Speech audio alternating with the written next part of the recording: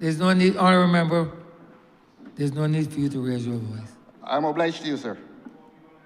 So that when you get less than half of the government members in here to defend wrongdoing, because the people of Barbados are now satisfied. Look them coming in. The people of Barbados are now satisfied that this government's persistent mismanagement of its public finance,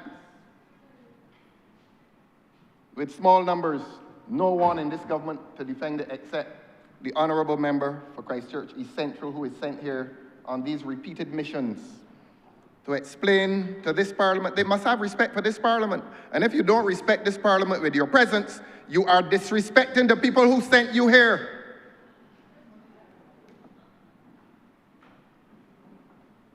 Let me come on, Your Honour, to these loans. Once again, the people of Barbados are being asked to shoulder the burden of 2 loans. Yes, come in and take your seats. I'm summoning y'all. Come in and take your seats. I am summoning y'all to the people's business. You cannot conduct the business from week to week, Your Honour, with 8 and 9 people in here.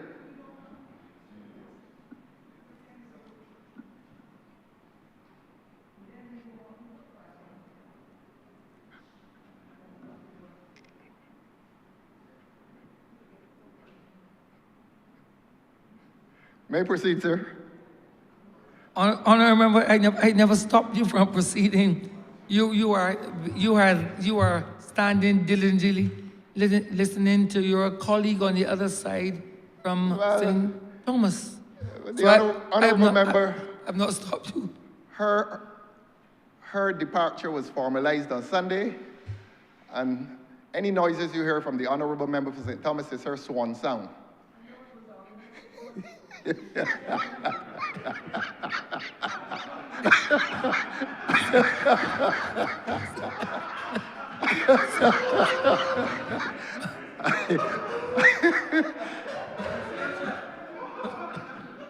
She's being, the Honourable Member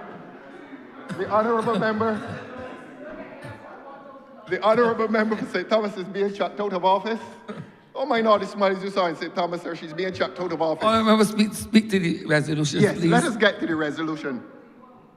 All right, we're grateful. We have 15 now. We have exactly half of the House. The people of Barbados will be told that half of them are now in here on the people's business.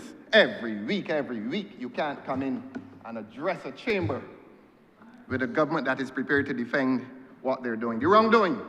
Now, let us come to this loan. There are 2. There is the loan of $313.6 million from China Sinopharm International Corporation, and the government says it is to construct an extension to the Queen Elizabeth Hospital. That's what they say. Now,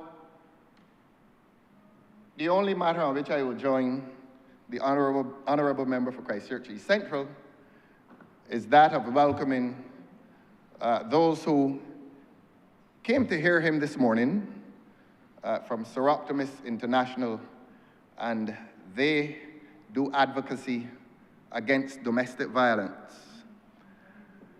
And it was ironic that they came and observed the government doing domestic violence to the public finances of this country. I'm hoping to make this address with some measure of silence. I'm hoping so, but you may have to do something with the Honourable Member for St. Thomas. Now, this is the same government that borrowed $120 million from the European Investment Bank to finance the building of a hospital in St. Lucie. You know, the Honourable Member for Christchurch East Central spent all of this morning doing 2 things. He provided some O-level lecture in public finance to the children who were here, and he spent the other half of his time quarreling with me.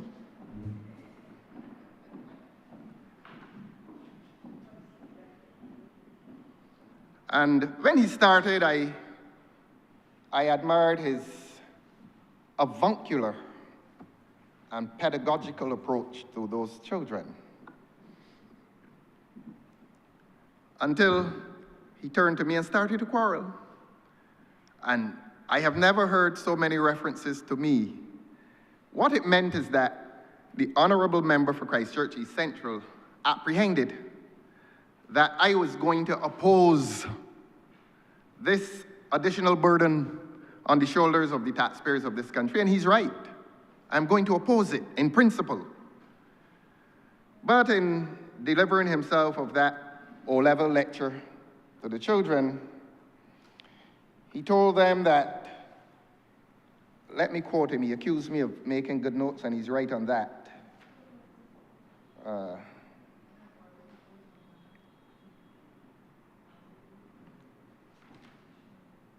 Yes, I found it so interesting. And he often makes resort to the dialect.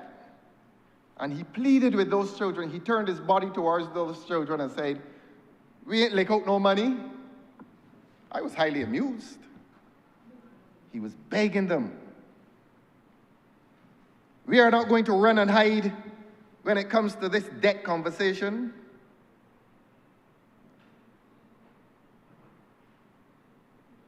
But I was particularly attracted to his plea to the little children of parents and grandparents, whom he burdens now. We ain't lick out no money. That was a plea made because the Honourable Member for Christchurch East Central recognizes that this government took a loan of $120 million from the European Investment Bank and has not given account for it. This is serious business. And this is why I urge larger government numbers in here to help the gentleman. Because they lick out the money that was intended to build a hospital in St. Lucie, a building that is now housing migrant workers. Where is the $120 million, government? Where is it? Don't come in here and abuse me. Don't be of avuncular posture and pedagogical approach to the children, and then towards the end of the speech turn and tell me that I'm a hypocrite. Apart from the fact that it is a breach of the standing orders. He used the word hypocrisy. I stood here and heard it. Hypocrisy was the word used. If you accuse a man of hypocrisy, you're telling me he's a hypocrite. I don't personally abuse anybody here. My conscience is clear. My conscience is clear. And I subscribe to the rules of decency.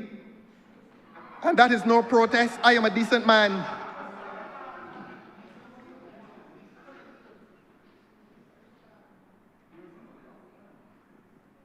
By the noise, you would think all 29 present. Only a few of them are here, you know, sir. I remember continue. By the noise you're hearing, you would think all 29 of them present. A few of them are here, keeping all that noise.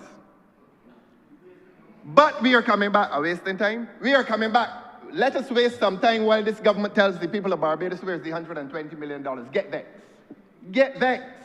Get vexed at the fact that this government has not given account for $120 million, which it borrowed from the European Investment Bank for the purpose of constructing a hospital in St. Lucie. And the Honourable Member for St. Lucie is across there. Isn't he embarrassed? And the so-called hospital is housing migrant workers. This is the practice of this government.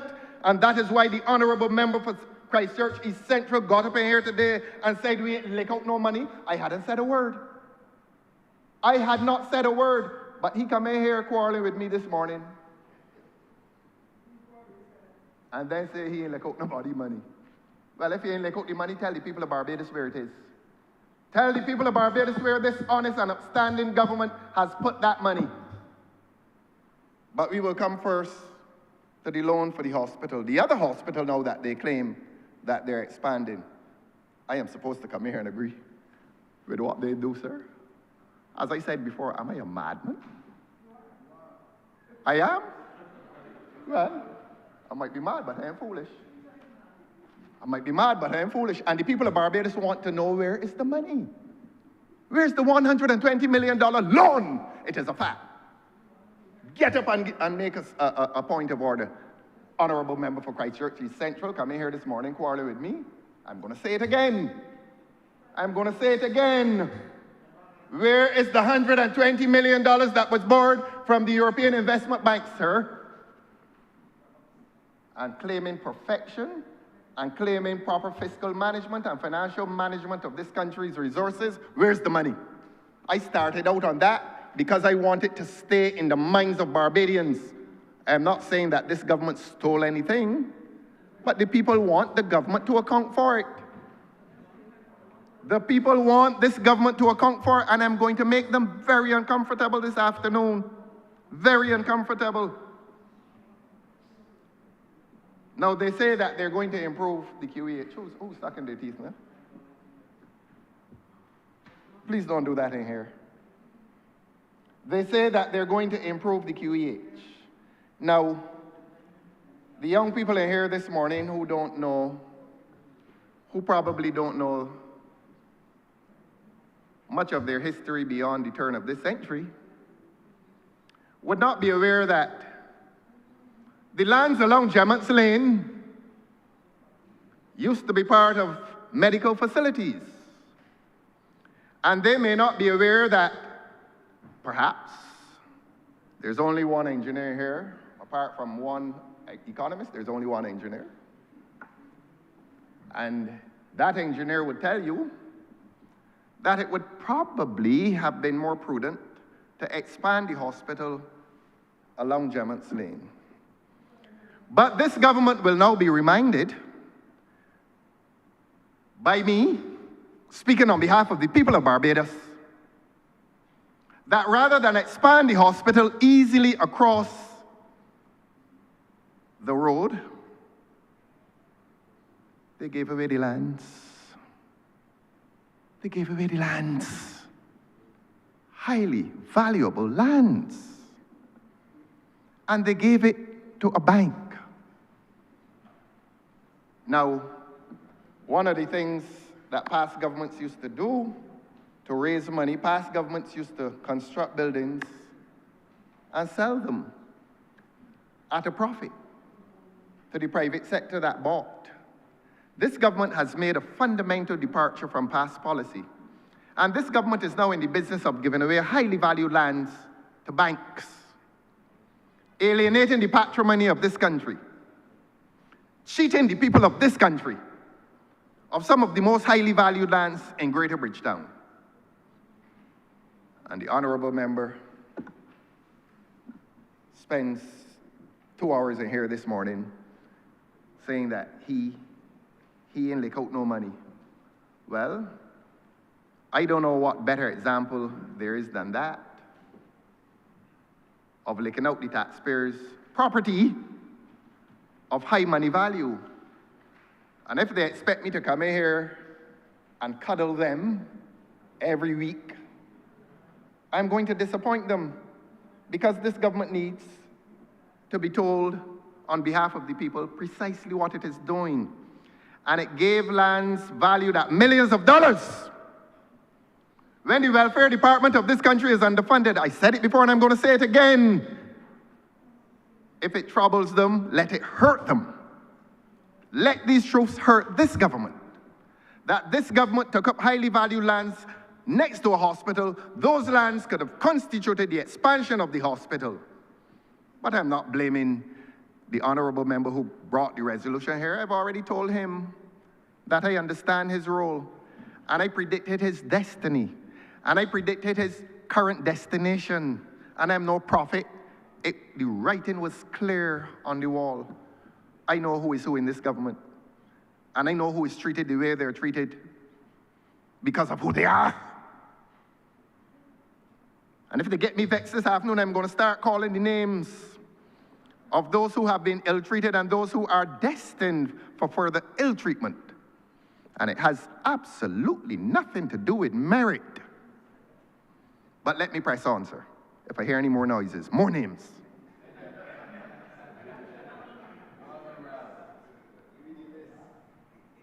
list coming. And so, a bank was given highly valued lands. A bank, sir. A profit-making enterprise. And you know what they did a few days ago, Your Honor? They took the chairman of that bank. This is not sacred territory. This is a national honor of which I speak. What contribution has the chairman of that bank made to this country that entitles him to receive this country's highest national honor? These things are all connected, Your Honor. Let those who make noise in here, below my voice, raise their voice now and tell you what has entitled the chairman of that bank who got free land. What is it that entitled him to a national honor, the highest national honor? Whether they say honorary or otherwise, the plot is thickening. And the people of Barbados are seeing these transactions, and they're asking questions. So the Honourable Member for Christchurch East Central can continue to say he ain't lick out no money. But something getting lick out, and something getting lick up. And it is the wealth of this country that is being alienated to people who have made absolutely no contribution to this country. A chairman of a bank saunters into this country, gets the highest national award after receiving highly valued lands that belong to the people of Barbados, highly valued lands that could have constituted the extension of the hospital, and he gets an award. But you know what was the contribution of that bank to Barbados? $25 million for cricket development. $25 million for cricket development. Tell the Honourable Member for Christchurch East Central to account for that. Where is the cricket development for that $25 million? Non-existent. And that is why the people of Barbados continue to ask questions of this government. Why should this government come in here in their abundant numbers expecting support from me? Little old me. Little old me. Why should I give support to wrongdoing? It is wrongdoing, Your Honor. And there's nothing that will cause me to say that wrongdoing is right. It is wrong.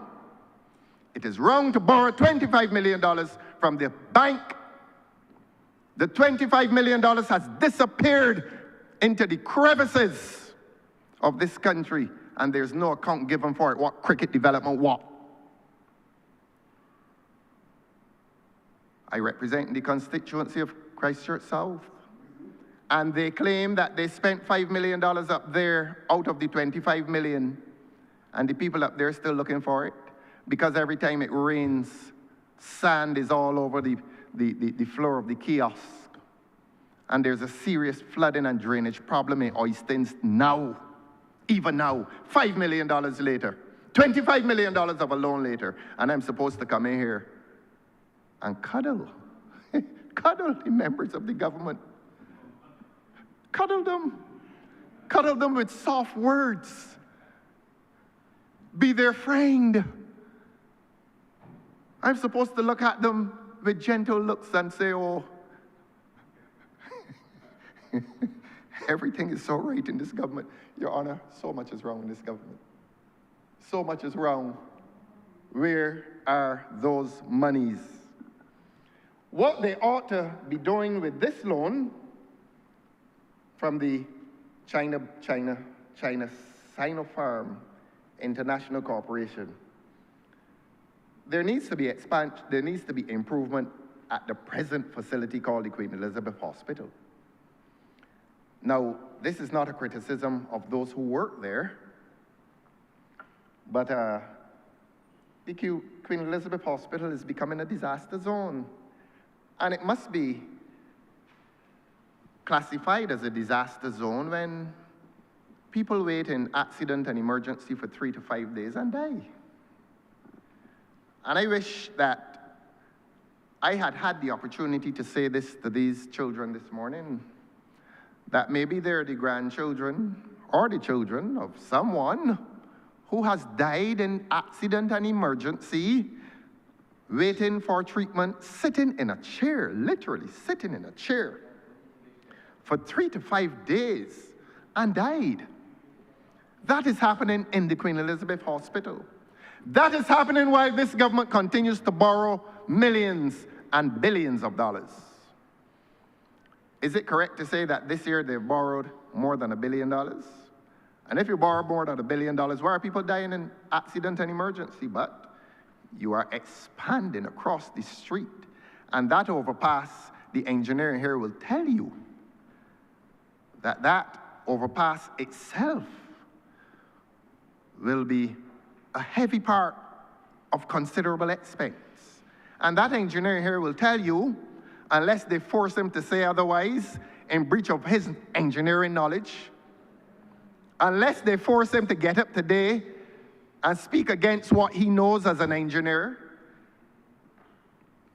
he will agree that it would have been far more efficient use of land to build in the direction of Gemmont's Lane. But for God's sake, they have alienated Gemmont's Lane permanently. They have given it to a bank, and they have awarded the head of that bank with Barbados' highest honor. Something is rotten in the state of Denmark. William Shakespeare. And if he were alive today, he might adapt it. Something is rotten in the state of Barbados. Something is rotten. Put 2 and 2 together. The gift of land and the awarding of Barbados' highest honor. Has that been the extent? Has that been the extent and the full extent of transactions? Or is there a silent transaction at work in this country between this government and the bank? Put 2 and 2 together. Let us hear what makes sense. And let us understand that the people of Barbados are not foolish. And let us understand that the people of Barbados are saying that it seems that there's some hidden transaction between this government and the African Bank. Those who have consciences, let them express themselves now. Those who are complicit with knowledge of these hidden transactions, well, let them package their consciences and quietly assemble and quietly leave at the end of this session. But the people of Barbados are asking questions about these loans.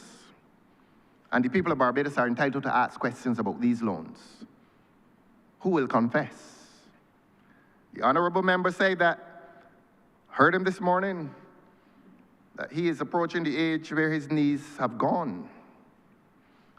I don't think his knees have gone for having knelt and confessed the sins of this government, but somebody needs to kneel and confess the sins of this government. Certainly in its management and mismanagement of the billions of dollars in loans that it has taken. Somebody needs to confess. And if the honorable member for Christchurch East Central told us this morning that his knees have gone, his knees are of no use to him any longer, he can delegate someone to confess, to kneel and confess the sins of this government. Now, so we have the matter of the Chinese loan. Now, the honorable member understandably dealt with that briefly, and one can understand why. He gave no indication as to when this extension to the hospital would begin. If he did that, I confess that I may have been writing not only copious but abundant notes, accurate notes, and that I may have missed it, but you could at least tell the people of Barbados when the extension is going to begin.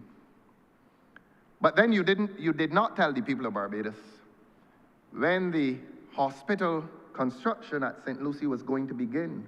Theoretically, it is still due to begin because nothing has happened there. perhaps the migrant labor that is living in the people's place is going to move out and they'll build the hospital. And we have an honorable member for St. Lucie in here, thumping the table, thumping a table when he hears about these things. They borrow money for social services and can't get the brown water in St. Lucie turned clear. And the honorable member for St. Lucie is coming in here betraying the interests of the people of St. Lucie by applauding every wrongdoing that this government is committing against the people of his constituency.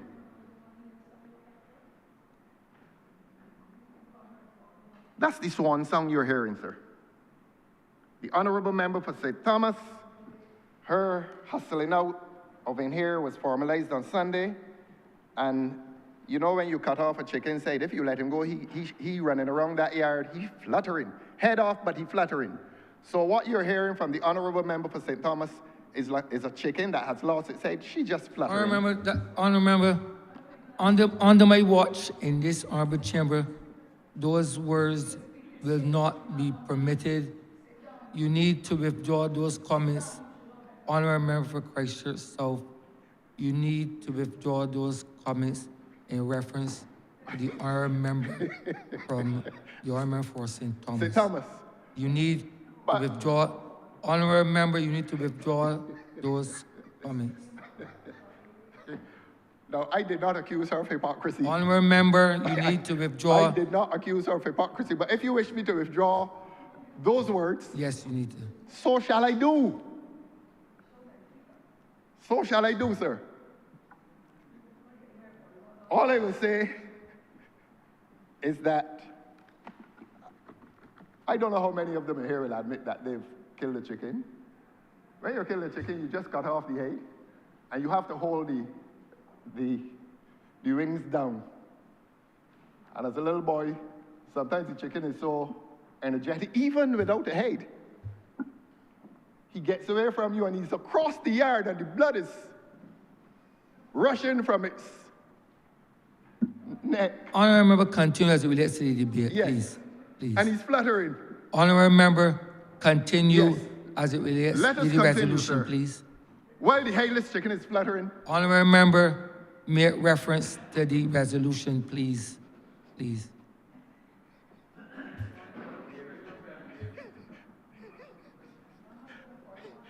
I take it you've never killed a chicken, sir.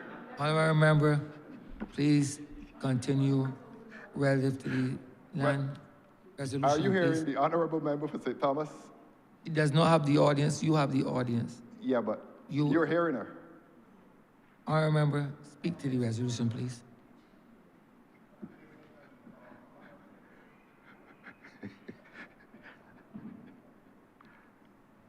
The final flutter. So that, Your Honor, let us come on then, relieve the African loan, joined by. Now, you never, after the chicken is killed.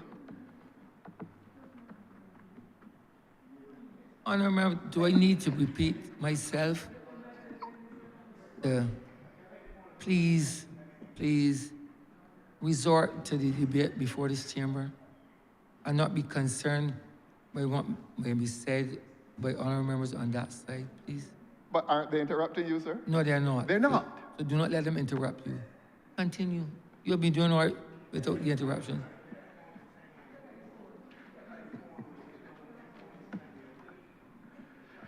So that let us close the present debate. Honourable members, please allow Thank the you. honourable member for Christchurch South Thank you. to speak in silence, please. Oh, thank you, sir. Thank you, sir.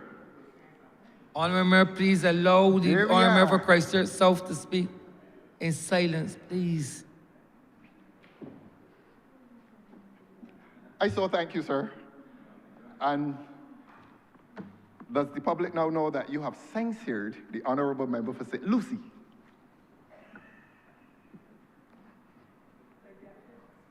Let us come to the other loan, and this is the loan that must attract greater attention. This is a loan that is purporting to be in the sum of Barbados $100 million from the OPEC fund to finance the program to strengthen social services in Barbados. Isn't this government embarrassed? Isn't this government embarrassed in December 2025 to be talking about strengthening the social services? Well, let me tell the people of Barbados what the social services in this country are. The social services include sanitation. Sanitation. And people all across Barbados are complaining that they can't get a proper garbage collection. That's one of the social services. I mentioned the QEH, another social service. And I'm going to come to another one. The parents of this country are expected very shortly to receive a letter telling them and their children about the cost of education. You can term that the sword of Damocles. Why in 2025 must a government issue a letter to the parents of this country reminding them as to the high cost of education? The cost of education has never been low. There has been a higher cost of not educating people. Why is it all of a sudden an issue?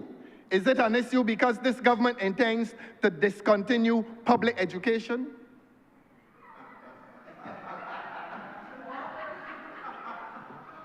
Honourable Member for St. James North.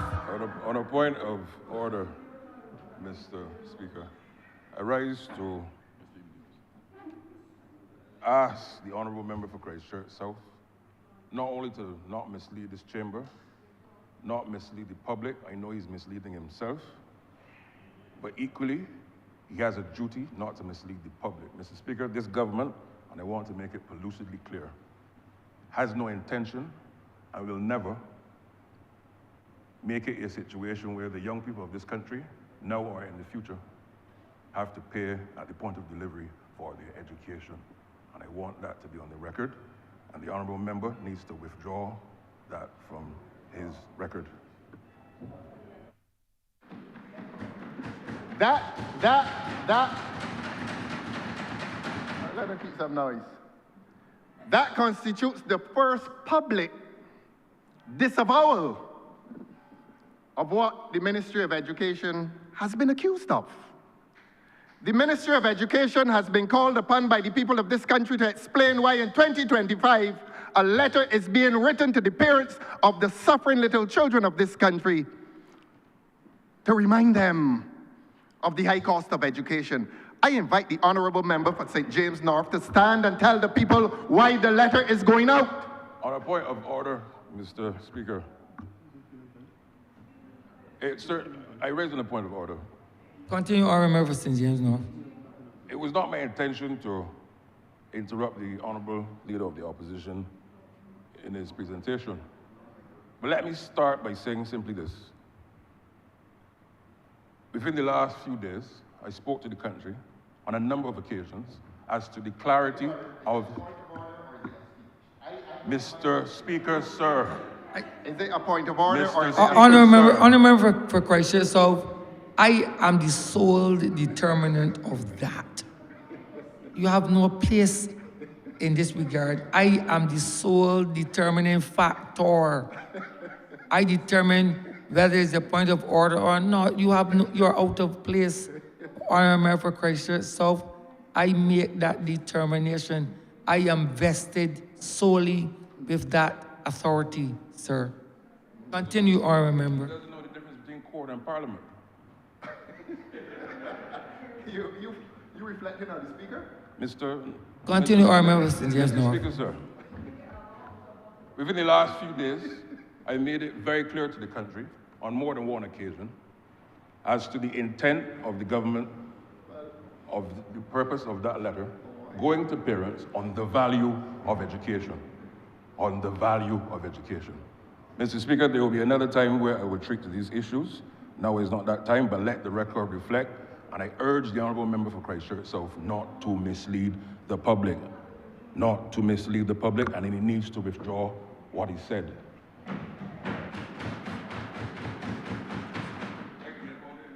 Me too. Me too. Honourable member address That's the the firefighter for you. Honourable member for Christchurch South address the chair, not the member for St James North. Honourable member for Christchurch South address the He said chair. he's gonna come out here and beat me. Honourable member. Honourable member for Christchurch South, He please said he's gonna continue. come. He said he's gonna come out here and beat me. Look, Honourable member, if that's the case, I will protect you. Thank Have you, no sir. fear. thank you, sir. I shall protect you. And the honourable member for St. James North has now clarified for the people of Barbados that the letter is intended to remind the people of Barbados as to the value of education. I think the people of Barbados, since 1961, have always understood the value of education. And the honourable member for Christchurch East Central will remind the honourable member for St. James North that there's a difference between value and cost.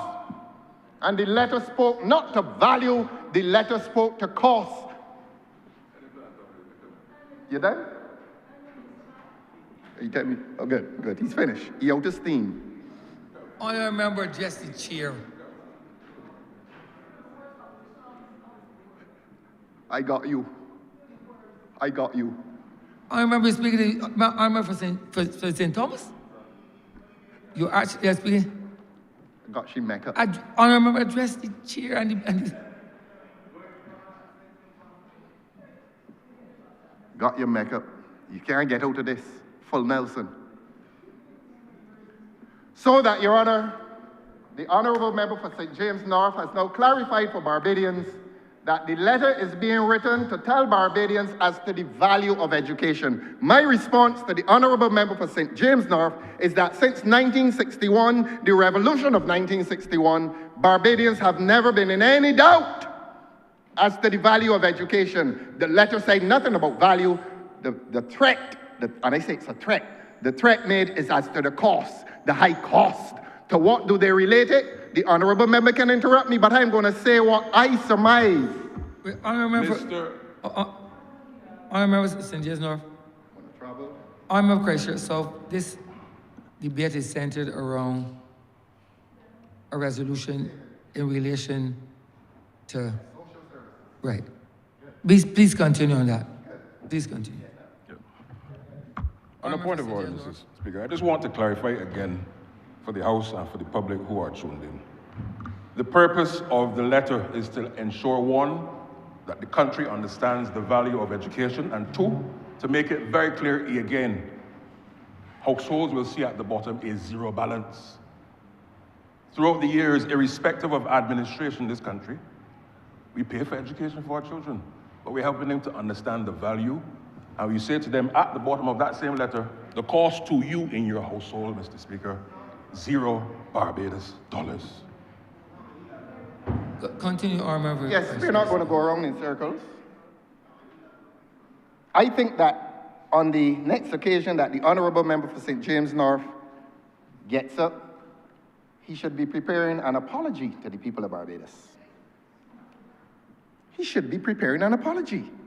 And I will repeat that no one in Barbados of sound mind is in any doubt as to the value of education. And this zero balance, to be honest with you, sir, I don't quite know what it means, but I will conjecture as much as that this government is using this letter as one of its creative ways to resist the upsurge of violence.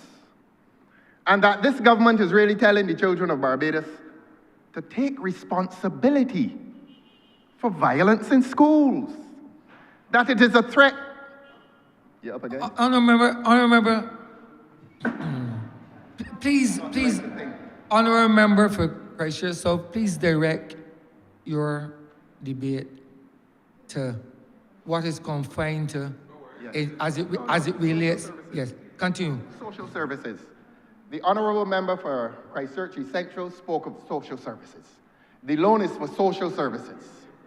Education is a social service. All governments that have occupied office in this country have been committed to the delivery of education as a social service. Free.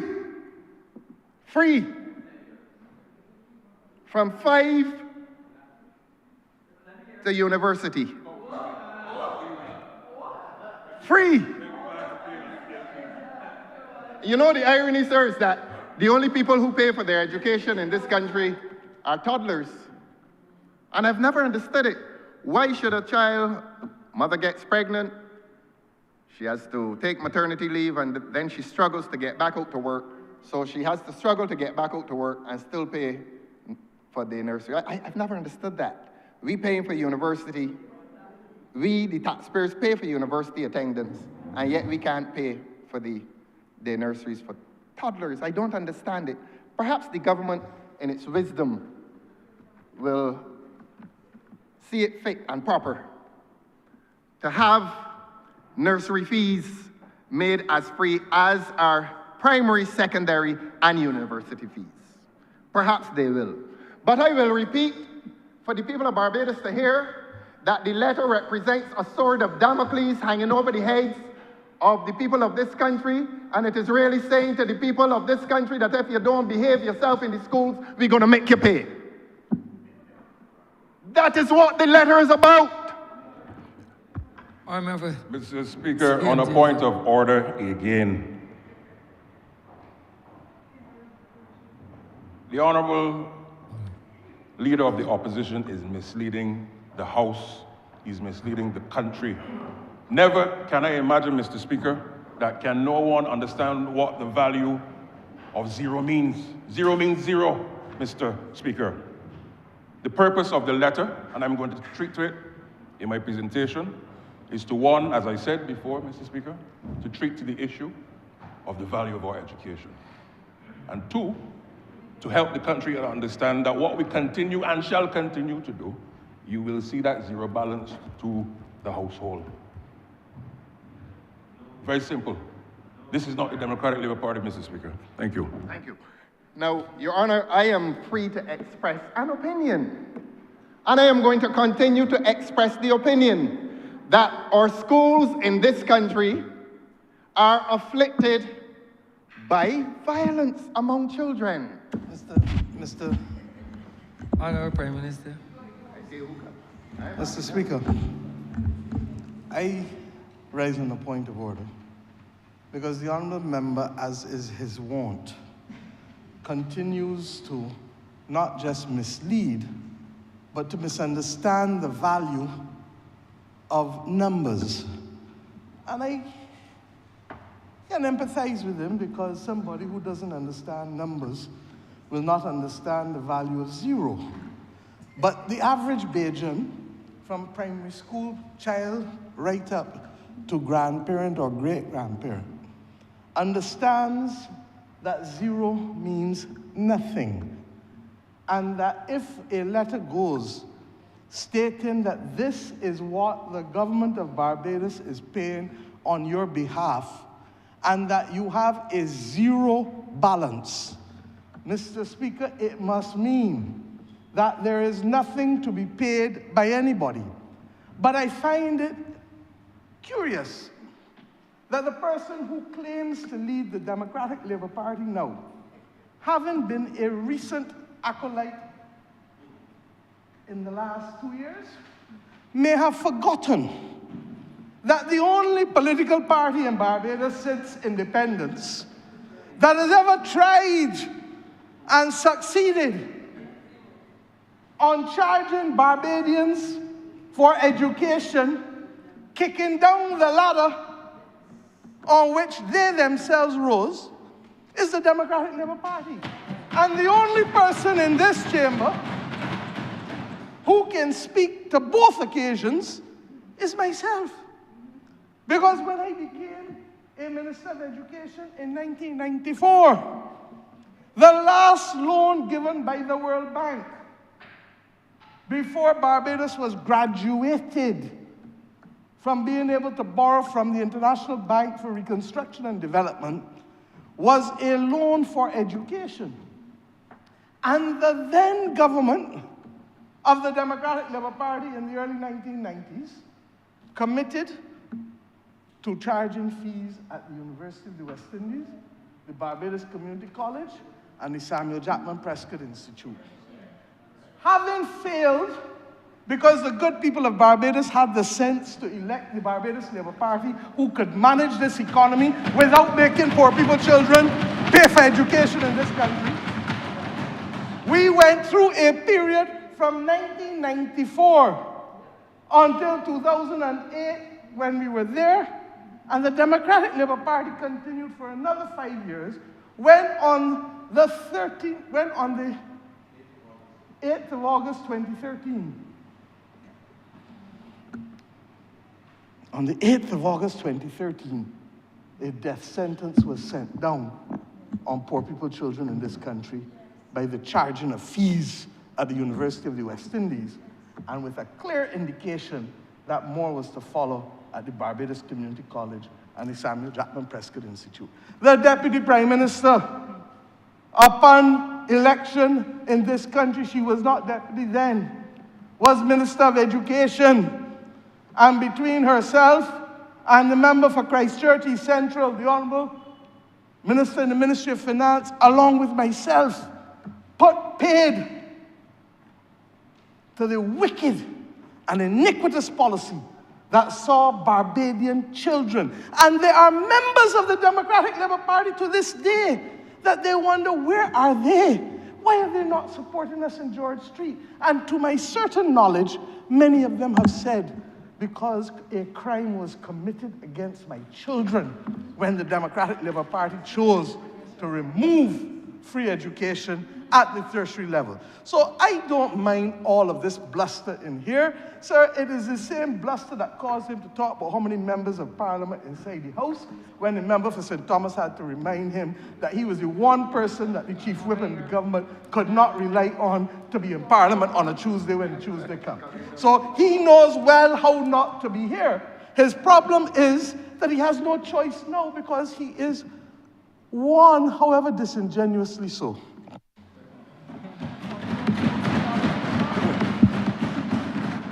Your Honor, do I look afraid to you? Your Honor, do I look afraid to you? I'm not afraid. I don't care who they bring. I don't care who they bring. And I'm going to respond and say to this government, the letter, sir, through you to the Honourable Member for St. James North and to the Honourable Member for St. Michael North East, the letter is not about numbers. So don't come in here and tell me it is about zero balance.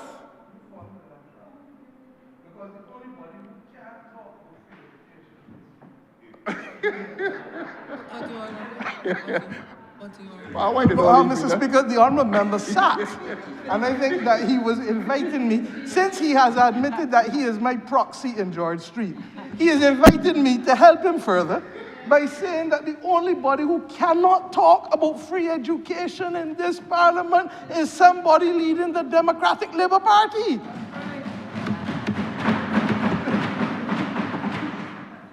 Honourable gracious, so Thanks a little continue. bit of Do I look afraid to you, sir? Continue, Honourable Member. Do I look afraid to you, sir? Continue.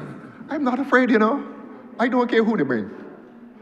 I don't care who they bring. They got more? Tell them come. The letter is not about numbers.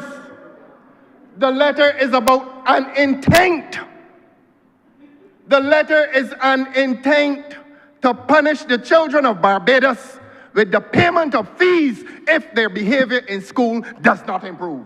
I look frightened to you, sir. Speaker, sir. Honourable Member. Honourable Prime Minister. The Honourable Member is entitled to his own opinion, which more often than not is wrong. And his ability to move with ease from party to party to party to party shows that he does not have a constant opinion that can anchor him. But having said that, I want it to be made absolutely clear to the people of this country who must not be misled by a member who has nothing to say on the loans that are before this House, but is now choosing to go far and wide and to create mischief, deliberately so, when, as Prime Minister of this nation, and the Minister of Education so charged with the responsibility, along with the Minister of Tertiary Education, for the provision of education to Barbadians, have said absolutely no fees for any Barbadian. This is an article of faith. And you know, sir, what makes this even worse? He signed the document He signed the manifesto. He signed the commitment to ensure that that is the case. But he seems now to have his head little muddled, and hides behind the fact that he is not afraid. But there's nothing to be afraid of. So that the only body who is casting out the fear and then trying to knock it down is he himself. But that is because, as usual, there is nothing to say on the substance of the motions before the Honourable Chamber. And I applaud the government for, another one. I applaud the government for the increase in numbers. When I started this afternoon, I frightened, yeah, I frightened. I'm frightened for that one. That's the one I'm frightened for.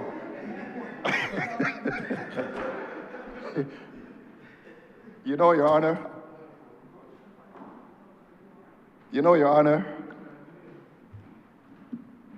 they got more to come, you know? Honourable, that you remember St. Thomas, that is your friend. That is your friend, not your antagonist. You speak very highly of her in this honourable chamber, you do.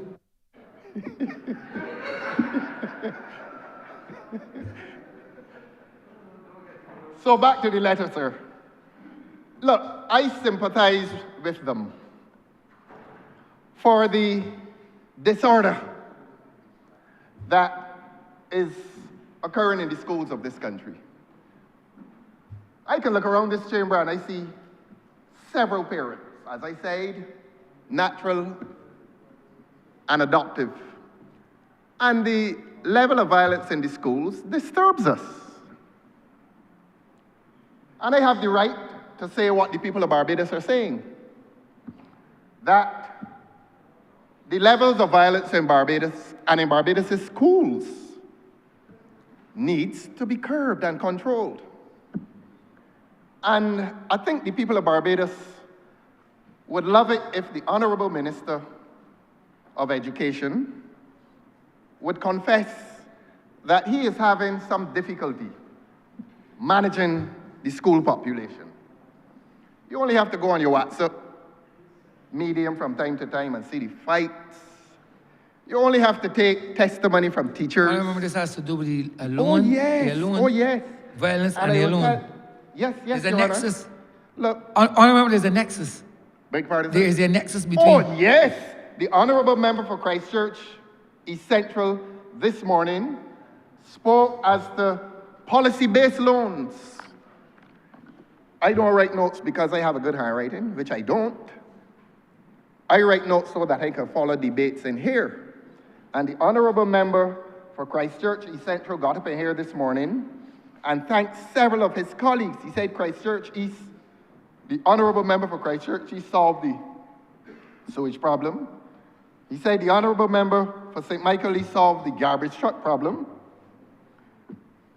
The Honourable Member for St. Michael South Central solve the bus problem, all social services and the delivery of those services. And so, Your Honor, I reserve the right to respond in kind. And education was mentioned. The Honourable Member for Christchurch East Central mentioned education. He spoke, the Honourable Member spoke of the construction of some educational plant somewhere. I had it written, but the point is, the loan is for the delivery of social services, and the Honourable Member for Christchurch East Central spoke with particularity as to the delivery of social services. Education was included, and I am including it now. And I am saying that there is no satisfactory plan to solve the problem of education in this country. Your Honor, you know what the Honourable Member for Christchurch East Central said in here this morning? He said, the Honourable Member said, that the loans are going to retrofit schools for the disabled. And we applaud that. But I say that to say that reference was made to the educational plan in this country. And the Honourable Member confessed that he had the privilege, the pleasure of delivering the guest lecture at the speech day last week. And I saw the next day in the paper that he went to his alma mater, yours as well, sir. And that is going to be the first school with an elevator. And that is this government's contribution to education in this country, to build an elevator at his alma mater. First out the blocks, he says. But I am saying that he has not resolved the problem that confronts the honourable member for St. James North. Because the honourable member for St. James North has a big problem on his hands. He has a dilemma. And he is charged with responsibility on behalf of this government to resolve the crisis in education. Education which is being delivered as a social service. Education which is being delivered at high cost. It has never ceased to be of high value, but the cost and zero balance. You think it needs this honourable minister in office to tell the people about the cost? They know. The people of Barbados over the years have consented to make their taxes available for two institutions, two services, education and health. That agreement is written in stone, that every government must commit itself to bearing the costs of education and health. This government, and this is my opinion, and I'm not alone in this opinion, this government is threatening the people of Barbados that education, with its high costs, that the taxpayers will be asked to bear even higher costs within privatization of that service. That is what the people in this country fear. And if it sounds bad to this government, it is bad. It is bad. It is a bad thing to do. All these years after 1961, and I'm not backing down. Do I look afraid to you, sir? I'm not. Honourable Member St. James North. Mr. Speaker, I raise on a point of order. I want to make it very clear again, Mr. Speaker. The government has no intention of privatizing our education in Barbados. It will remain free at the point of delivery for the people of this country. I want to repeat it again. Maybe I should say in French for the honourable member for Christchurch South, but I doesn't know if he's fluent in French or Spanish or German, so I would choose English. If he wants me to say in Bajan, I will say so. It can remain free, Mr. Speaker. But do not mislead the public of this country for cheap political gains. It is wrong, it is unjust. And I ask for him, as he continues to make his intervention, to speak the truth and to speak it with a level of honesty that will not just mislead this House, but to ensure that the country will not be misled, particularly on key matters of governance and policy in this country.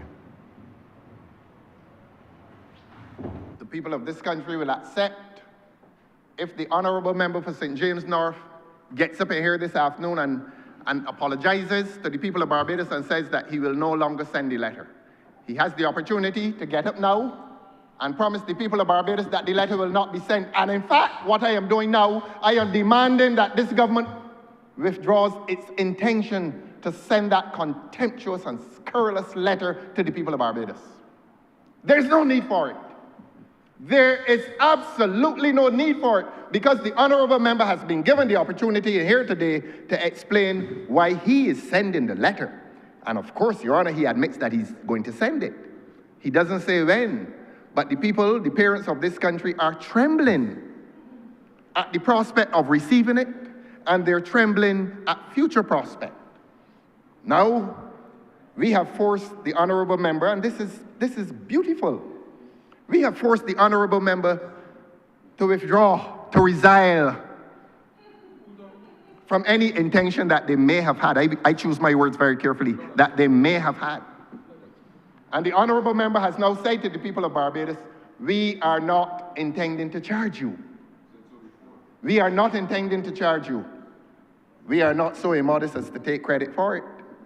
But with that statement made to the people of Barbados, I asked the government to go further and tell the people of Barbados that the letter will be withdrawn. I don't know if they typed it already. I don't know if the postmen who were assigned to do the enumeration exercise have that letter to deliver. We don't know. But please, government, please withdraw the letter. That is not, look, we're in the season of Advent. That is not a good Christmas package to receive. That on the eve of Christmas, a postman turns up with a letter of that nature and quality and kind, unkind as it is. What is its purpose? Zero balance. I repeat, in closing this part of the discussion, it is not about numbers. It is about dignity. It is about the dignified right of every child to enjoy access to free education without a threat, without a veiled threat as to the withdrawal of that service by this government. Withdraw the letter. If it is written, tear it up. I asked the honorable member for St. James North not even to think of putting his signature on that document. I move on, sir. I move on. And you know this government is going to have a hard time defending against that charge. This government is going to have a hard time defending against the charge that it intends, or that it had the intent before today, to charge the people of this country, the poor people of this country, to go to school. Honourable, continue. Continue, Honourable. Press yourself. You know that's a breach of the standing orders. The honourable member for St. James North got up 3 or 4 times. Honourable, I determined was a breach of the standing orders. That is my domain. But I am responsible for that. You know, no other member in this chamber has the authority to speak about any breach. That is my sole domain, and it shall so remain. Continue, Honourable Member, praise yourself. what is ironic is that we were discussing violence. When he said it, I thought somebody had fired a gunshot. But he's running all over St. Peter now. Honourable Member, please continue as it relates to the debate. Don't cast your sight on. Yeah, Please do not speak across the floor. Speak to the chair. This is the first time he's canvassing St. Peter Honourable since members, 2018. please speak to the chair. He couldn't canvass the last election because it was COVID. The last time he went in St. Peter is 2018. Honourable Member, please refer to that person as the Honourable Member, not he. Apart from going home. Please refer to that person as the Honourable Member, please. Yes. The Honourable Member for St. Peter has delivered no service to the people in St. Peter, except to say hi on his way home. And he all over St. Peter now scrambling. First, he campaigned. Honourable Member, campaigning in St. Peter or St. John or St. Joseph has nothing to do with the resolution before this Honourable Chamber. Leave that for soap opera outside of this chamber. The time will come when you all can do that. Please continue with the debate, sir. Tell him don't interrupt me. Because the Honourable Member was canvassing in Boscobel last week. I thought Boscobel was a strong B area. He down there begging people to vote for him. But let us move on. Let us move on, sir. Now, we were saying that the government will find it difficult to defend that letter. Now, if I say to this Parliament that the letter is expected before Christmas, is the Honourable Minister of Education willing to get up in here and say that the letter will not be delivered before Christmas? Or is the Honourable Member for St.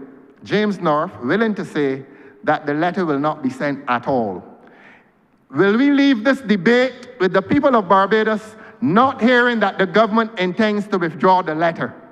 Will they withdraw the letter in shame and silence, or will they deliver an official statement of withdrawal? The people await. And let me tell you why, Your Honor, people are afraid of the letter. There's another social service, transport. The Honourable Member for St. Michael Southeast is in here. And the Honourable Member for St. Michael Southeast is also the Minister of Transport and Works. And the Honourable Member for St. Michael Southeast has told the people of this country that the Transport Board will be divested, sold sent into private hands. That is a social service that has been delivered in this country for the last 70 years. Like education. Education has been delivered as a social service in this country since 1961.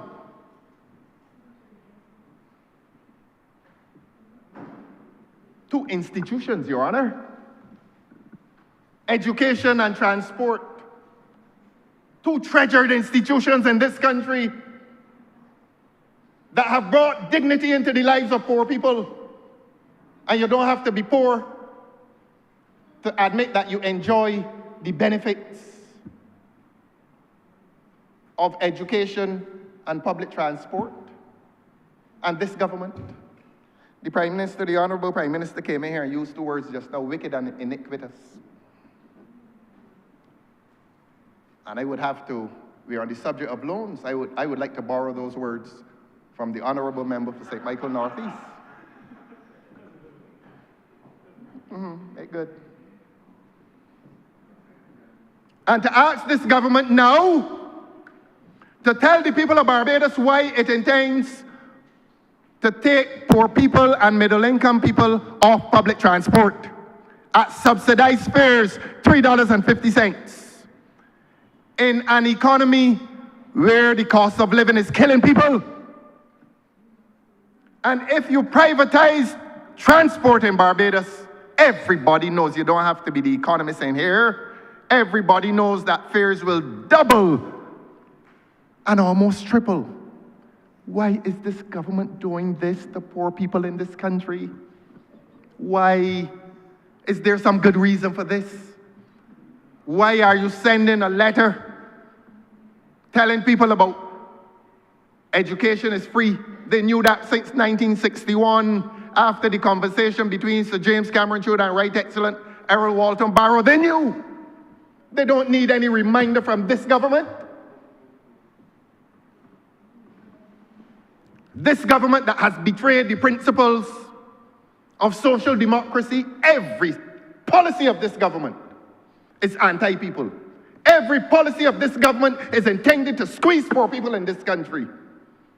Somebody has to say it. Somebody has to say it. If you want to object, my friend, stand up. I would say. I will say it. You tell me you can come over here and beat me.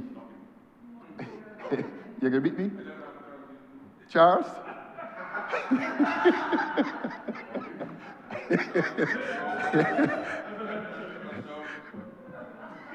Charles?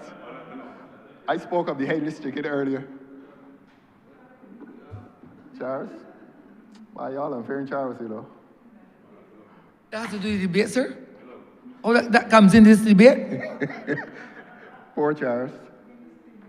Poor Charles. But look, sir, I want the government to, not me, the people in Barbados want the Honourable Member for St. Michael South East, as the Minister of Education has now confessed, the Honourable Member for St. James North has now agreed that the letter has no wicked and iniquitous content, that he is willing to withdraw it. Honourable Member, please attribute truth. I am in this chair and I hear and remember well. Please do not attribute things that have not. Honourable Member for Christchurch South, please do not attribute things to the Honourable Member for St. George that he has not, St. James North that he has not said. Please, Honourable Member for Christchurch. So please. We take it then. Barbadians now take it that that letter will not come. He's silent. The Honourable Member for St. James North is silent. We have pleaded with the Honourable Member to withdraw the letter. Is he going to withdraw it, sir? Or will the children of this country get that threat for Christmas? He was about to rise. He's changed his mind. The letter is coming. The letter is coming. That's the official position of this government. This government does not care who is afraid of them. This government does not care if the people in this country are nervous. This government intends to issue that threat before Christmas.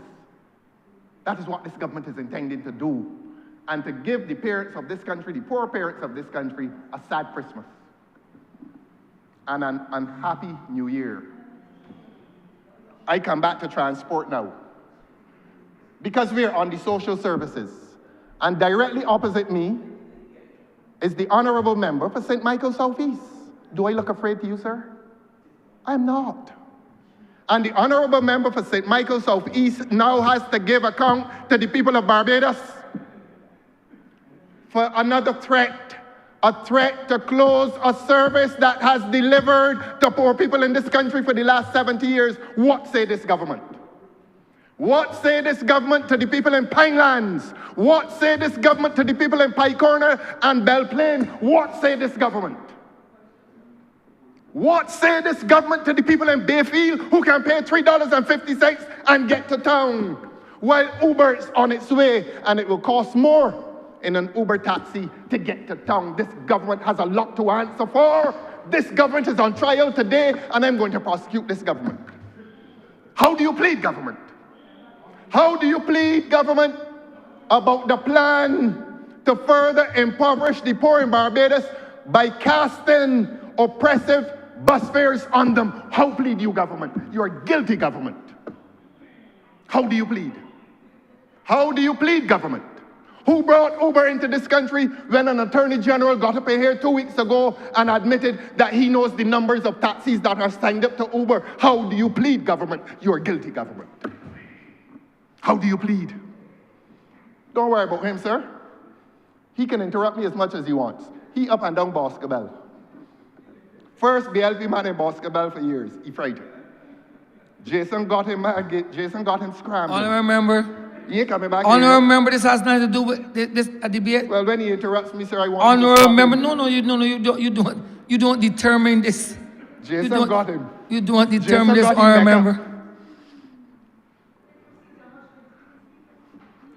I beg your pardon. Your neck off.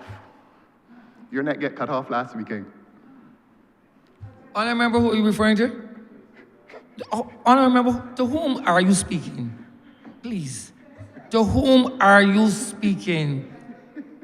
You have to address the chair and not speak across this chamber, the members on the other side, and not those words, Honourable Member. Yes, 70 years. 70 years of service. 70 years of service, people of Barbados. 70. You want prosecuting in here today. One policy after another. The Honourable Member for Christchurch East Central got up in here this morning and talked about policy. Let me quote him directly. Policy positions. They want to give the flexibility to move the economy from where it was 7 years ago. And 7 years of famine later, the economy has not recorded any visible real growth. The growth has been inflationary. And if they're telling the people, if this government is telling the people of Barbados that there has been growth in the economy, why are people struggling the way they are? When an economy is buoyant, Your Honor, people tend to have greater spending power. People tend to have easier and greater access to the social services. They are in reversal from education back to transport. How does this government plead? This government has misled the people on the state, the true state of this economy. But you know how this government is defining the economy? In macro terms, debt to GDP ratio. That's what the Honourable Member said in here today about the economy. Oh, when we came in, it was don't want to misquote him, I wrote it. Debt to GDP ratio was 178%. And he boasted at the end of October, it was 99%. And he said that to applause. He said that to applause, Your Honor. But that is macro. That is macroeconomics, and that is macro analysis. And that is to characterize the economy in global terms. A pretty blanket over turmoil. The people in this country are in turmoil. There's turbulence that afflicts the lives of the people in this country. People can't get to the supermarket and get a full basket of goods, having to make sacrifices. People with children in this country are struggling, and this government is coming in here thumping the desk. Thumping the desk. When an honourable member for Christchurch East Central tells the children who came in here this morning that this economy is doing well, how could it be doing well and people can't pay their light bill? I could point to certain members in here, but I won't, who are paying light bills on behalf of the people. There's a rush of that in this country, and there's a rush of that in certain constituencies. Certain constituencies in which unemployment is not 6%, it is more like 16% and probably 20% in some depressed constituencies. And they are being told that debt to GDP ratio is good. Debt to GDP ratio means nothing to a man who is unemployed, who has a woman who has 3 or 4 or 5 children and cannot look after them. Debt to GDP ratio means nothing to them. And there are social policy experts out there who understand what I'm saying. I wouldn't identify them, but they understand what I'm saying. So after all the interruptions have died down, let this government face the truth that this economy is not doing well. That after all the loans we had in the first 6 months of this year, those loans ought to have gone back into the economy to stimulate the economy by way of spending, to provide real jobs for people. The government ought to have made real investment into the economy. But instead, what did you have? $125 million borrowed for a hospital in St. Lucie? No account. No account given. $25 million borrowed for cricket development? No account given. If any responsible government had borrowed $25 million for cricket development, you would have had professional cricket in Barbados. That is the failure of this government. A failure to give account. And just having the people of this country live as the recipients of sweet words that mean nothing. Sweet words that mean nothing. The people in this country are not doing well, and they're not doing well because this country is not doing well by the poor people of Barbados. This country is not doing well for the poor people of Barbados. Who is doing well, though? Who is doing well? Just a few. And a few are doing well, and the majority are doing unwell because of this government's direct policies. This is a government that rewards persons who have enough wealth to own villas. They get concessions. People who own Airbnb are punished with taxation, punished. And all of them are not poor people. They're people, middle-class people who are struggling, who want to, the children moved out. And they have vacant parts of the house, perhaps upstairs, perhaps downstairs. And they want some tourists to come in and spend 6, 8, 9 months of the year for an exchange in their hands. And while the government is giving concessions to villa owners, this government is giving concessions to villa owners for the purchase of a plate to put on a table, for the purchase of a piece of art, they're getting concessions. And a poor man, or a man who is not poor but is middle income, tries to pull himself up by his bootstrap, tries to live a life of commercial dignity by turning his domestic residence into a commercial enterprise, this government is punishing him. That is what this government is doing. And coming here telling me about social policy. You have a social policy expert out there. Ask him if that is good social policy. Ask him. I come back to transport. And I want this government by year end to tell the people of Barbados whether they are going to go through with the threat to condemn the people of this country to high bus fares and high taxi fares and to Uber. The Uber that they bought here, Uber was brought into this country by this government. Let them deny it. The Honourable Attorney General, I repeat, stood up in here 2 weeks ago and said he has 400 people signed up with Uber.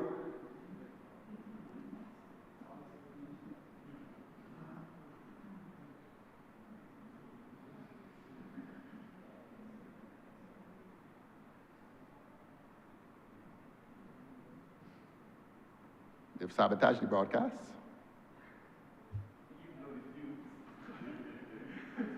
It's back. It's back. It's back.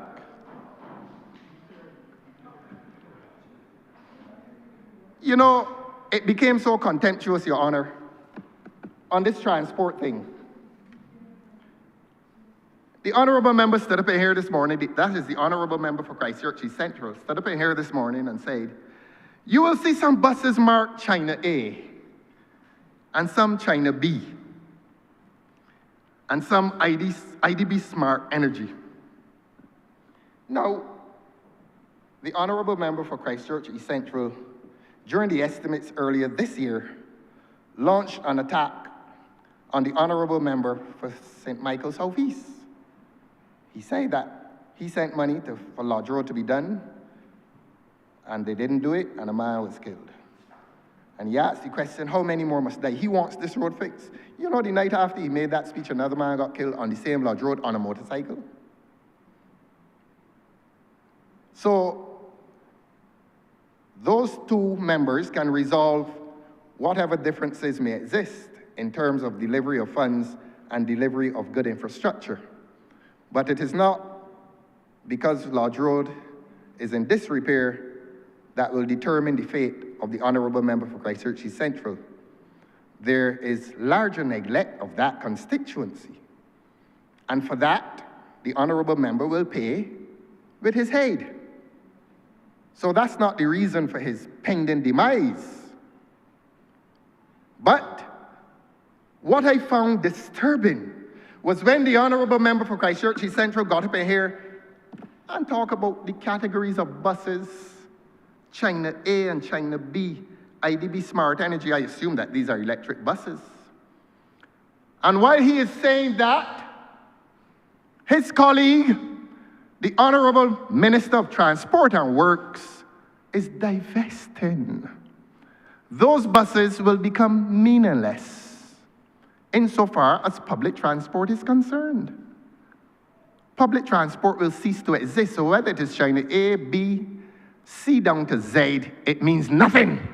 Has not the Honourable member for Christchurch East Central heard that the Honourable member for St. Michael's South East intends to close down the transport board?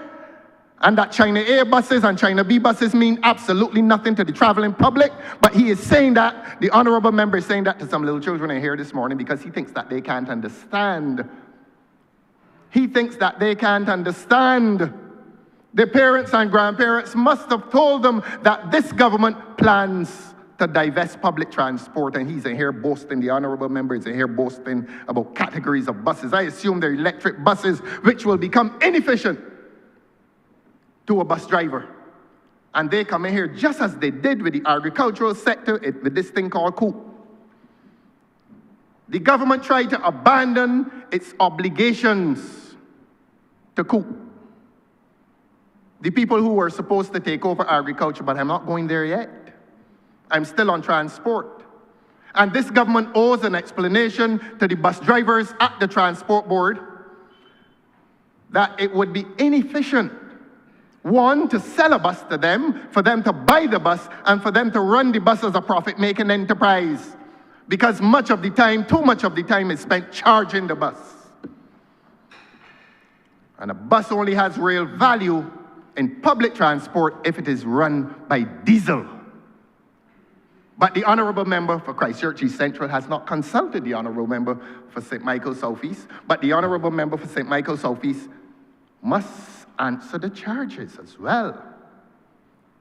Because I heard in the public domain, by media released from this government, that the plan is for divestment. And when people thought that it was merely a rumor, the head of Barbados' trade union came out and confirmed it. And after the head of that trade union came out and confirmed it, the Honourable Member for St. Michael's Southeast gave further confirmation to it. They are closing Transport Board. Let them get vexed with me. If you're to be condemned for telling the truth, so be it. I face the condemnation, but I'm not going to stop telling the truth in here. This government is on trial for its betrayal of poor people in this country. And somebody must prosecute them. And this prosecution is being led on behalf of the poor people in Barbados, the middle-class people in Barbados who are finding survival a most difficult thing. I said before and I say it again, it is not only the bullets that are killing people in this country, it is the cost of living that is killing people in this country, but this is a fat government. This is a government that is living in the skies and in five-star hotels every week. Every week. 3 and 4 ministers of this government are out of the country on useless conferences. Must I be afraid to say that? I'm not afraid, and I will say it. Because the people of Barbados are angry. They are angry, and they're angry with justification, because this government is living high on the hog, literally high on the hog, in airplanes and in five-star hotels in the far-flung cities of this world, and there is no return being given to the people of this country. The only return being given to the people of this country is a high cost of living and hardship.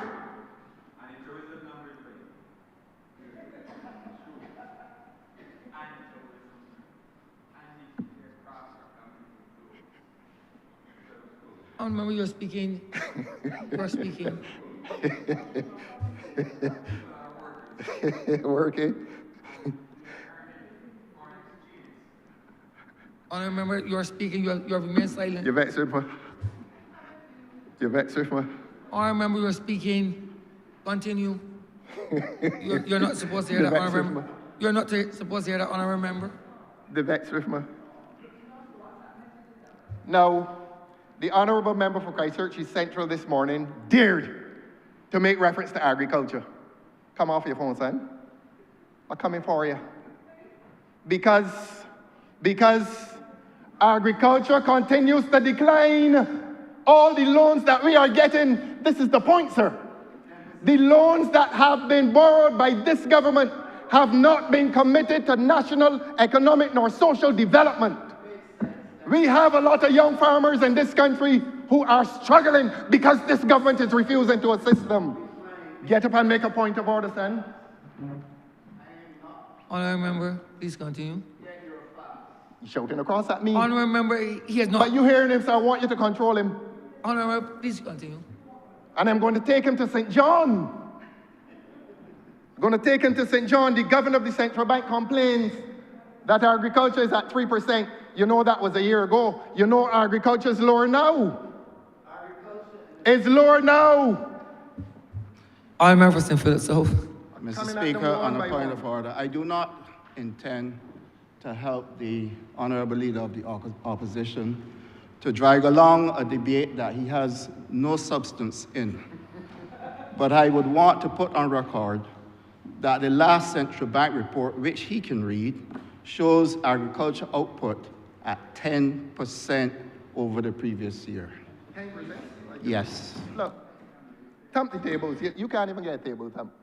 They've abandoned you. Honourable Member, please speak to the chair. Yes. Mr. Speaker, sir, let me repeat. The central bank report for the third quarter, which the Honourable Member can read, shows agricultural crop production at 10% increase over last year.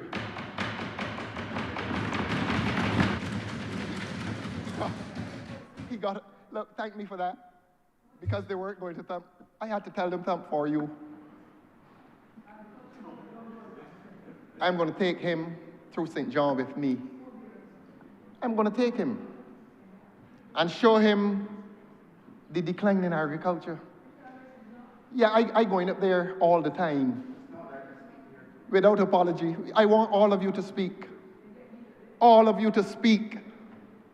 Look, you owe the thing, man. You... Honourable, please speak to the debate.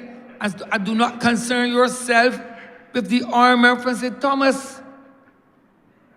Please. You get thrown away Sunday. You get let go on Sunday. Honourable member, when the honourable member for St. Thomas is lashing you, I will not stop her. I am warning you. I shall not prevent her. Because you continue to talk across to the honourable member, which is not permitted. But the honourable member is you talking continue across at me. unabated, even though I have repeatedly warned you. Nonetheless, you continue to speak to the honourable member for St. Thomas. I'm hoping that you will add that you intend to control her. I exercise judicial deafness Okay. at all times unless you have the mic turned on. But she's in your right ear, and I think your right ear is the good one. Well, all I'm saying, I exercise judicial deafness when you are getting licks from the honourable member for St. Thomas because you're not adhering to what I'm saying. As you please, sir. There has been a task force set up in the Ministry of Agriculture to revive agriculture. That task force does not include the honourable member for St. Philip South. They are doing it in spite of his presence in that ministry. In other words, they are embarrassed at the state of failure of agriculture in this country, and the public servants in there have said, look, in spite of this gentleman's presence, let us get ahead.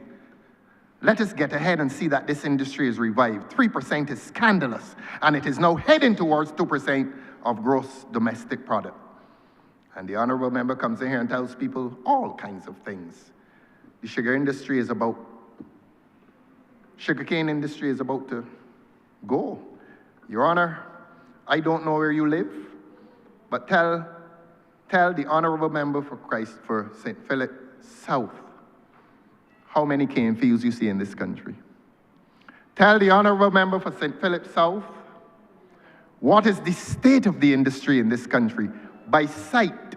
By sight. Agriculture is in tragic decline. Tragic, it is tragic. And the honourable member for St. Michael West Central sounded his voice a few minutes ago, implying that he is the man rescuing this government, implying that he is the man rescuing this economy. He boasted that numbers are up and planes are in and out of here like crazy. That is his way of saying to this country and to this government and to this parliament, I am the man. I am the only man that is delivering this government. That is what he's saying to this government. And his colleagues have heard him. And they will say how they interpret that statement. But if he boasts that tourism is the only thread on which we hang, the honourable member for Christchurch East Central may have agreed with him this morning. Because I sat here and heard the honourable member for Christchurch East Central make a similar boast about tourism. He turned his body to the children and said, that is the one that is bailing us out. That is the one from which we get our foreign exchange. And he could not look to his left and say similarly to the Honourable Minister of Agriculture, the Honourable Member for St. Philip South. Was he embarrassed? Was he embarrassed in respect of the performance of his colleague to his left while he praised his colleague to his right? But I'm not here to praise any minister in this government. I'm here to deal with the truth. And the government's financial management of this country has failed. And if it had not failed, there would be happiness in this country. The people in this country are very unhappy, and I don't care who sucked their teeth. In breach of the standing orders, I don't care. Honourable member, you have no authority to talk about breach of standards. I determine that. You have no authority. It is not vested in you, period. Let me quote him again. Time wasting? Look, you wasting time in agriculture, my friend. You are overseeing, he is overseeing, and then he's talking across at me, and I'm going to answer him, sir. Honourable I member, am going to Honourable answer member, him. he does not have the floor. Honourable member, the member for St. Philip South does not have the floor. So you cannot respond to him. He doesn't have what, sir? The floor. He doesn't. I did not see him. There's no point of order, so No research. you can't speak to him. No, he's down there talking. He's down there talking, he's vexed now. Bluffing? Look, he was chauffeur driven in here last week in a Honourable van. member, honourable member, please continue. He was chauffeur driven in a truck in here last week. I saw him. He drove in here in a truck last week, chauffeur driven. He didn't back like a Honourable- bag of potatoes. Honourable he was member, chauffeur driven. honourable member, please respect. Oh yes, we have to do better. Agriculture has to do better. Agriculture is failing this country, my friend. Honourable member for St. Philip South, you want to be congratulated for failure? The governor of the central bank said that agriculture is failing this economy and that agriculture is an outstanding failure of this government. Honourable member, please. 3% and dropping. 3% and dropping. 3% and dropping. And here's the honourable member for Christchurch East Central quoted, "We are here to ensure that SOEs are able to deliver services to the people." Which SOE? Which SOE? Which SOE? Look how they're going. Honourable member for St. George South, keep out of this, please. Keep out of this. Leave him alone. Leave him alone. Honourable member, are you speaking to the chair? Honourable member, are you speaking to the chair? Leave him alone. Leave him alone, right there. Honourable member for St. George South, please leave him alone. Let him suffer by himself.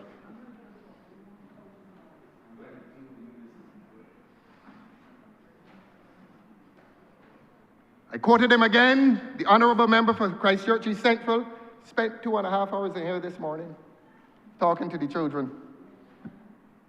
I would not say he was misleading them, but when he told them that this country can be judged by debt to GDP ratio, that you can judge an economy by numbers, that is flawed reasoning. He misled those children. And nobody now will follow them and tell them the truth. We are not going to run and hide when it comes to this debt conversation. That is what I quoted the honourable member for Christchurch East Central as having said. He is not going to run and hide when it comes to a debt conversation. This government has hidden the projects that were supposed to have been constructed out of the debt.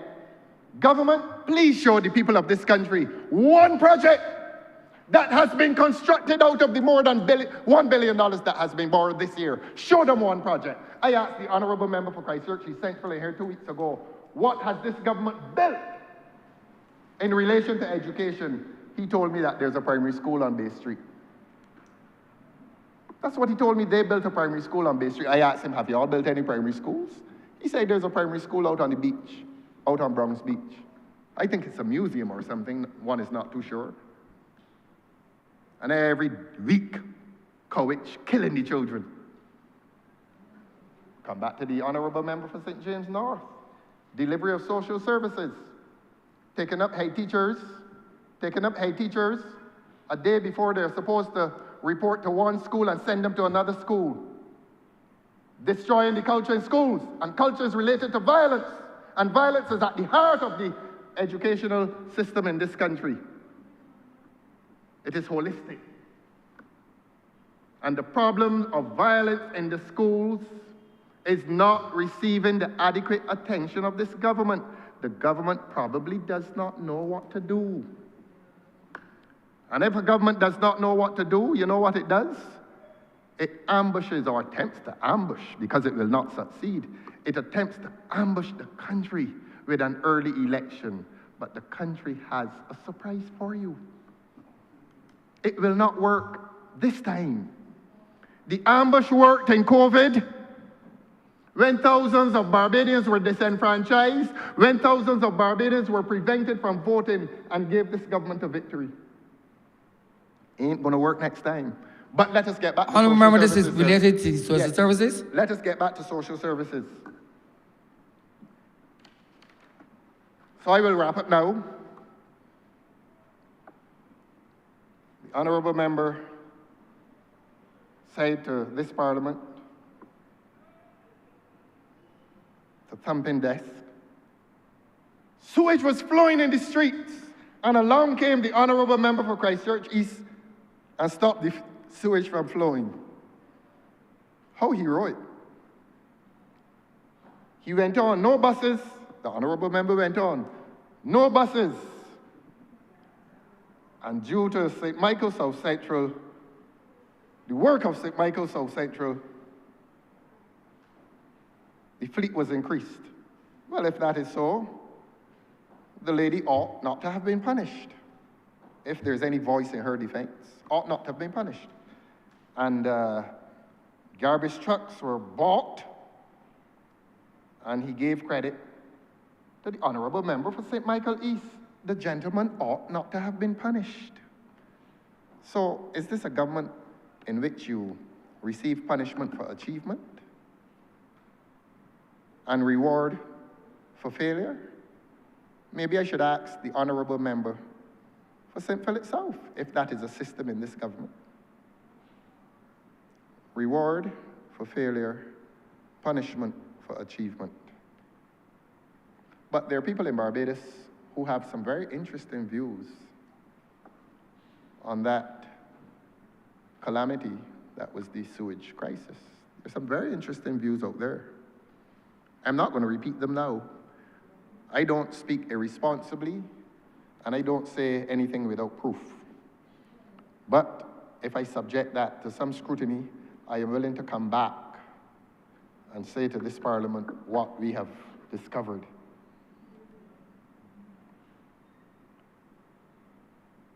The honourable member for Christchurch East Central said, our loans are policy-based,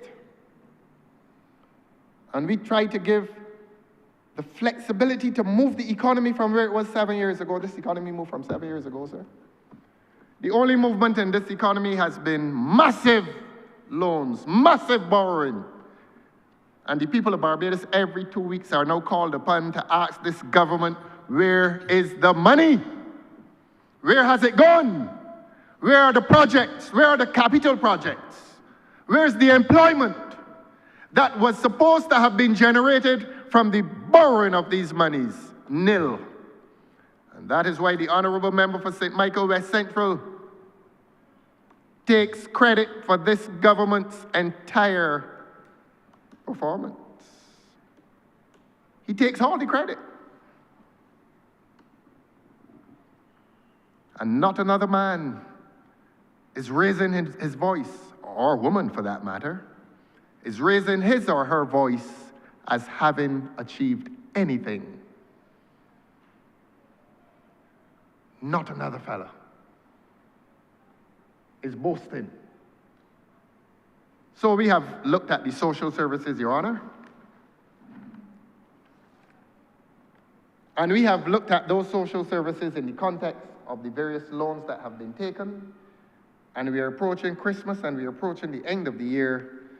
And this government has been given a failing grade for its poor performance this year. I said before and I say it again. In the scriptures, 7 is significant in relation to plenty and famine. And it is normally famine that follows plenty. This government has reversed the order. Maybe there has been 7 years of famine and they're going to discover how unhappy the people in Barbados are. They're going to discover how the cost of living is crippling people, how it's killing people. They're going to discover very shortly. They're going to discover that the people are tired of a government that lacks stamina, a government that is unable to extend itself to the 5 years that the people gave it. after 2.5 years. 2.5 years of government. Every term, the country gets nervous and restless because the country goes into election mode. Well, the people are going with you this time. The people are going into election mode with the government this time.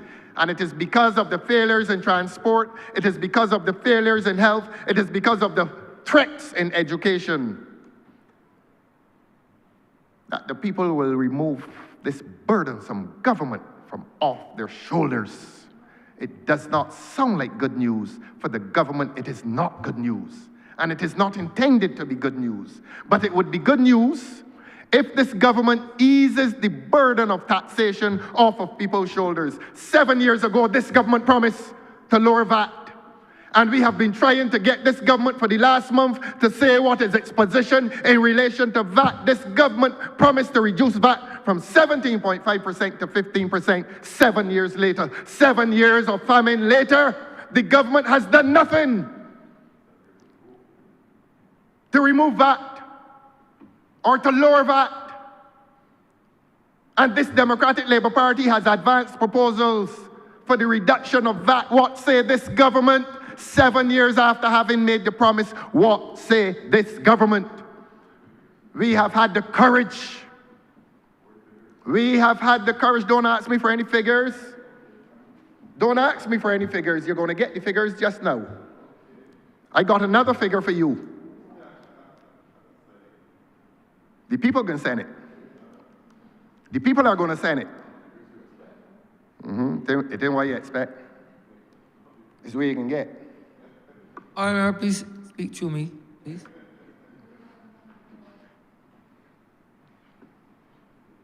So that, Your Honor,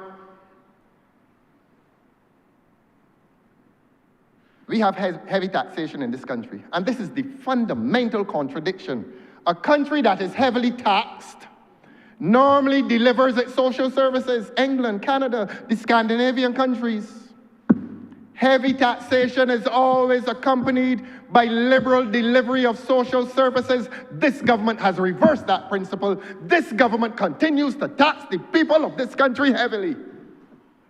While it is closing down the social services, something is fundamentally wrong in this economy. I do not believe that a government would be so incompetent that it would reverse a principle of financial management that is common throughout the Western Hemisphere. I don't believe it. And if they're reversing it, it means that something is fundamentally wrong with this economy. And the people out there are saying IMF. That's what the people are saying. And if they decided to have the courage to walk through town or go in their constituencies, because I'm told that they have withdrawn from their constituencies, and those who dare to go into their constituencies are going into zones that they feel are safe. That is why Tallman was seen in Boscobel. I remember we're dealing with loan, not constituency canvassing. That has Right. nothing to do with this debate. You canvassing, sir? Honourable member, please. As you please, sir. I wasn't reflecting on you though, sir. I don't know if you were canvassing or not. And so that is where we are, sir. That there's that fundamental contradiction between heavy taxation and government's failures in relation to social services. Yet, the government continues to borrow money. And there's another contradiction. The government has borrowed more than $1 billion this year, and we have not seen one capital project except a giant chicken pen at Newton. And we are told they have to pull down part of it, by the way, and rebuild it, if they dare to rebuild it. But it is up there sitting idle. And that will cost, I'm told, reliably, about $70 million. And the place up by Waterford, they are going to buy that. This government is going to buy it at commercial rates. It used to be low-value land, but this government made it high-value land to reward somebody. Carifesta. And that is why they can't give a bill for Carifesta. This government spent millions on top of millions on Carifesta and is closing down the transport board. This government cannot deliver proper health services at the hospital. This government cannot deliver proper education to the little children in this country, but this government can spend in excess of $100 million on Carifesta to what gain? What have we gained from it? Apart from a government that is showing off in CARICOM, telling the people in CARICOM that Barbados is wealthy, when we are not. This government is wealthy. This is a very wealthy government. And I'm not pointing any fingers, but you can look at a man and see when he is enjoying the sweets,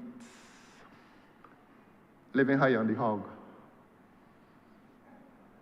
High on the hog.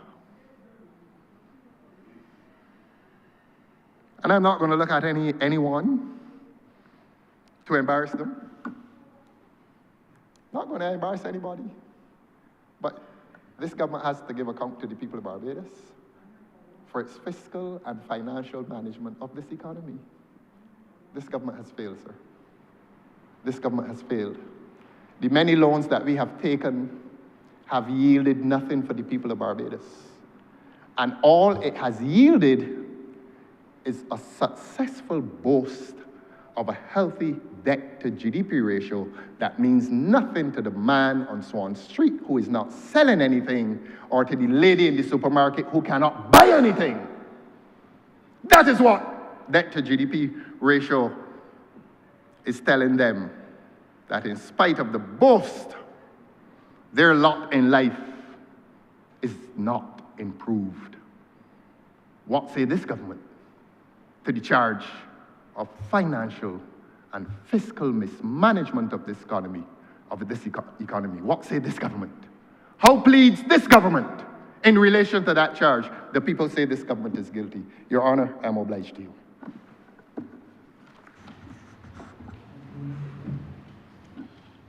Honourable Member for St. Philip South.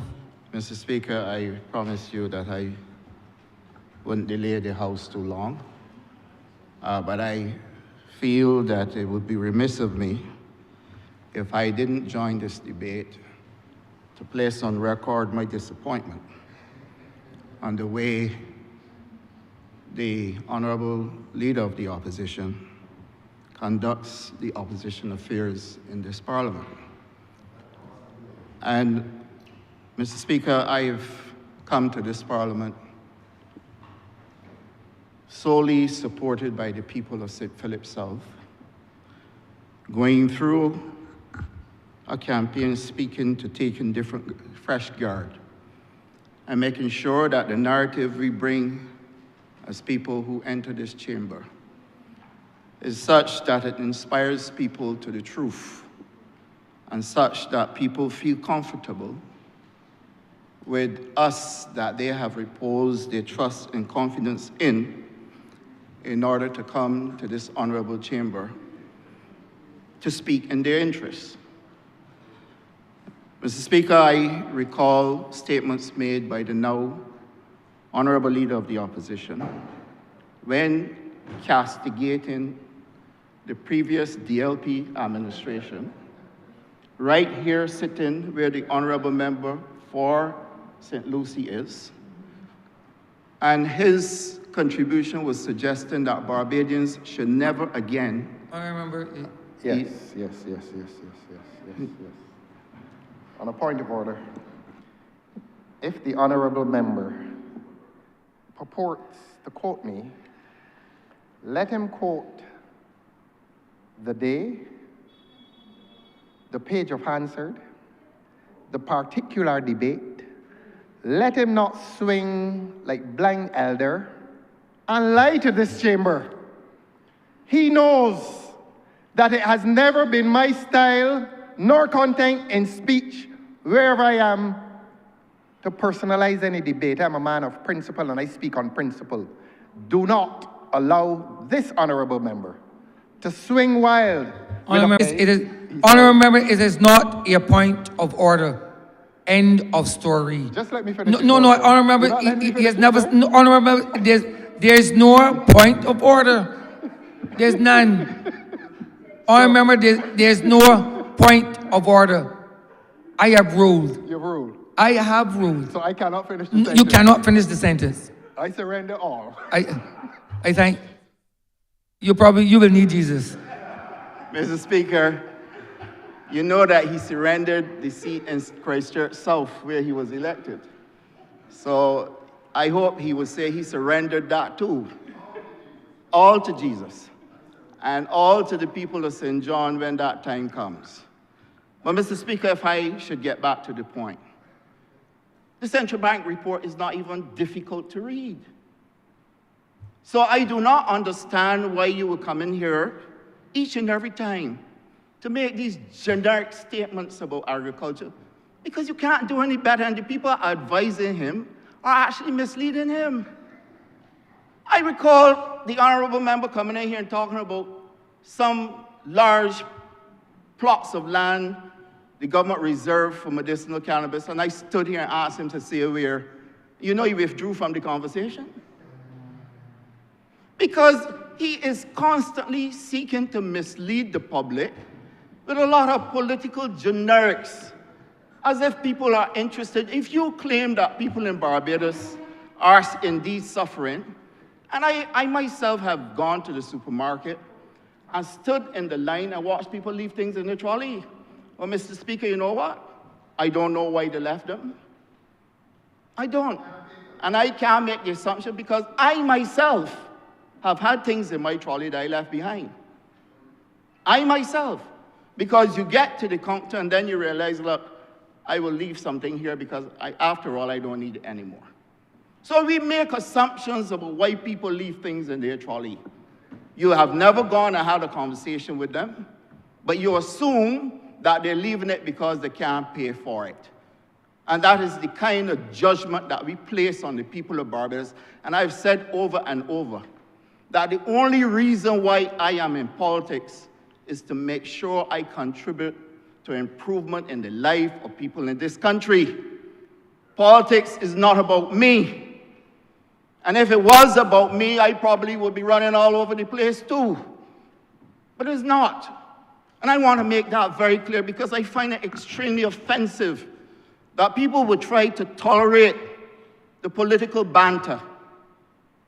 But we can't waste 2.5 hours in a parliament of Barbados that is the third oldest in the Commonwealth with a leader of the opposition not making a difference to ask the people of Barbados, here am I, how do you see me as a future government? It is not happening, Mr. Speaker, sir. Honourable member for Christchurch South. We're back to relevance. What's this? Honourable What is member, this speech about? Honourable member. What honestly is this speech Honourable about? member for Christchurch South, I have told you I have over the right. and over again that I am the sole determining factor as it relates to relevance. No one else in this chamber has the authority, possesses the authority to speak as it relates to relevance. I determine that. The story is finished. Honourable member for Christchurch South. And that is why, Your Honor, the appeal is made to you. And I have ruled. Of that. I have ruled to you. It is no point of order. And whenever he does it, the honourable member does it, I'm going to rise. Honourable member, there's no point of rise. order. Every time he is irrelevant. Honourable I'm going to member, appeal please to sit you. down. There's Yes, no I will, point sir. of order. Please will, take sir. your seat. Every time he does it, I come. Honourable member, please take your seat. Mr. Speaker, sir. Continue, Honourable member. Mr. Speaker, sir. You know, there's a Barbadian saying that Bajans tend to say when there's salt in your wounds, you're miserable. So if you're acting salty, I can understand why. But I'm only asking you to contribute to debate in this parliament and to do so genuinely. And if my ask of you is too much, continue. Now, agriculture output, as it relates to livestock, in the third quarter was also up 7%. And I bring these numbers to this House because I challenge the Honourable Leader of the Opposition to go to the central bank report and read what is reported there. And I don't think that is fair to the people of Barbados.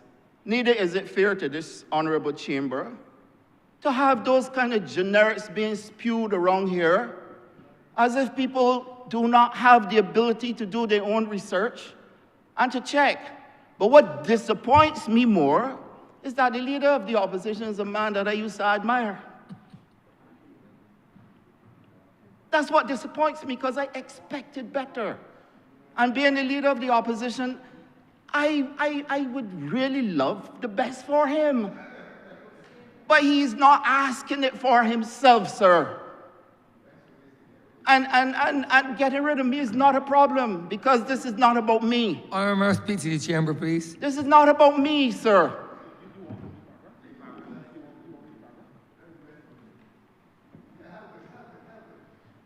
I'm pleased that my colleagues can help me, so that you yourself will understand that this is not a joke issue. He has to say what he's reading. Please.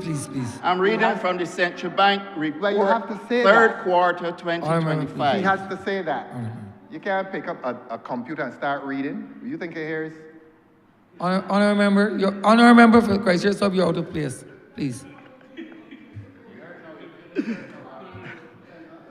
Mr. Speaker, agriculture output grew 10.1% Are you during the quoting first from where, quarter. honourable member? First 3 quarters of Honourable member, 2024. honourable, you're quoting from here?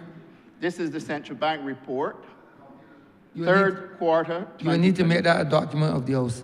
Certainly, sir.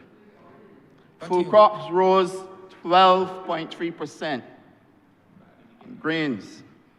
So agriculture output was 10.1% for the third quarter in 2025. Meat production increased 9.1%. Egg output rose 14.5%.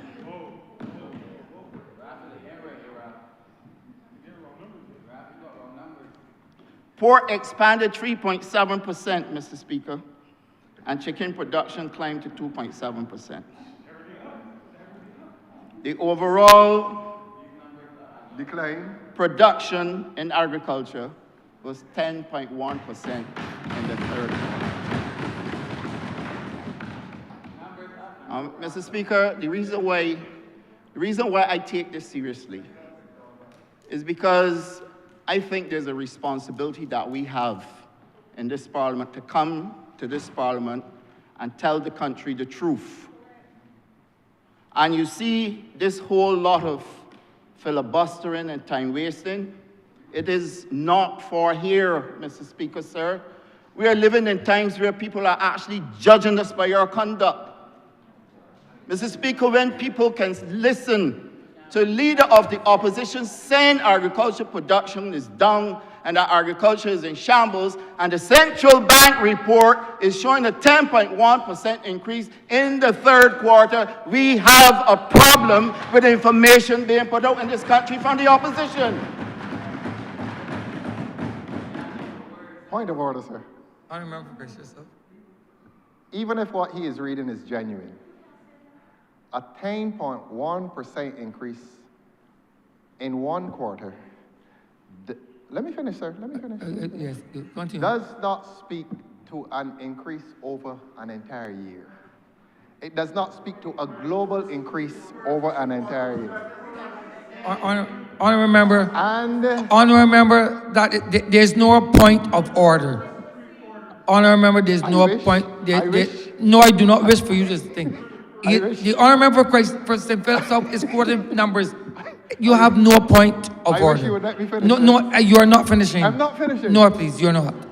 Honourable member, you're not finishing. There's no point of order. Again, I surrender. Surrender.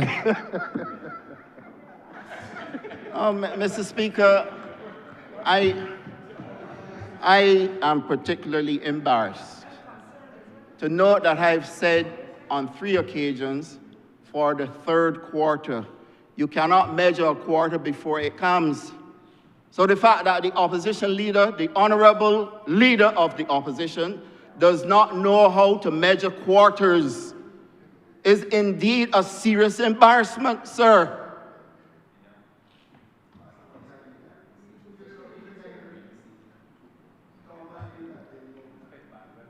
Despite all of the bad weather, flooding, everything, Mr. Speaker, chicken tunnels collapsed. Climate change made it very difficult for agriculture. And this Minister of Agriculture still got a 10.1% growth.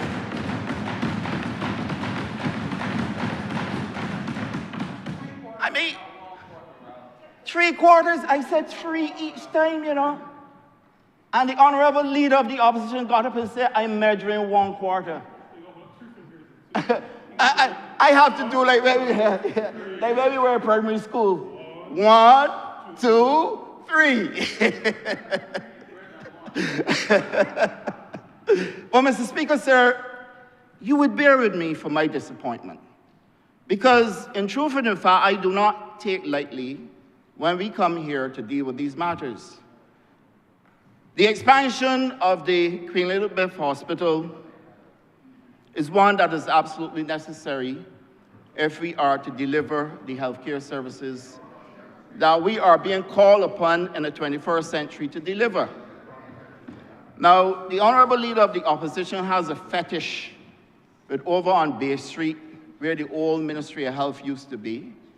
But he doesn't understand that the expansion work is supposed to seamlessly move from within the QEH over across to the other side so that the services can be delivered by way of a transit point between the two.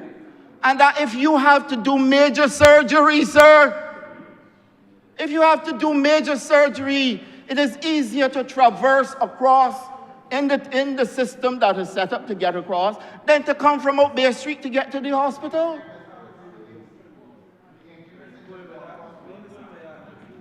So, Mr. Speaker, when a man can come again, disingenuous. Please allow the member for St. Philip South to speak in silence, please. Mr. Speaker, I'm unbothered, you know, because truth is, the public is going to judge this. The public will judge this. And that for the delivery of health care through an expanded hospital where you can still seamlessly deliver the services rather than have to traverse from the hospital to Bay Street and Bay Street to the hospital, but you remain in the same space, Mr. Speaker, sir. Point of order is misleading the chamber. Honourable. I say that the engineer had said that it would be better to expand in the direction of Gemmett's Lane rather than on the other side. I said the engineer said that. That's what I said. Understood. That's what I said, sir. Understood. I didn't say nothing about Bay Street. Understood. I said the engineer said it would have been better to extend across the Gemmett's Lane, but they gave it away. They gave it away. And now, Continue, Honourable. So, Mr. Speaker, sir, so that I keep in line with the debate that's before this House, I just want to make it clear that the purpose of the loan is to do with the delivery of health service in Barbados, and that the expansion to the hospital makes more sense to me to expand across than to go to Gemmett's Lane. But, Mr. Speaker, the Honourable Leader of the Opposition is being advised by someone about agriculture, who myself I know quite a bit about, and I will wait until that time to expose that person. What I would like for the Leader of the Opposition to do before that time comes is to determine if that person can still run. Because, Mr. Speaker, what I have may not be so nice. May not be so nice. Mr. Speaker, you know, I spoke to the press this week. People asked about supplies for Christmas. I cannot allow this honourable member to use the privilege of Parliament to cast aspersions on persons who are not here, particularly when those aspersions are untruthful. Honourable member for Christchurch South. No, I will defend people. I will Honourable defend member people. You cannot use the privilege of Parliament to do that. Honourable member for Christchurch South. The honourable member for St. Philip South has not called any names in this chamber. He has Your not. Honour. Honourable member, I am speaking. He has not called any names in this honourable chamber. Story finished. Story finished. There's no point of order, sir. Honourable member. I am Honourable member. There's no. raising a point of order. I said that, but Clarify further. You are a lawyer, sir. It's good that a lawyer is in that chair. I'm listening to And you. when you refer to a small class of persons and the person is easily identifiable, he said the person may not be able to run. Honourable member. That is one of possibly 30 persons Honourable easily member. identifiable. Honourable He member. is not allowed to do that. Honourable member, there's no point of All right. order. Let him do it again. Honourable member, there's no point of order. It's a scurrilous attack. All It's honourable cowardly. member, It's cowardly. honourable member for Christchurch South, there's no point of order. The honorable leader of the opposition would do well to let me finish my contribution to this debate, or else I may be forced to say more than he wants to know. Well, Mr. Speaker, sir, let me get back to the point. Barbadians consume a lot of ham in this country at Christmas. We now have an abundance of ham and pork available in Barbados. Mr. Speaker, we have chicken, poultry available in abundance in Barbados. Table eggs, Mr. Speaker, sir. And these are consistent with the central bank report for the third quarter. Mr. Speaker, you will think, when you hear the leader of the opposition speak, you will think that nothing is going on in this country in agriculture. Yet every single day, Mr. Speaker, farmers show up all the time. The same poor people that he won't talk about, young men and women, show up every single day, rain, fall, sunshine, to make sure that food is placed on our tables. Mr. Speaker, Christmas is upon us. We have not heard any waves at all about any shortages of any kind of food, Mr. Speaker. Is the honourable member, point of order, sir, and we're asking the honourable member to clarify. Is the honourable member going to correct himself that the pork industry in this country is being supplemented by imports to the chagrin of the local pork farmers? Honourable member. Is he going to admit that? Honourable member, there's no point. Honourable, there's no point of order. Mr. Speaker, this is the first time I've seen a leader of the opposition having to raise each time a member speaks. This is unheard of, it's unprecedented, and the thing is, he is rising in the face of hardcore facts, which he cannot dispute, Mr. Speaker, sir. Were he rising on a point of order to dispute a 10.1% growth in agriculture, I would hear him. Were he rising, Mr. Speaker, to dispute the growth in pork production in Barbados, I would hear him, sir. Your Honour. Were he rising, Mr. Speaker, to dispute the increase in poultry production, I would hear him, sir. Mr. Speaker, were he rising on a point for crop production to suggest that my numbers are wrong, I would hear him. You got to hear him. Honourable member. I think the honourable member is obliged to say what is a 10.1 increase of 3%. He has to work it out. Who is the mathematician in here? Some mathematician in here has to tell him what is 10.1% increase of 3%, and let him give the amount. You're struggling. I'm a St. Philip South. Mr. Speaker, the leader of the opposition now wants to engage me in foolery. And I'm very disappointed to note that a man that cannot even measure and understand measurement for 3/4 wants to engage me in working out percentages. Something is fundamentally wrong. Well, Mr. Speaker, with the limited little bit of time that I have, Mr. Speaker, I just want to state for the record that I have 3 fundamental things to leave with this honorable chamber. Mr. Speaker, the growth in agriculture 2025 has been consistent. Mr. Speaker, I want to also place on record that a lot of time wasting that we have in this parliament now, the people of Barbados do not have an appetite for it. Mr. Speaker, we are working towards great things, like getting into climate-smart agriculture using vertical farms. Mr. Speaker, go to the secondary schools of this country. The honourable member for St. James North can tell you about it.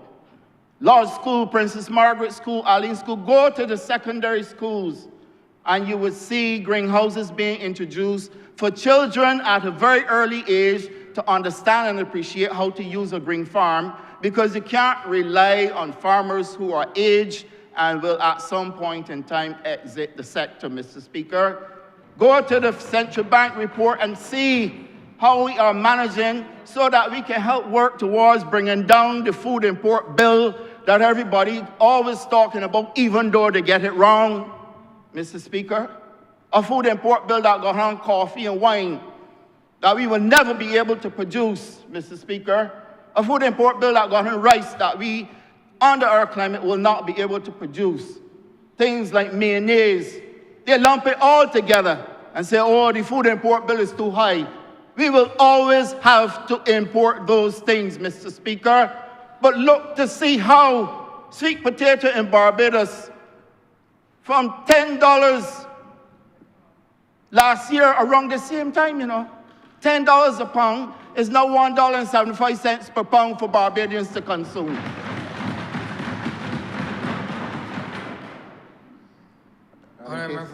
In case he's interested, I have worked out for him what is 10%. I remember there's no point. I remember there's no point. I've worked it out for him. I remember there's no point of order. I remember, there's no point If of I had order. his WhatsApp number, I would send it to him. Send it by WhatsApp. There's no point of If order. I had it, I deleted it. I remember there's no point of order. Mr. Speaker, I am not the average member of parliament, and I wish the leader of the opposition to know that I take great offense to his behavior. It is unparliamentary. I do not see how somebody that's aspiring to lead this country will conduct themselves in such a manner. Let me hear your point of order, sir. Honourable member, for Christ's sake, so what is your point of order, please? Look, What is your point of order? Honourable member, what is your point of order? I'm listening. Honourable member. What is it? What is it? I'm waiting. I can't hear a word. I can't hear anything, sir. I didn't know. What's the point of order? What is he talking about, sir? Honourable member, there's no point. Honourable member, there's no point of order. Honourable member, there's no point of order. Honourable member, there's no point of order. He's a behavioral therapist. Honourable member, there's no point Is of he not order, a please. behavioral therapist? What's he talking about? Honourable member, please take your seat. Irrelevant. Continue, Honourable member for St. Philip's South. Mr. Speaker, I'm amazed. This reminds me of a brother that I know who owns over 2,500 black belly sheep. In Barbados, in St. John, in a wall house, upstairs and downstairs. And the honourable leader of the opposition knows the person too. It reminds me, sir. Honourable, the point of order? Again, the honourable member is using the privilege of the House to make scurrilous statements about people who are absent and cannot defend themselves. Honourable member? I don't know. Honourable member for Christchurch South, I am the sole person vested with the authority to determine relevance and whether or not the standing orders are being breached, I am the sole person vested with that authority. Continue, Honourable. Mr. Speaker, may I continue? I remember you have 2 more minutes. I don't even need 2 minutes, Mr. Speaker, but thank you.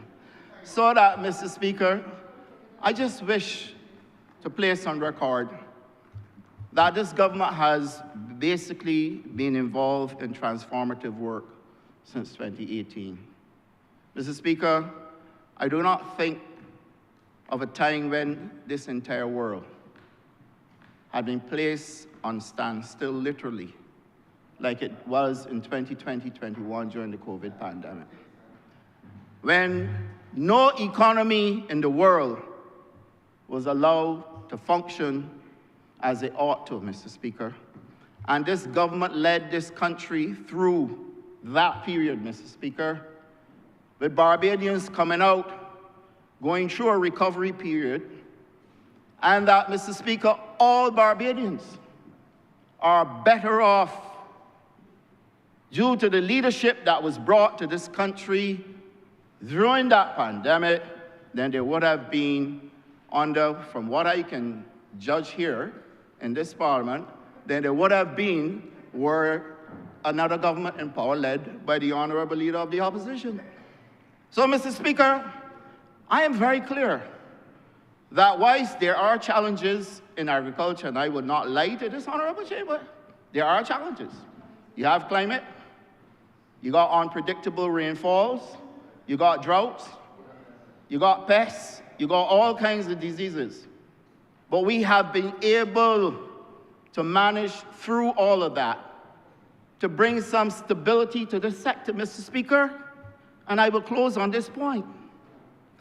This government never went to Answer Merchant Bank to take out $200 million to spend on a project in agriculture that never come off. And the Honourable Member for Christchurch East Central, under IMF program, had to pay back that money on behalf of the party that he leads, Mr. Speaker, sir. And you come in here and want to talk about wasting government money and putting burden on taxpayers, Mr. Speaker. Let us account for that money that was borrowed from Answer Merchant Bank, and I have the files. I'm prepared to come to the Public Accounts Committee that the Honourable Leader of the Opposition leads, and let us go through the file, Mr. Speaker. Because the only way we can get the people of Barbados to understand that there is one set of people in this country that are serious about taking this country forward under a Barbados Labour Party-led government, compared to an individual, Mr. Speaker, sir, who's only interested in himself and would prepare to come in here and tell all kind of untruths and bluff and waste time, Mr. Speaker. 2.5 hours of wasted time does not sit well with me. I am elected by the people of St. Philip South. You were elected by the people of Christchurch South, and you left them. So, Mr. Speaker. Honourable, please wind up. So, Mr. Speaker, again, I wish to thank you, and I wish to state again that agriculture in Barbados is rising. And I wish to urge the Honourable Leader of the Opposition, when he comes to this chamber, at least do some kind of research before you come and make a substantive point to the debate. I'm obliged to you, Mr. Speaker, sir. Honourable Member for St. Michael North. Thank you, Mr. Speaker, sir. I rise right off the bat to lend my voice and support to the resolutions before the House. Mr. Speaker, the Honourable Leader of the Opposition must be congratulated for mastering the art of speaking in an extended manner and an extensive manner without connecting with the substance of the bills, the resolutions before this House. He has mastered the art of using words, sometimes eloquent words, and more so theatrical words. He has mastered the art without delivering substance.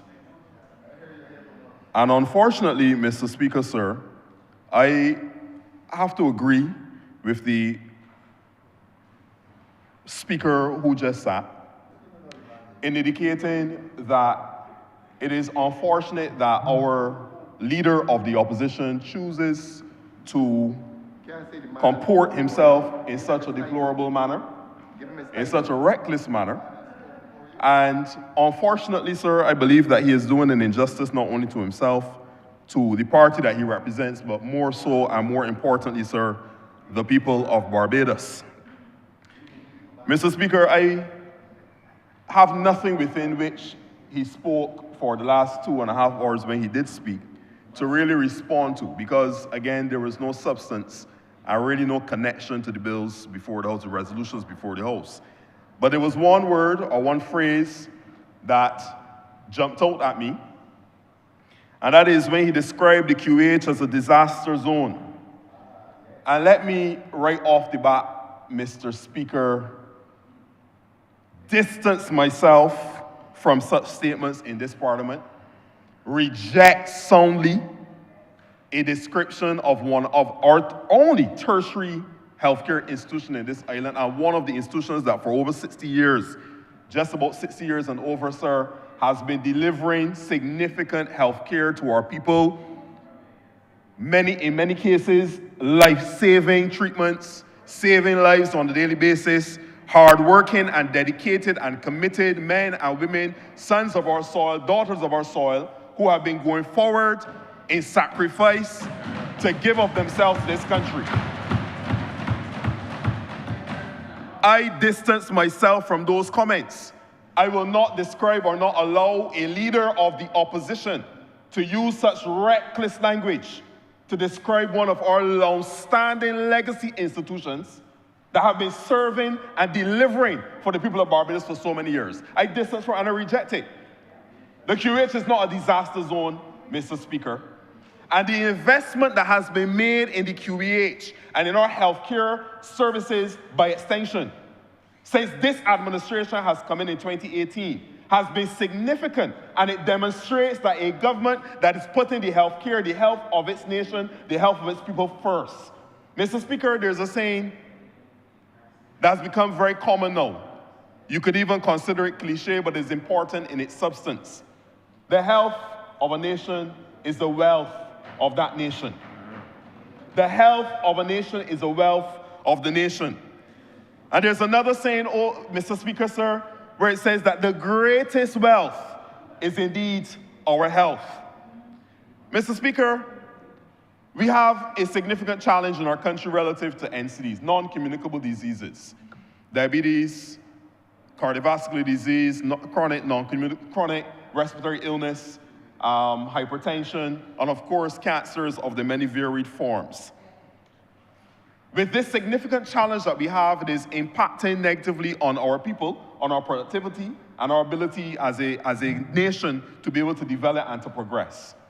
8 out of 10 of our people, Mr. Speaker, are dying as a result. 8 out of 10 of our adult deaths in this country, Mr. Speaker, as a result of non-communicable diseases. And therefore, these alarming statistics suggest to us and instruct us as a government that cares about its people and the development of our nation to ensure that we invest in the infrastructure, in the systems, in the structure, in the policies and the people that will be able to help us to deliver improved healthcare services to our nation. And that is why this resolution today, taken as a cognate debate, is absolutely critical.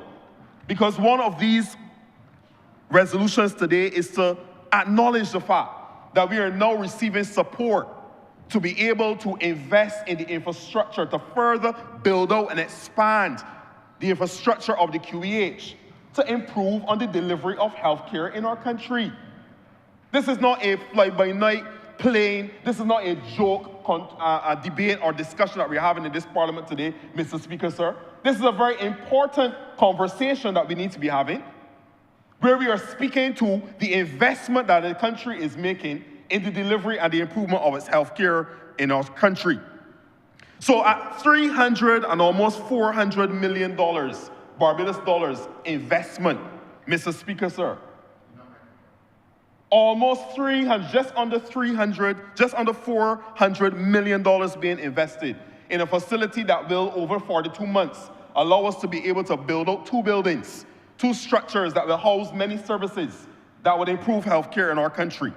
1, we're improving and adding an outpatient clinic, a patient's ward, a burns unit, an improved and expanded laboratory, an oncology center, and of course, administrative offices as well. And why are these things important? It may sound to the average person who's listening that this is just another building, but these are services that are going to be delivered to help our people to be able to handle the various health challenges that they're going to face. For example, when this facility is built out, we will expand the existing QEH capacity by 40%. That is 40% more space, more capacity. And included in that, Mr. Speaker, sir, is a burns unit. Now, the QEH would have had, based on what I have been told, a burns unit many years ago. Because of changes in administrations, changes in policies and approaches, that burns unit was replaced, and it is no longer there. We are now, as a forward-thinking administration and government, seeking to ensure that this establishment that we are building out, this infrastructure and this expansion that we are bringing out, it is going to allow us to be able to establish a burns unit once again. Now, Mr. Speaker, why is that important? As we're looking at the future, as we're looking at a country that is seeking to become a green and a net carbon zero country and economy by, I think, 2030, there will be a thrust towards electric vehicles. So, of course, with an increase in the demand for and the supply of electric vehicles in our country, we know that these, based on what we're seeing across the globe, we know that these can have the risk in some cases of creating combustion, and you can have persons who, unfortunately, will encounter more burns and more accidents along those lines. So with that, we're going to have a burns unit, and not only when it comes to electric vehicles, but of course we know that there are fires that take place from time to time. And we need a space where we would be able to treat to those situations when they do occur. Because these are eventualities, these are real things that we have to deal with, and we have to face. These are real concerns that have to be dealt with, and we need to make sure that whatever eventuality is presented in our nation, that we're better able to handle it. So we're gonna build out a burns unit that will be able to help us to deal with situations like that. In addition to that, Mr. Speaker, sir, we're gonna be expanding our laboratory. Our laboratory services right now at the QEH, whilst they are adequate and they're supplying and providing to the needs that we have, we know that an expanded, high-tech, upgraded laboratory will better serve our people and allow us to be able to invest in the technology and the equipment that would allow us to be able to treat to the diagnoses of issues and to be able to allow us to have results in a more timely manner. And one of the key points and aspects of this build-up will be our oncology center, Mr. Speaker, sir. Now, as I said, when it comes to NCDs, cancer is one of the leading causes of death amongst our adults in Barbados. And we have known over the years that we've had a significant challenge with being able to deliver adequate treatment for cancers in our country. We have done quite well in being able to treat many of them here, but there are circumstances and types of cancer that we are not in a position where we can treat adequately here in Barbados, and oftentimes we have to send our people to other Caribbean nations and even further abroad to be able to receive the treatment that they need for the cancers that they're facing. This investment through this resolution, through this loan agreement, allows us to now build out a purpose-built oncology center that is going to have the latest technologies to allow us to be able to better treat to the various cancers that we're seeing amongst our people and our citizens. Mr. Speaker, sir, this oncology center is going to have in it another linear accelerator. I say another linear accelerator because we would have just invested and would have brought to bear and launched a linear accelerator at the QEH just a few weeks ago. It is going to have within it a PET scanner, Mr. Speaker, sir. It's going to have within it as well a cyclotron as well, which would also allow us to do radiology treatments for those persons who have cancer as well. So we're talking about a purpose-built center for oncology treatment in our country, something that has never been seen before, a massive investment by a government that cares about its people, Mr. Speaker, sir. And beyond that, as I said, administrative offices and facilities as well, Mr. Speaker, including amenities like a gym, child care facilities, etc., to allow our staff to be better treated and to allow them to be able to better function within the environment, which is a very difficult environment to operate in 24 hours a day. The hospital is not an easy environment to be in, but it's to give our members of staff, to give our team members the opportunity to be able to be more comfortable within their work environment. Mr. Speaker, sir, as I said, this is a significant investment. But it is not the only investment that has been made in the QEH over the last few years. Mr. Speaker, we have come to this Parliament to recognize the Saudi Development Fund, which is specifically designed to invest in our polyclinic upgrades. Mr. Speaker, that is $185 million that we have already agreed to, and that would allow us to be able to renovate 7 of our polyclinics and to establish and build out 2 fully brand new innovative polyclinics as well. At the end of the day, 9 polyclinics, 2 new built, 7 refurbished to better serve and to deliver for our people here in Barbados when it comes to primary health care. That is $185 million, Mr. Speaker, sir. As I mentioned just now in passing, we have just invested in a linear accelerator at a price tag of $10 million, Mr. Speaker, so that we can better improve our delivery of cancer treatment to our people, something that has been long awaited, and thanks to the hard-working team of the people at the QEH who have been able to see that vision become a reality, and patients have already started to receive their treatment through the linear accelerator. And it is expected that 25 patients per month, Mr. Speaker, will be able to benefit from the treatments of that linear accelerator. Mr. Speaker, sir, you would have heard in 2 budgets ago, I believe it was, our Prime Minister would have indicated the creation of additional posts.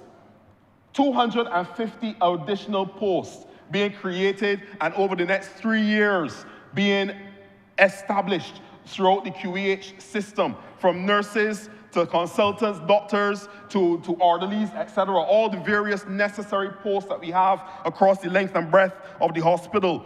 That, at that point in time when it was announced in that budget, Mr. Speaker, we understood that this price tag would come at $17 million per year in additional employment costs to the QEH. So, Mr. Speaker, when I look at the investment that has been made just across those 3 areas alone, that is $212 million that has been invested already to help us to improve the healthcare delivery in our country. And now we add to it just under another $400 million, $600 million approximately of investment in our people, added to the yearly investment that is made in healthcare delivery in our country, which is hundreds of millions of dollars, Mr. Speaker, sir. No one can say that this administration is not taking healthcare seriously. And that is why I stand against any statement that says that the QH is a disaster zone, because there's so much investment being made to help us to improve the delivery of healthcare in our institution, our leading institution in that regard. So all of this is part of the ongoing investment that is being made in healthcare. And yes, we hear the criticisms, Mr. Speaker. You cannot have an institution like a hospital with 2,500, I think it's now 3,000 employees, and not have some complaints here and there. We are not deaf.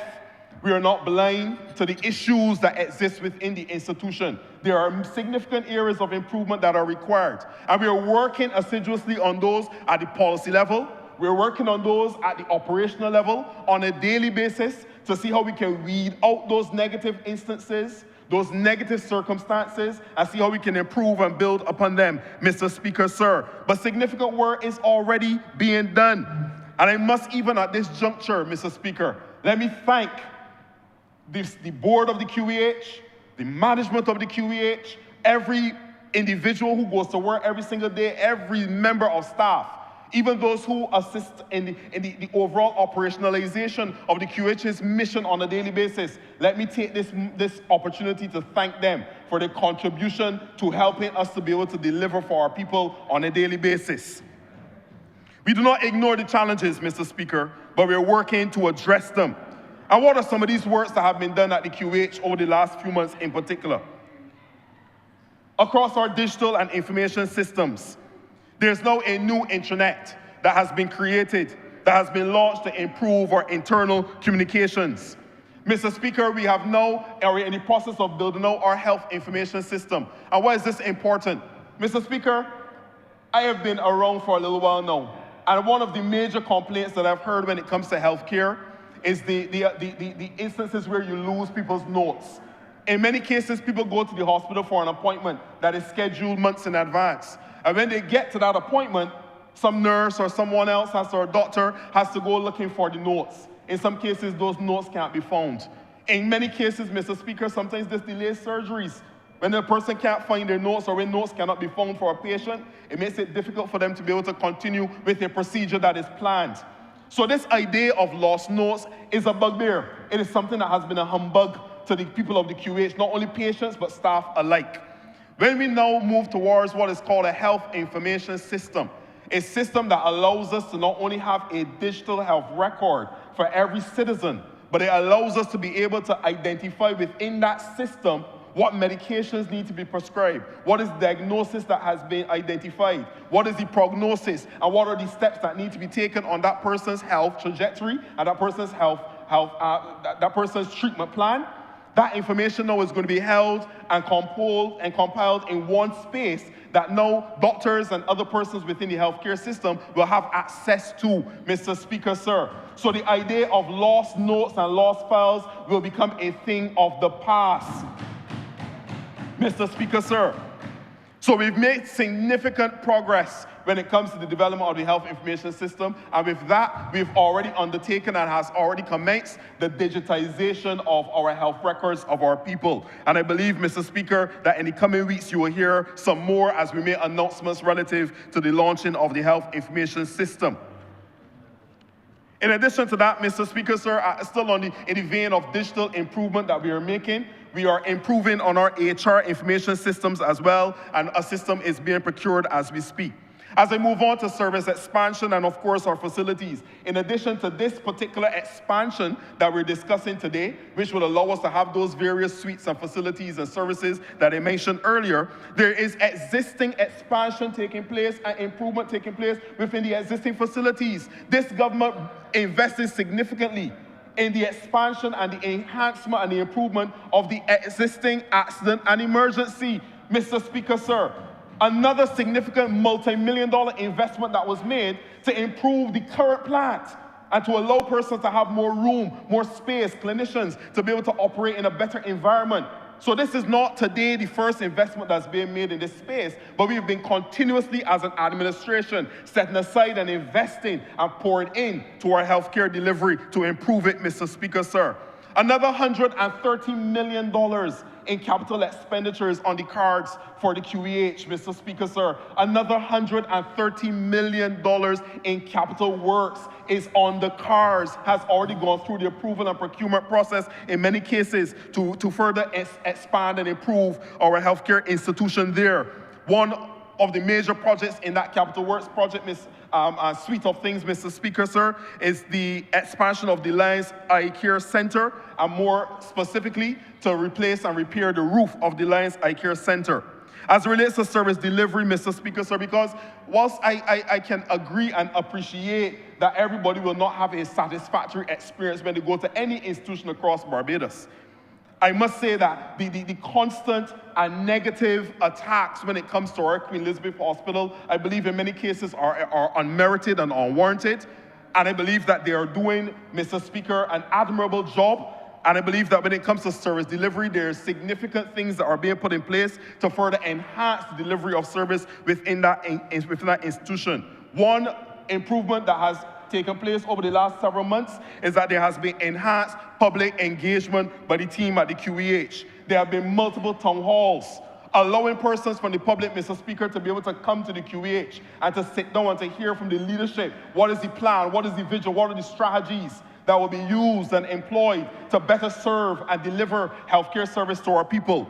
Mr. Speaker, there's a public radio broadcast on a weekly basis where it's called the Pulse Radio Show, Mr. Speaker, sir. The Pulse Radio Show is there to allow persons to be able to hear almost on a weekly basis what are these improvements that are being driven within the QH environment. One of the key strategies that has been employed is the introduction of the role of service improvement managers. Mr. Speaker, sir, these persons have the sole responsibility of going through the entire system of the QEH and looking to see where things can be improved, looking at the workflows, looking at the movement of patients, looking at how we admit, looking at how we discharge, looking at how doctors speak to patients, how they interact with their co-workers, looking at the entire system of the QEH. So these service improvement managers have a tremendous responsibility to help us to move from where we are to move to an even better position. And we already have 3 service improvement managers on the ground in the QEH doing the work that we've asked them to do. And there's an additional 1 person that is going to be acquired in the next few months to be able to be added to that slate of persons as well, Mr. Speaker, sir. All of this is a part of the ongoing work that we're doing in the QEH. When it comes to the accident and emergency, Mr. Speaker, so I heard the Honourable Leader of the Opposition mention people dying in the accident and emergency. Now, Mr. Speaker, sir, it is unfortunate whenever we lose a life. It is unfortunate. Nobody likes the fact that people die. Nobody likes that at all. Now, in the accident and emergency and across the entire institution of the QEH, people will pass away from time to time. Now, wherever there is issue, there are issues at all within as it relates to somebody passing away with the QH, these things are treated seriously. And we do not take any life for granted. So when a person comes to the QEH, in whatever state they're in, they could be in a very critical state, an emergency state, an urgent state, or sometimes not. We take every case seriously. So there's been a full review of the accident and emergency. It has been evaluated, it's assessed the patient flows, going from triage all the way through to diagnosis, all the way through to the doctor's consultation and review, all the way through to admission or even to discharge. A full review of A&E and its workflows has been done, all with a view of seeing how we can improve, how we can reduce waiting times within the accident and emergency. And it is regrettable when a person stays in A&E for what is seen as an inordinately long time. It is regrettable. But in many cases, Mr. Speaker, sir, I can tell you from my own personal experience that persons will be in A&E, but it would have been seen by nurses and it would have been seen by doctors, and whatever the treatment plan is for that person is already being employed and activated, even whilst they're in the accident and emergency. So the idea that the accident emergency is some sort of a boogeyman and that we should be afraid of it, it is a ward in the hospital just like any other ward. And it is a space where people are receiving life-saving treatment and in many cases either being admitted to a ward further on within the institution of the hospital or they're being discharged even from the accident and emergency. Mr. Speaker, sir, we have invested in a new electronic bed management system. Investments already made in improving the service delivery. We have a new and clear escalation plan that tells us when we have certain things that are triggering in the system, that we know how to escalate that patient to the next level and the next level all throughout the escalation plan that has been devised. Mr. Speaker, sir, we have invested again in a new CT and a new X-ray machine within the accident and emergency itself. So not only did we expand the footprint and renovate the accident and emergency in terms of its physical space, but we've also invested significant resources, financial resources, in improving the equipment that is in the A&E as it is right now. And this further expansion based on the resolution in the House today, we are going to further expand on that, and we're going to improve our services as well with the increase of the expansion of the equipment that we have available to us within that expanded space as well. Mr. Speaker, we've also increased the staff in the A&E. So not only have we increased the space, not only have we invested in the equipment, but we've also increased the numbers of persons who come to work every single day to improve what is happening within the A&E environment as well. And Mr. Speaker, I cannot finish before I speak about the investment that we're making in staff as well. Mr. Speaker, every single day we have a management team that comes together, directors who come together and go to work every day to see how they can improve the situation relative to the environment at the QH for staff. There's a new staff appraisal system that has been put in place. There's the introduction of a mandatory training program which says that each position should have X type of trainer or Y type of training, and it ensures that you are synced to receive that training and benefit from the learning that would allow you to be able to better produce in your role. There's a new staff engagement plan that has been rolled out, Mr. Speaker, sir, inclusive of health checks, mental health support, and of course, as I mentioned, even with the expansion that we're discussing today, there will be a facility created for a gym so that persons will be able to use that gym facility that's close to work and then be able to go on from there. In addition to that, there will be nursery services that will be provided to allow staff who have children to be able to have a space, a safe space, where the children will be able to stay so that they can continue producing and doing what they have to do. So no doubt, Mr. Speaker, the QH and our healthcare system in its whole is going through a period of progress and improvement and enhancement. We are not perfect. It is made up of imperfect individuals. But I believe that this government, and I believe that the people within the Ministry of Health and Wellness are going to work every single day to see how they can best deliver for the people of Barbados when it comes to health care in our country. There will be some issues along the way, and as I think a former Prime Minister said, when those issues come, we will face them and we will fix them.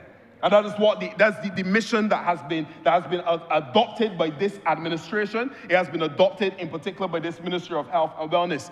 I support this investment. As I said, Mr. Speaker, we're talking hundreds of millions of dollars. And based on all that I said today, we're talking billions of dollars that have been and that will be over the next few years invested into improving and enhancing, building out and developing our delivery of healthcare within our country. We take it very seriously what we're doing, Mr. Speaker. And we're not going to be distracted or sidetracked by anyone who wants to come and poo-poo the efforts that we're making, the efforts that we're seeking to make, and the investments that we're making to be able to better serve our people in this country. Mr. Speaker, sir, there's so much that can be said relative to what is happening at the QEH and the improvements that are already taking place. I saw a survey, Mr. Speaker. I saw a survey, and those results will be released in due course to the public, to the general public, and for public consumption. But it speaks to the improvement that is taking place and the perception of improvement that's taking place by the average person in Barbados. That does not mean, Mr. Speaker, that there are not issues that need to be faced. And that does not mean that every single person in Barbados who engages with the QEH or any other part of our healthcare system does not have an unfavorable experience. But we are working assiduously on a daily basis to see how we can reduce those negative instances and improve and build on the positive things that are happening with this environment. So I support this resolution, Mr. Speaker, wholeheartedly. I believe that these funds, as borrowed, will allow us to be able to get where we need to get quicker in the next 42 months. And it is believed, Mr. Speaker, that the groundbreaking is going to take place very early in the new year. And that 42 months would allow us to be able to see this entire architecture being built out and the designs and everything coming into full view. And it would allow us, therefore, within 42 months to really start to see some improvement taking place. But we're not waiting, and that's the whole point of what I'm saying today, we're not waiting for that to be done to be able to improve and enhance on what we're doing. Every single day, enhancements and improvements are taking place. So with those few words, Mr. Speaker, I'm obliged. Honourable Member for Microsoft Central. Thank you, Mr. Speaker. Sir, to rise at this point in the debate, and I thank the honourable member who spoke before me for helping to bring back into focus the subject of this resolution, because we're one to tune in only at the point of the intervention of the Leader of the Opposition. One would be very confused about what we were discussing here today. But sir, I thank you for the opportunity to speak to these two very important resolutions on these special loans. The young people who were with us this morning acknowledging the 16 days of activism to end gender-based violence shared a pin with us that says, "I pledge to stand up for what is right, even when it is difficult." And I think that the fact that that was pinned against his breast and perhaps not clear for him to see meant that the Honourable Leader of the Opposition perhaps did not receive that message before he got to his feet. Sir, I feel very strongly that Barbados has worked hard to evolve a mature democracy. And I regret that the example of that democracy that those young people will have been forced to witness by the time they took leave from us included the kinds of what I would call uncharitable and undignified references to the work of the government of Barbados that we heard today. I believe that all Barbadians want to hear and want to see transparently what government is doing in its name, the work that government is doing on its behalf. That is the reason that this government is at pains to have reformed the method by which we bring financial information to the public, to have, as part of our estimates conversation, a full questioning by this chamber of what has been expended and what the government proposes to spend. The Honourable Member for Christchurch East Central, who led the debate on these resolutions, made reference to the exact part of the estimates document that will show to Barbados and all who are interested exactly what that expenditure is, what it was used for, where expenditures were not made, where the targets for capital work spending were not met. Because these are things with which we have to come to terms as well.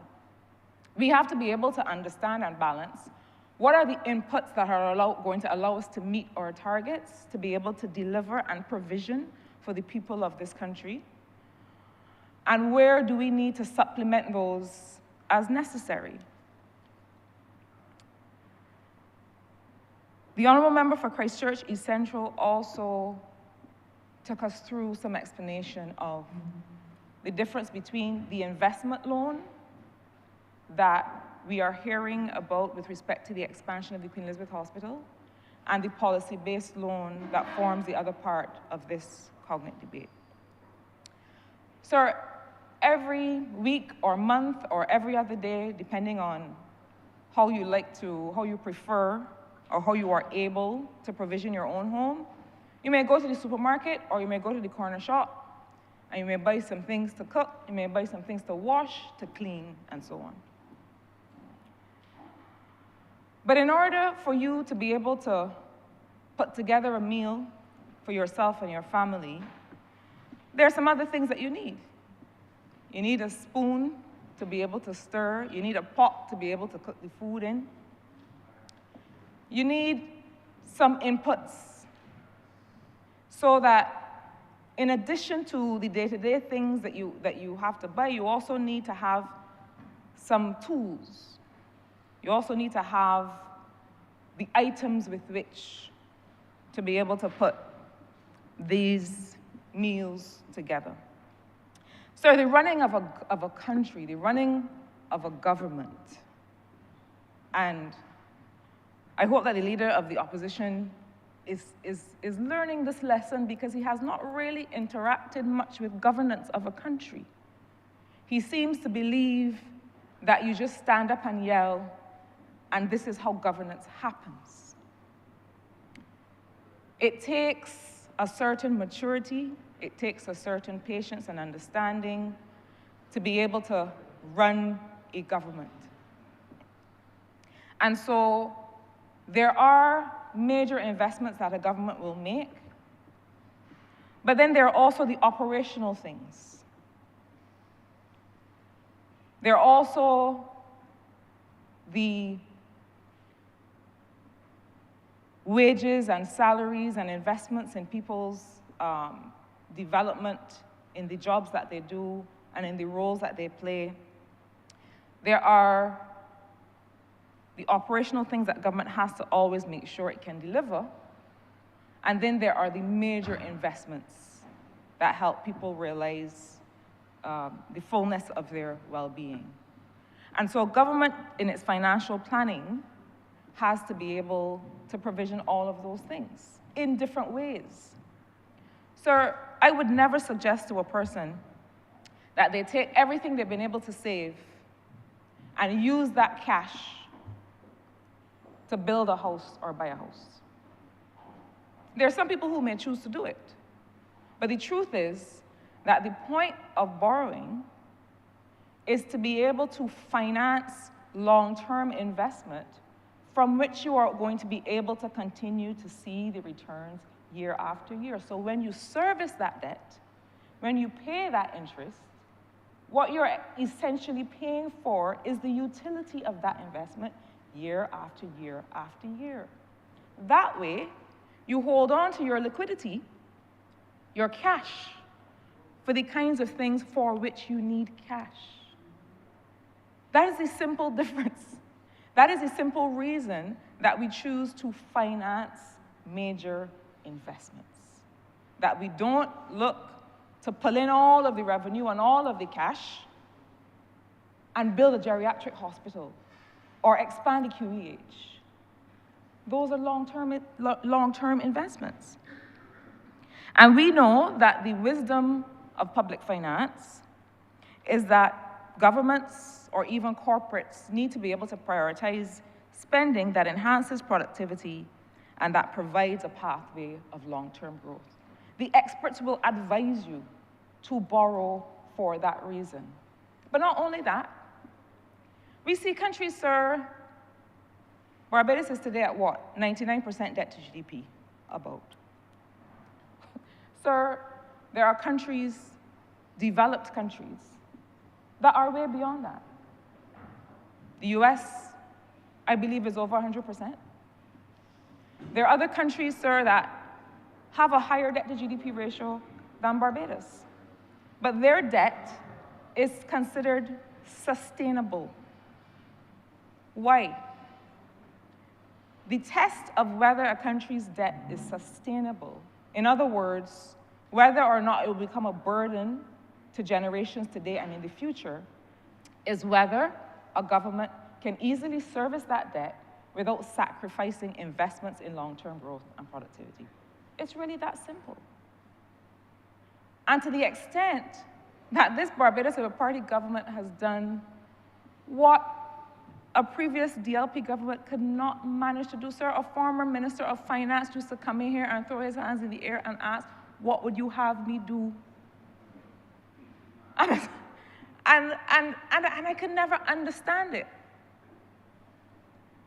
Because it seems to me that an administration or a government that has laid out a clear pathway to be able to pay its bills, not only to the international community, but also domestically in circumstances where the government of Barbados was made shame right here at home by the fact that we could not pay service providers.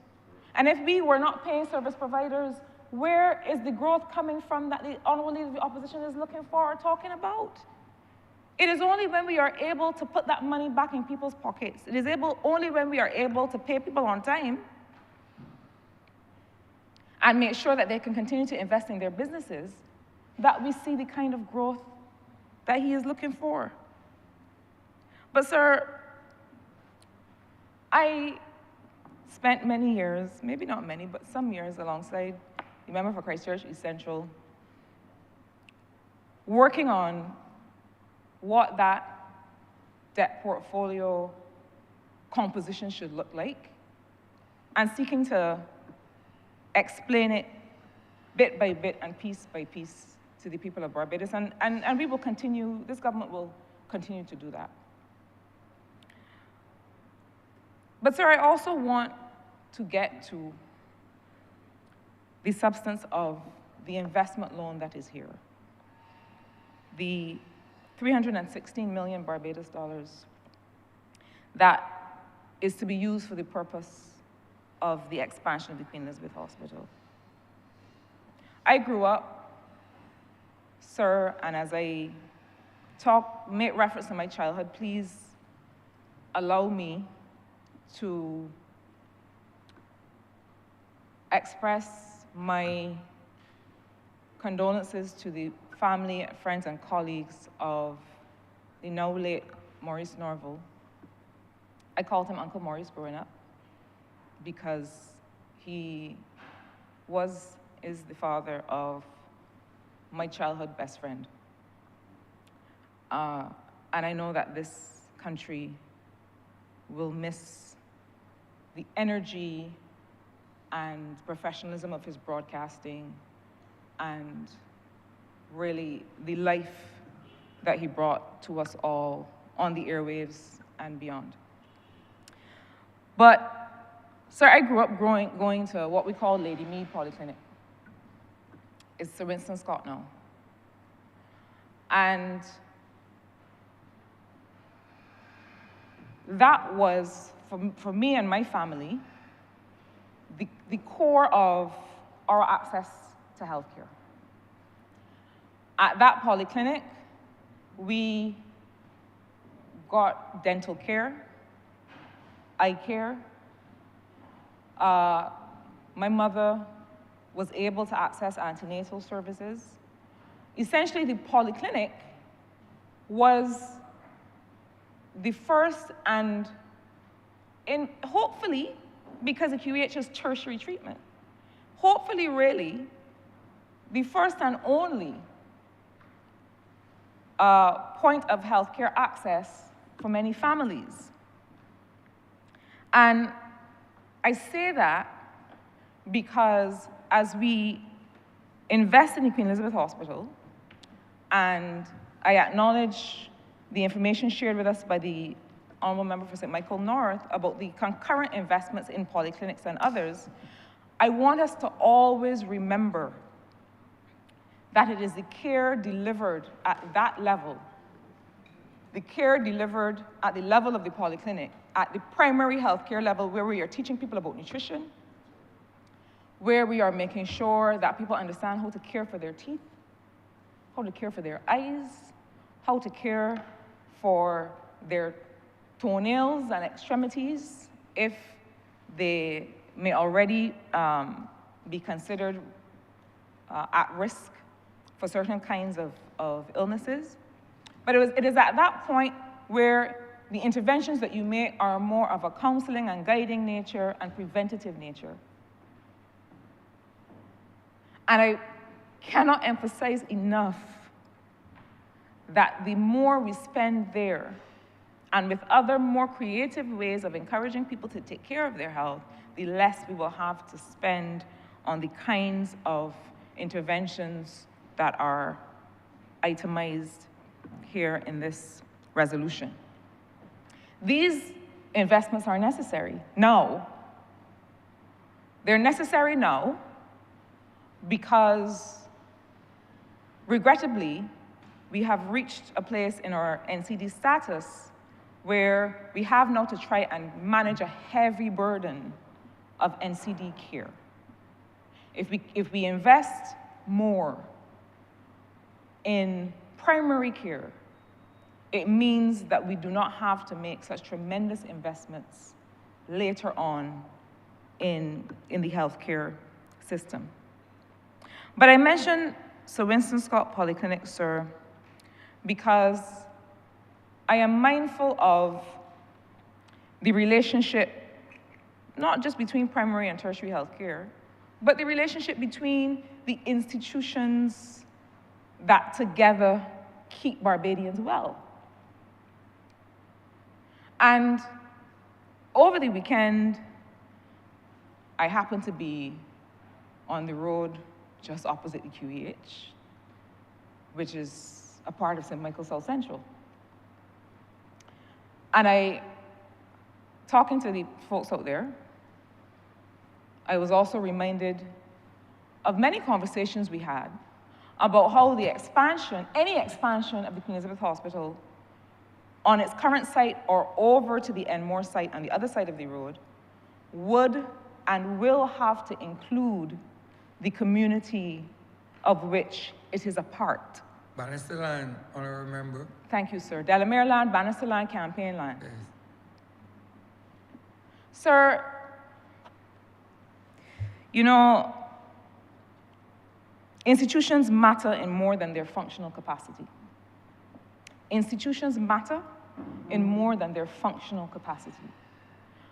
When the Central Bank of Barbados, the Tom Adams Financial Center, was being constructed, notwithstanding all of the doubt and all of the debate that surrounded it, it emerged as a beacon of economic development and growth of this country. At the time, it was the tallest building in town that said to the people and communities around it, this is who we are. That said to the people immediately in its vicinity, the communities, the young people, the people living and working and running about around there, this is a part of you, and this is who you can be. And this economic development is for you and with you. That is what that building meant to me. And so equally, the Queen Elizabeth Hospital means something beyond its functional capacity, which is important, to the communities that it faces. Many of the people in those communities ideate careers and jobs and work around that institution. They see it as an emblem of what they can aspire to and do. And so people will tell you, people living right in that community will say, I want to be a radiographer. There's a family, sir, that, you know, as MPs, we love all our families. And it is possible that each family or different families represent different things to some of us. There's a family that's right across the road there. 2 granddaughters. One of them, when we met, was studying to be a doctor, the other training to be a nurse. You know the family, sir. You know most of them out there. That is correct. And I would visit them and see how they were striving in the community that they were born in, and see how they looked at the hospital as the way that they would succeed. The institution, the beacon that would take them to their success. Similarly, sir, when we came to service as a government in 2018, and I had the privilege of working with the Ministry of Economic Affairs and Investment, we worked on the Constitution River upgrade, Halls Road. And we said at that time that these kinds of investments in infrastructure cannot happen without concurrent investments in how people live and what this is to mean for the people living there. Sir, I raise all of these things because I still feel very strongly that while the people of the communities around the hospital, who also feel a sense of safety, that they actually live right next door, and were something to happen, they have immediate access to care. That there is a sense of security in that. But they also feel very much that they must be and want to be a part of the redevelopment of that area. a part of the redevelopment of what that area offers to Barbados. Sir, when I was speaking to the young people in Bannisterland over the weekend, a big part of the conversation was about how they felt the hospital could be improved and how they felt they could contribute to that. Sir, perhaps just before COVID, I also had the opportunity to go with the then Minister of, well, both Ministers of Youth, Sports and Community Empowerment, the then Minister and the subsequent Minister, to look at the development of the area immediately opposite the hospital that people now use for parking. Sir, in those discussions, in which we included people from the community, we heard lots of stories about how that area used to be used, how much cricket used to play, how many teams were born right in that patch, right there. And there was a sense of loss. There is a sense of loss. That area that has meant so much to this community is not now enjoying the redevelopment that others are enjoying. So I take it from this resolution and from the plans of which the member for St. Michael North is so excited, as he rightly is, we all are. I would like the people of St. Michael South Central to be equally excited. I take it that the improvements that are contemplated for that area are meant to include the people, the community infrastructure, and the livelihoods of those people in those communities. So we said, and I was Minister for Investment when we said it, I said it with my whole chest, that we will not be a government that presides over the expansion of private or public infrastructure that does not bring people along. We were talking on that occasion about tourism infrastructure, about hotels, like the ones going up now in Bay Street and the ones going up on the West Coast. We said, and we put the instruments in place, because I was the one who was able to do it, along with others working in the ministry. We said that investors must have a facility to be able to invest in the common infrastructure, the community infrastructure, the drainage, the sidewalks, the culverts, the engagement of young people, the lights on playing fields, that investors, developers must have a facility to invest in the people that are in those communities. And I say these things because I expect that over the 48 months or before, when we start to see the expansion plans, that those include, you know, one of the things the guy said to me on Saturday, sir, was, you know that right now, if you work at the hospital, there's nowhere for you to get healthy food to eat.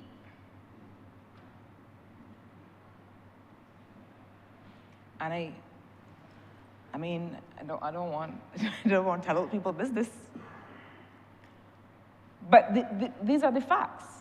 That people are looking on and saying, this is the way in which we think that this institution of ours should function, and this is how we think that we can contribute. There are income earning opportunities. Real income earning, I mean real business creation. Because I think that sometimes we believe that we give a man a blade to sell on a spot, and that is creating intergenerational wealth for our families. I am saying don't give a man a blight to sell on a spot with the appropriate licenses and so on. But I'm also saying, let us build businesses that last for the communities around these institutions. Let us create a pathway for people in those communities to be able to offer services themselves. The QEH must be the largest employer in the public service.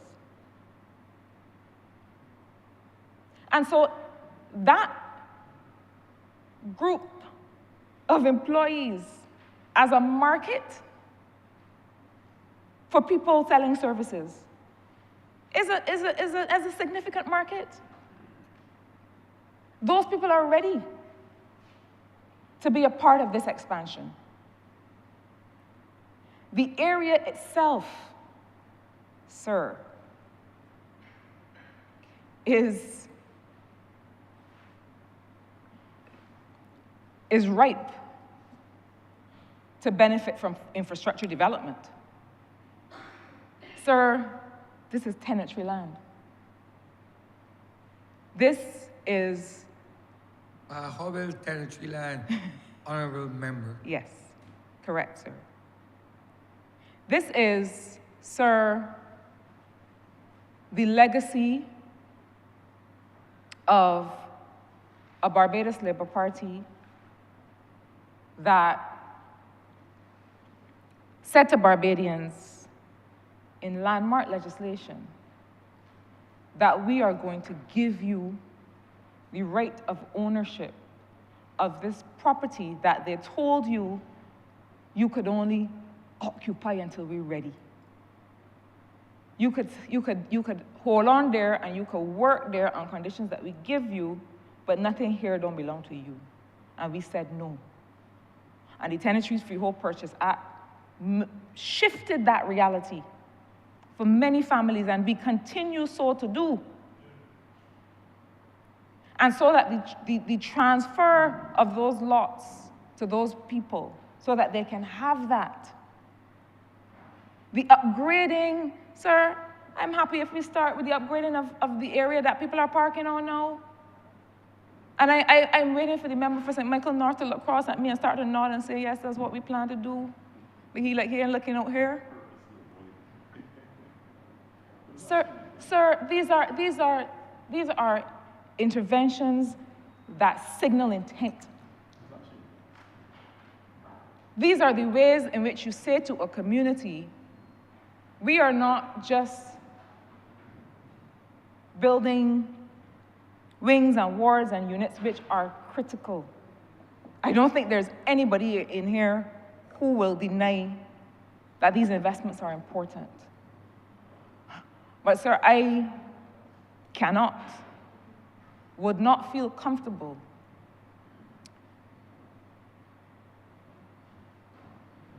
seeing and being involved in a development of this nature in this area, in town, just like Central Bank was in town and started to mean so much for people, that does not simultaneously upgrade the living conditions of people in that community.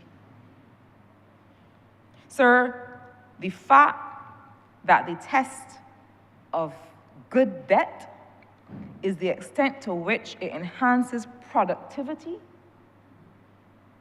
and provides a pathway for people to be involved in the long-term growth of the country means that the test of this loan for this expansion is whether it is able to do that for the people of Delamere land and Bannister land and Campaign land and Bridgetown and all of the surrounding areas. Let us have the same investment in people's lives and livelihoods that we are making in people's health care. They are part of the same equation. If people are able to earn and recreate and feel proud of where they are from, they are more likely to be motivated to take care of themselves and their health.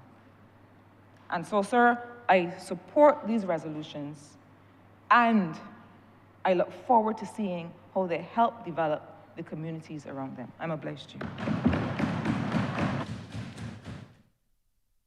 Honourable Member St. James South.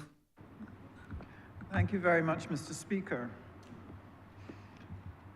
I'm very happy and proud to be able to not only add my voice, but to lend my support to this loan that we are acquiring for the betterment of this country. I want to sincerely thank the Honourable Member for St. Michael North, who spoke with such passion as he explained what Barbados would be receiving as a result of taking such a loan. And I particularly want to thank them for this because of the possible impacts on the people in St. James South. As an MP, I've been to the homes of my constituents, and from time to time, I've brought upon persons who suffer with cancer. And cancer, Mr. Speaker, is probably one of the most devastating diseases, illnesses that a human being can grapple with. And for many people, it feels like a death sentence. For those who have the opportunity and have the funds or have the backing or the wherewithal to borrow or have insurance, that they can go overseas and acquire the type of health care that can restore them to health, this is not the reality for hundreds, thousands of Barbadians. And therefore, it is with great relief and deep gratitude that we welcome the fact that we not only have one linear accelerator recently deployed within the last week, but that a second one is going to be made possible by this loan. At the center of our debt strategy is the upliftment of Barbadians. At the center of that strategy is the understanding that every single Barbadian cannot do for himself or herself what they would like to do or need to do, and that a caring government would have a strong social strategy to reach out to those people, to lift their burdens and give them a chance. And that is what this loan will do. Oncology, being able to offer people the type of quality treatment that you have to pay the level of a mortgage to get if you have to go to the United States to be able to acquire the same thing. This is a major, major achievement for a small developing country like Barbados to be able to offer its citizens.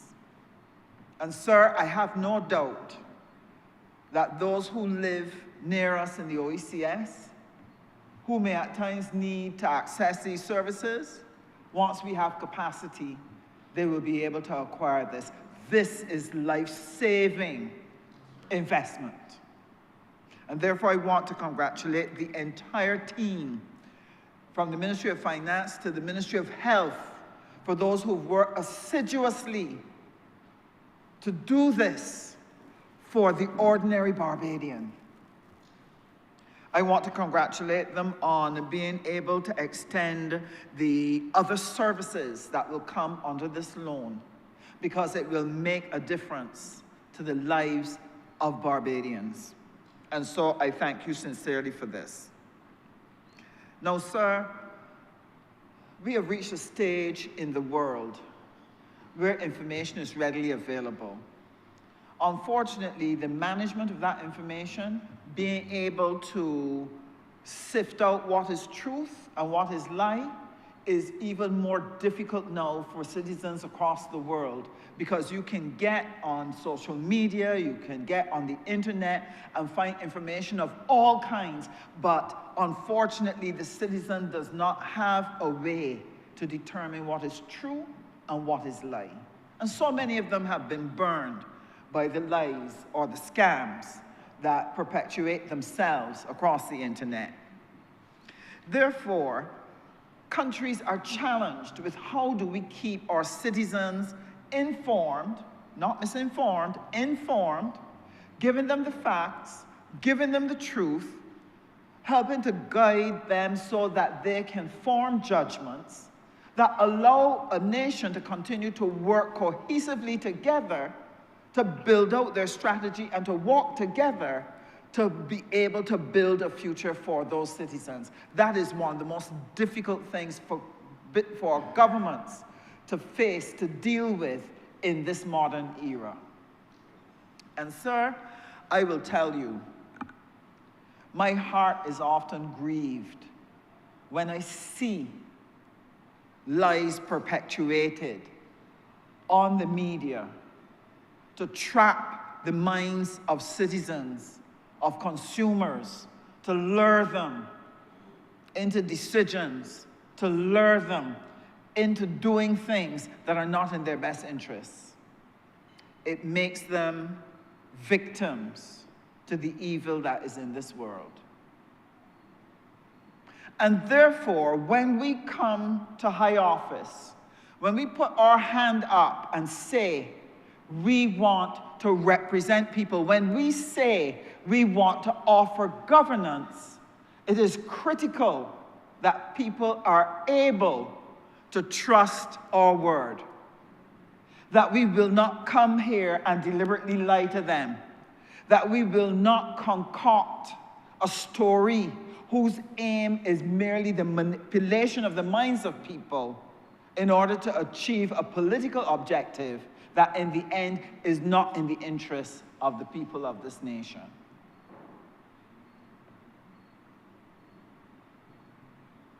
If ever there was a time that Barbados needed that, need to have truth upheld, it is in this hour and it is in this time. But it's not only truth, sir. When you come to political office, it is absolutely vital that you understand the dynamics of governance, the dynamics of small island development issues, that you understand the geopolitical issues that affect the way in which you govern. So it is important to prepare yourself. You cannot bring to this office the level of thinking that you have when you are not a part of this political arena. It is your responsibility to properly prepare yourself. Today, sir, I heard some things that said to me that there is a lack of readiness for the high office of government. What I heard today, sir, said things like,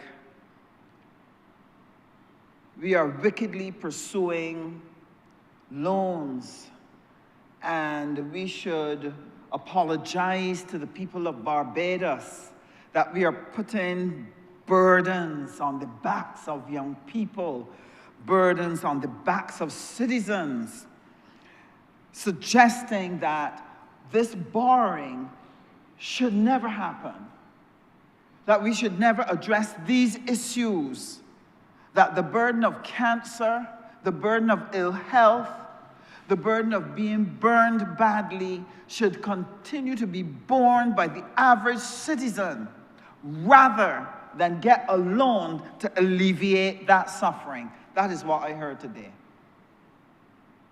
And I was appalled because it suggested that there is a lack of understanding as to how you deal with small island development and how you manage your affairs. So I just want to share a few thoughts on the issue of debt and the management of debt.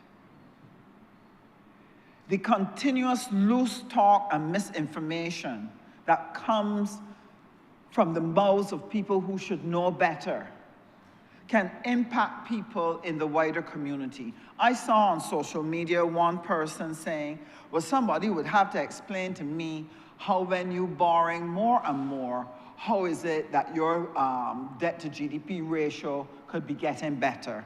And that would be a natural thing. Because if you do not understand economics, and if you do not understand how you manage a country, it would be confusing. How could you borrow more and still end up with a lower debt to GDP ratio?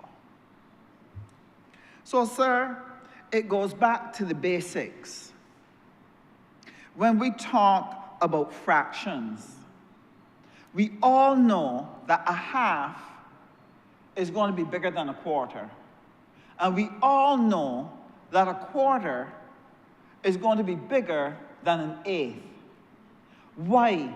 Because the denominator, once it continues to grow, the relationship between the top number and the bottom number changes in favor of becoming smaller and smaller. So a country that has $1 million and it has a debt of $500,000, we know that 50% of its income is going to be affected. That's the debt to the GDP is $1 million.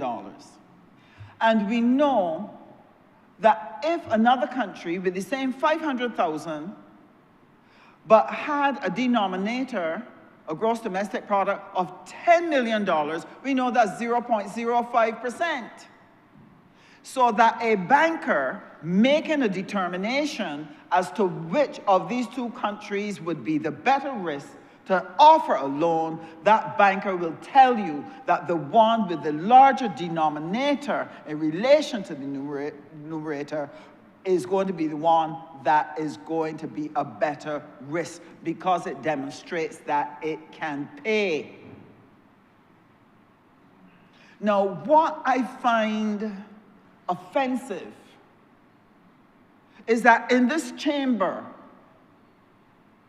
the honourable member for the opposition could stand and quarrel about the hospital, and quarrel about schools and a letter, and quarrel about agriculture, as if Barbados started in 2018. You have a situation, Mr. Speaker, where somebody in a village went and destroyed the village shop, lick out all the windows, mash up all the counters, destroy all the product inside, burn down the doors. And when a new person comes in and starts trying to repair the shop, put things back together, change the doors, bring back new product, and restore that shop to a functioning state, the same person who mashed it up stands outside quarreling about how come you ain't get the counters back up yet, and how come they're in a new fridge, and when you gonna fix the roof, and I see a rat just run across there, what are you going to do about it? That is what we were treated to here. You mash up a country, brought it to its knees. Not a sanitation truck. No repairs to the schools.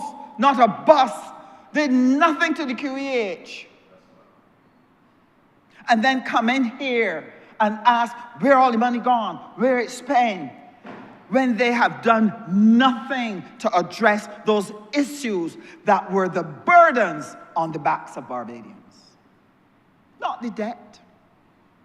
Those conditions.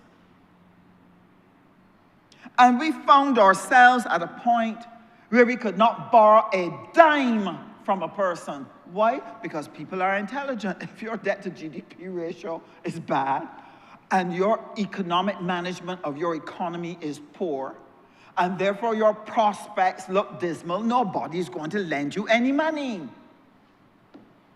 So what I want the honourable member, the leader of the opposition, to understand is that when your debt to GDP ratio is good, people will lend you money for the economic development of your country, and you will be able to respond to the needs of your citizens. I am looking forward to the improvements at QEH. I am looking forward to the infrastructure for education. I am looking forward to what we're going to be doing in agriculture, what we're doing in housing. Because, Mr. Speaker, the only way for a small island like ours to do this is to put your financial resources, put your financial matters in order, acquire the financial resources necessary, manage them well, and invest in all of these areas for the benefit of your country. And so we were told today that our debt, that we had $7 billion in debt, and we had paid $9 billion over the time. I'm grateful for that, because what does that do? It gives us room to borrow more, to take Barbados further. But how are you going to take Barbados further? Mr. Speaker, all of us know, living in a small island like this, that there are other forces that determine whether you get a loan or don't get a loan. We all know that there are dynamics worldwide that determine who gets development help and who does not. We understand that there is a geopolitical structure out there that is established in a way to ensure that certain countries remain on top and the rest of us stay at the bottom. And therefore, there are persons who determine that they will examine what it is you want to borrow money for and will determine whether or not they will give you, not based solely on whether you can pay it back, but who do you support politically? What political leanings do you have? Who are you associating with? These are the dynamics that face countries like ours. So when the Ministry of Finance, when the Prime Minister of Barbados, the Honourable Member for St. Michael Northeast, when they have to navigate the international situation to gain resources for us to be able to do the work of economic development, it is not just as straightforward, can you pay it back? But maneuvering among the various institutions to see who would give you favor to get that loan, Mr. Speaker. So what an interesting thing. The entire world economic structure, as long as you control transport, as long as you control the media, as long as you control the financial architecture, you can determine which economies grow and which ones fall. And that is why, despite the effort of many developing countries, many of them struggle because they're strangled by debt and the inability to access the resources, the technology, the education, the inputs that they need to break out of that position. So, sir,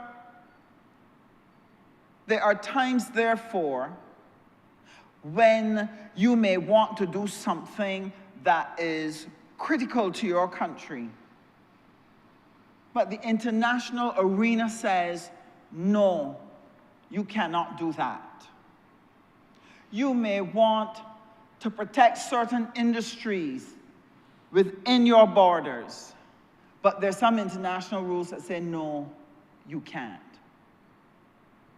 There are international rules that say you cannot give your fishermen, people might find it hard to believe, but there are rules that say you cannot give your fishermen subsidies. Can't give them ice. Can't help them with a boat engine. People don't understand that we are constantly fighting a battle out there. So when it comes to getting financing, you cannot always get what you want. So what has happened? Over the years, you've applied for funding to do this and to do that, but sometimes they do not give you what you want, they tell you what they will give you. You might want a table, sir. They'll tell you, when you get the table, we send you the tablecloth. But helping you with the specific thing that you really need to get ahead. And this is why Barbados has had to go about a political strategy, a foreign policy strategy, an industrial strategy, and a social strategy that has to support each other in order for us to get where it is we want to go. And so, one of the things the developing world has recognized is that we need to come together and build the capacity to put funds together that you can borrow what is needed to get your economic and social development done, because you cannot always get what you want under the terms and conditions that you want from other places. The Middle East has a set of development banks. Latin America and the Caribbean have a development bank.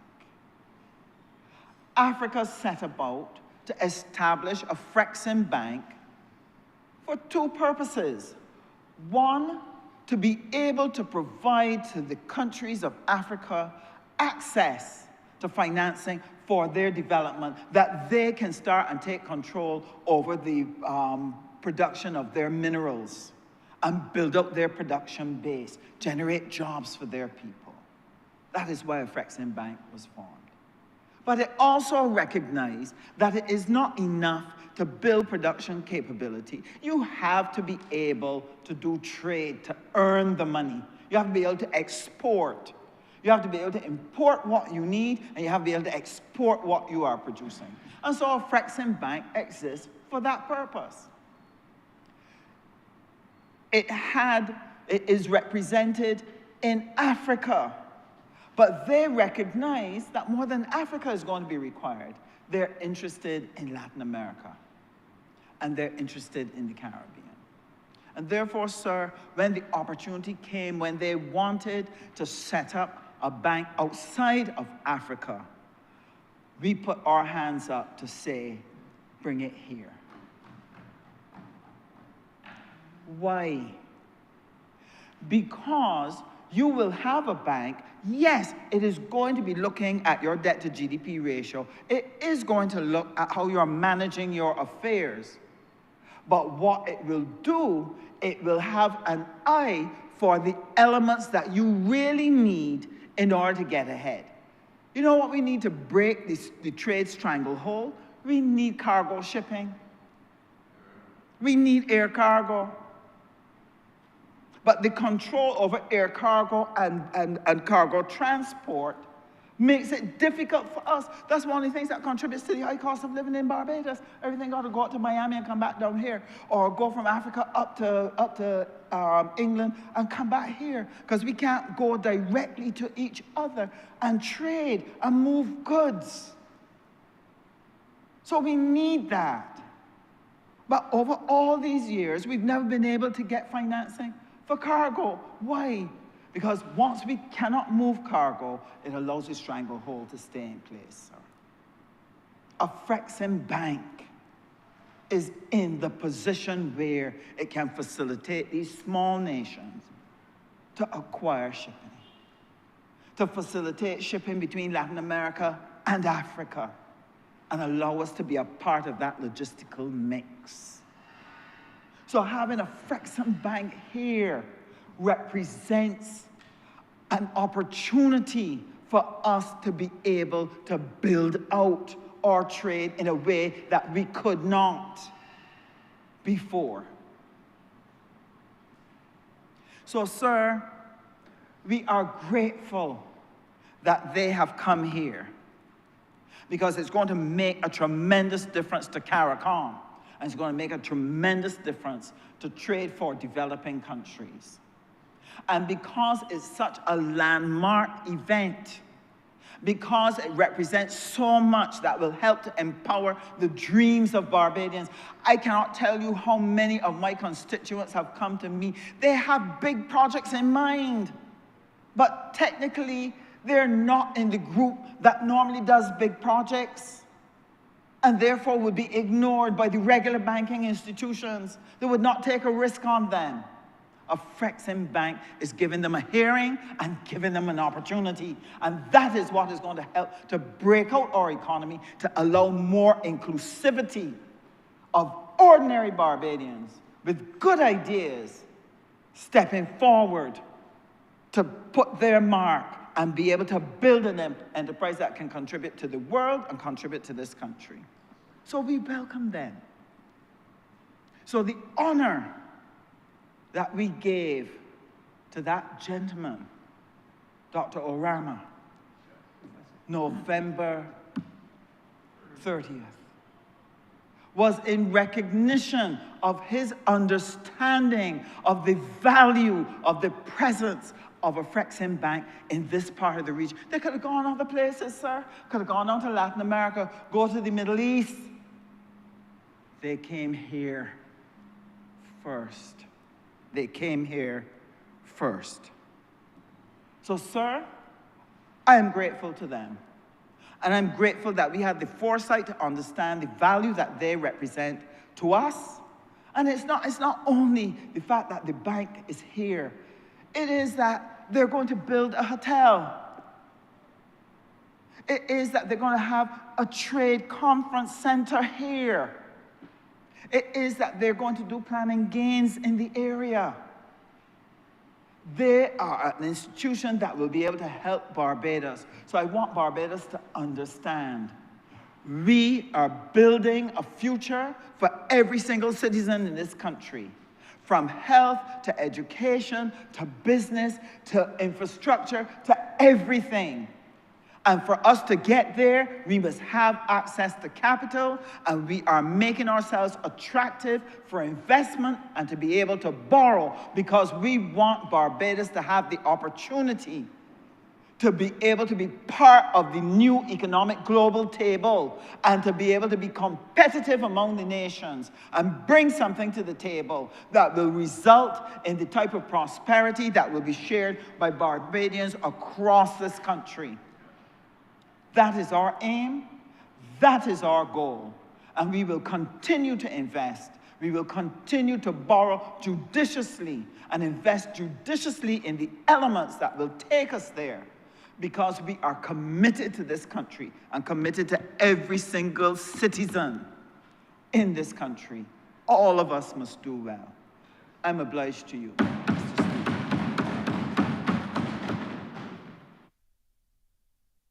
Honourable Member St. Michael, West Central. Thank you very much, Mr. Speaker. I too rise to support the resolution before this August chamber. And let me also express my thanks and gratitude to the Honourable Member for Christchurch East Central, who would have piloted the resolution earlier today. Mr. Speaker, the confidence led by the Honourable Member for Christchurch East Central speaks volumes, but is also a reminder and a timely reminder of the quality of intellect, the quality that we possess not only here on this side, but a quality of a person who continues to lead and to support the Prime Minister in the Ministry of Finance in a very exemplary manner. And I say that he will obviously continue to do what he does best, that is to protect the interests of Barbados and Barbadians. And Mr. Speaker, when the Honourable Member for Christchurch East Central comes to this chamber, or if he's in cabinet and he's piloting any matter before, especially here in Parliament, it's with a renewed sense of confidence that the Honourable Member speaks when he's here. And I really want to say that the country is so fortunate to have a man like the Honourable Member for Christchurch East Central working alongside the Prime Minister to deliver for the people of Barbados. Mr. Speaker, what we heard today was perhaps a political dress rehearsal by the leader of the opposition. And he did so, Mr. Speaker. Perhaps he feels that something is in the air or something is about to happen. But we don't know that, Mr. Speaker. But what we are busy doing is that we are conducting the business of Barbados. And we are managing so skillfully the affairs of Barbados to ensure that where the Democratic Labour Party took us in the last term, that we shall never, ever return there, Mr. Speaker. And I say so from the bottom of my heart, because the discussion about debt and debt management and borrowings, Mr. Speaker, has been a feature in every parliamentary term in this parliament. In every parliamentary term, there's always been a discussion about debt, and there's always been a discussion about borrowing. But, Mr. Speaker, the Barbados Labour Party, early in its term in 2018, would have done a number of amendments, not only to the financial practices and to the laws that govern financing in Barbados, to ensure that what we witnessed during the last term of the Democratic Labour Party never happens under this term. So this Barbados Labour Party government practiced the art of transparency in accordance with the resolution. You must bring the resolution to this Parliament, even if you approve it in Cabinet. You have to, with respect to borrowings, you have to bring it here, and you have to discuss it, Mr. Speaker. So there's clear transparency with respect to the borrowings that we have. And speaking, Mr. Speaker, on the matter before us under the Special Loans Act, I believe it's Cap 105 with respect to the borrowing of approximately $313.6 million. And speaking on that, Mr. Speaker, I believe it's important for us to take the country through its proper historical context. Mr. Speaker, it was the Barbados Labour Party, and there was a debate back then that built a number of what was then referred to as healthcare centers, later known as polyclinics across the island. And we did so by placing them at strategic points across Barbados for the benefit of all Barbadians. Mr. Speaker, it was the Barbados Labour Party that started the construction of the Queen Elizabeth Hospital ahead of the 1961 general election, Mr. Speaker, when there was a change in government. And there were people, Mr. Speaker, who would have criticized the then government, Barbados Labour Party administration of the day, for making a decision to commence construction of the Queen Elizabeth Hospital.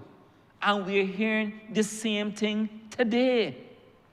It was the Barbados Labour Party that created the Transport Board under the wisdom and vision of the Right Excellent Sir Grantley Herbert Adams, Mr. Speaker, going back to the 1950s, Mr. Speaker, to ensure that we not only had a reliable and safe transport system in Barbados, but that we have public transport, and that is important.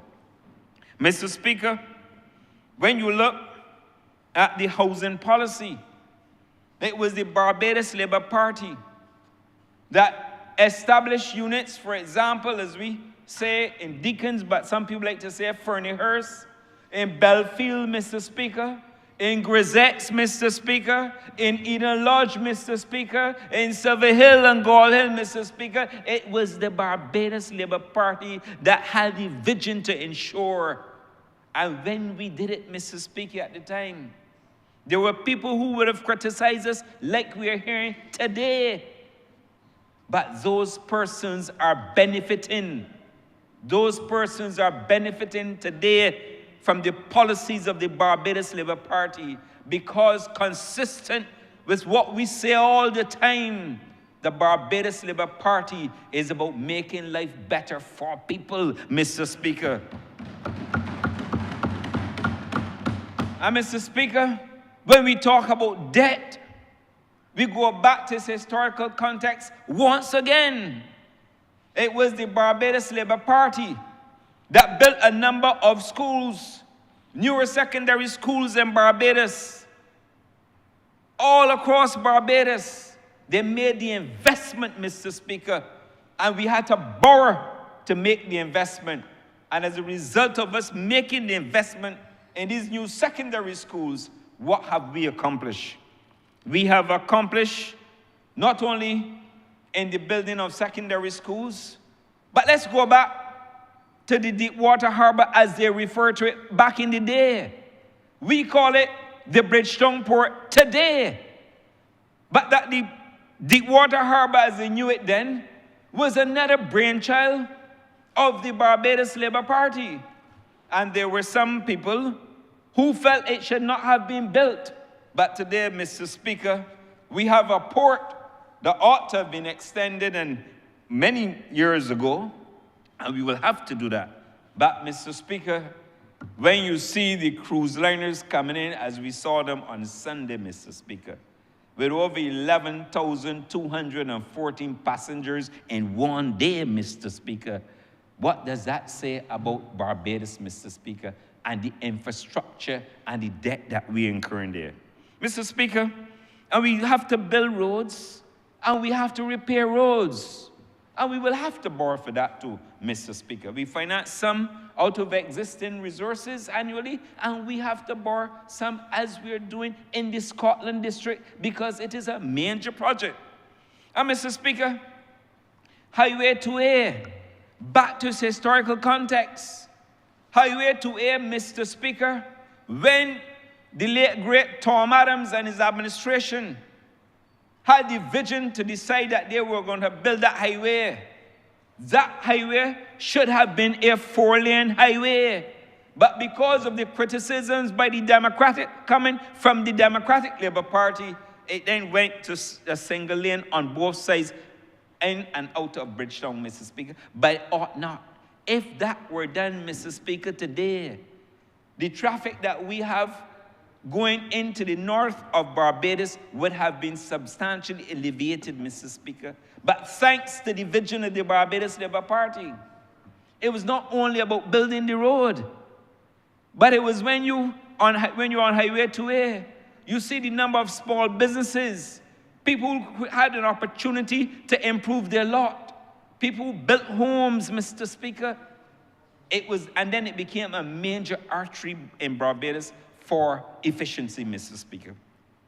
And I say all of that to say that everything we have done is about advancing the cause of Barbadians and making life better for them, Mr. Speaker.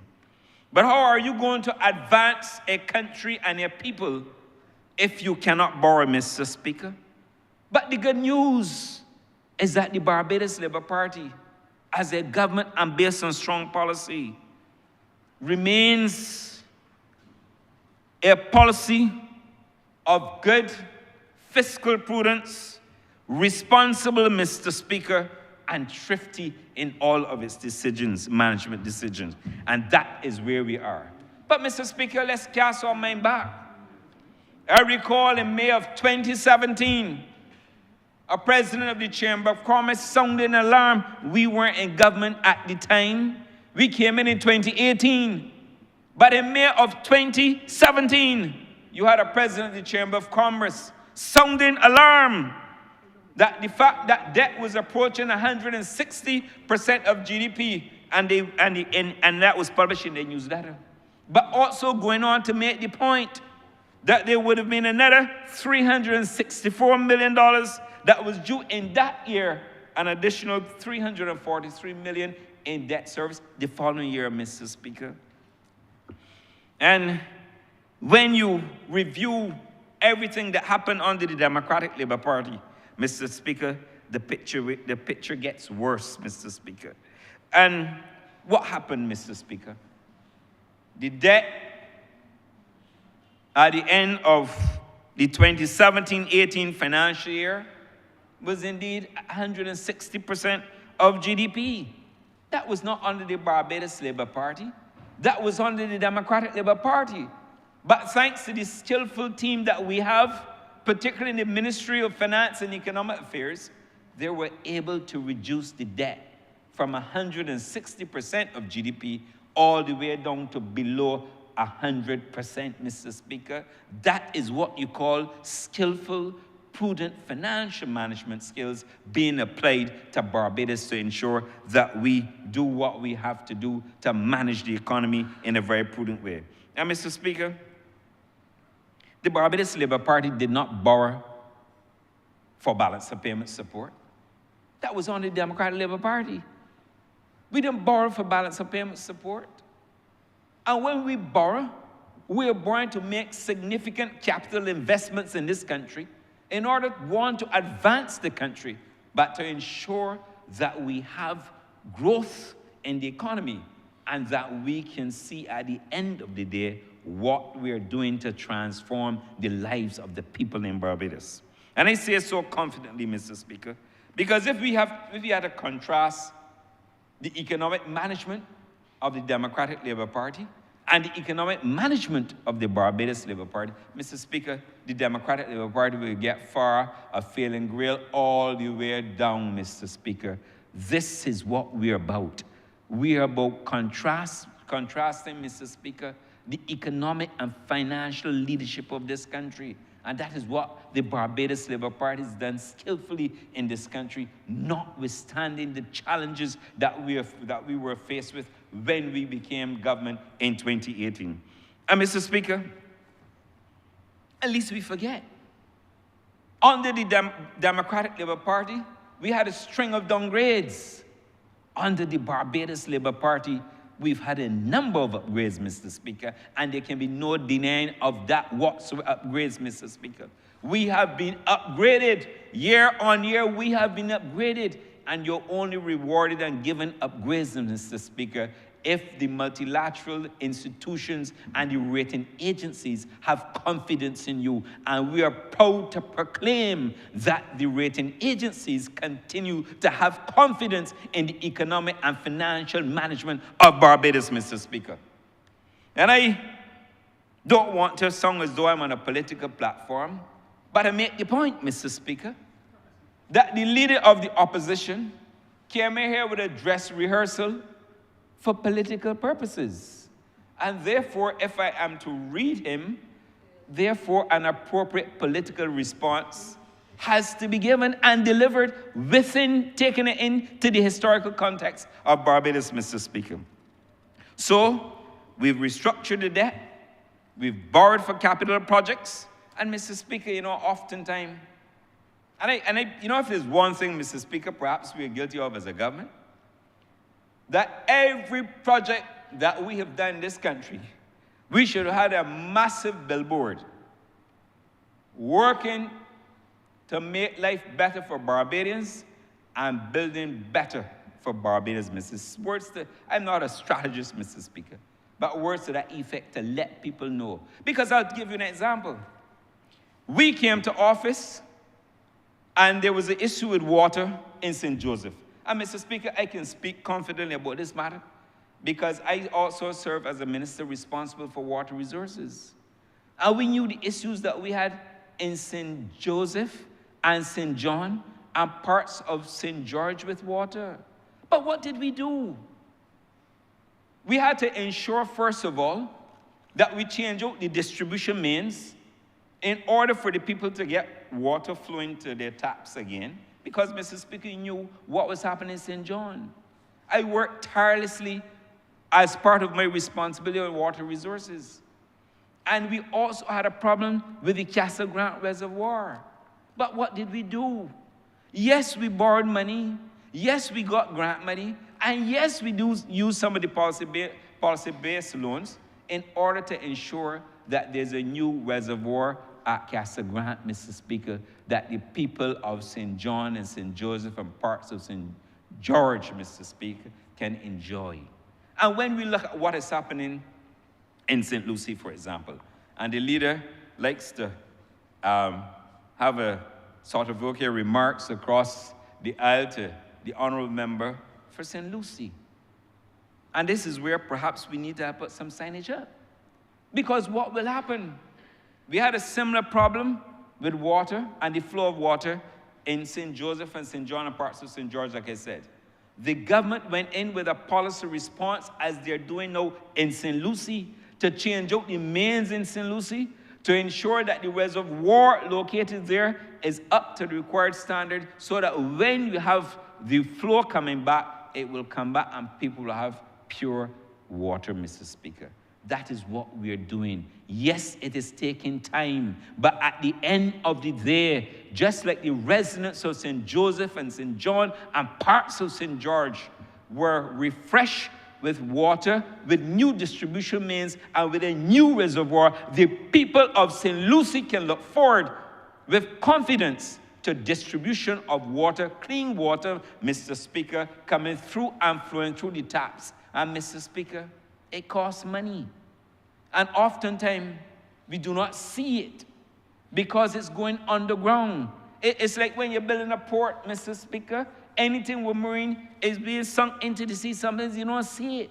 But when the ship's flowing, you see the benefits, Mr. Speaker. And that is what we're doing. You have to dig a trench.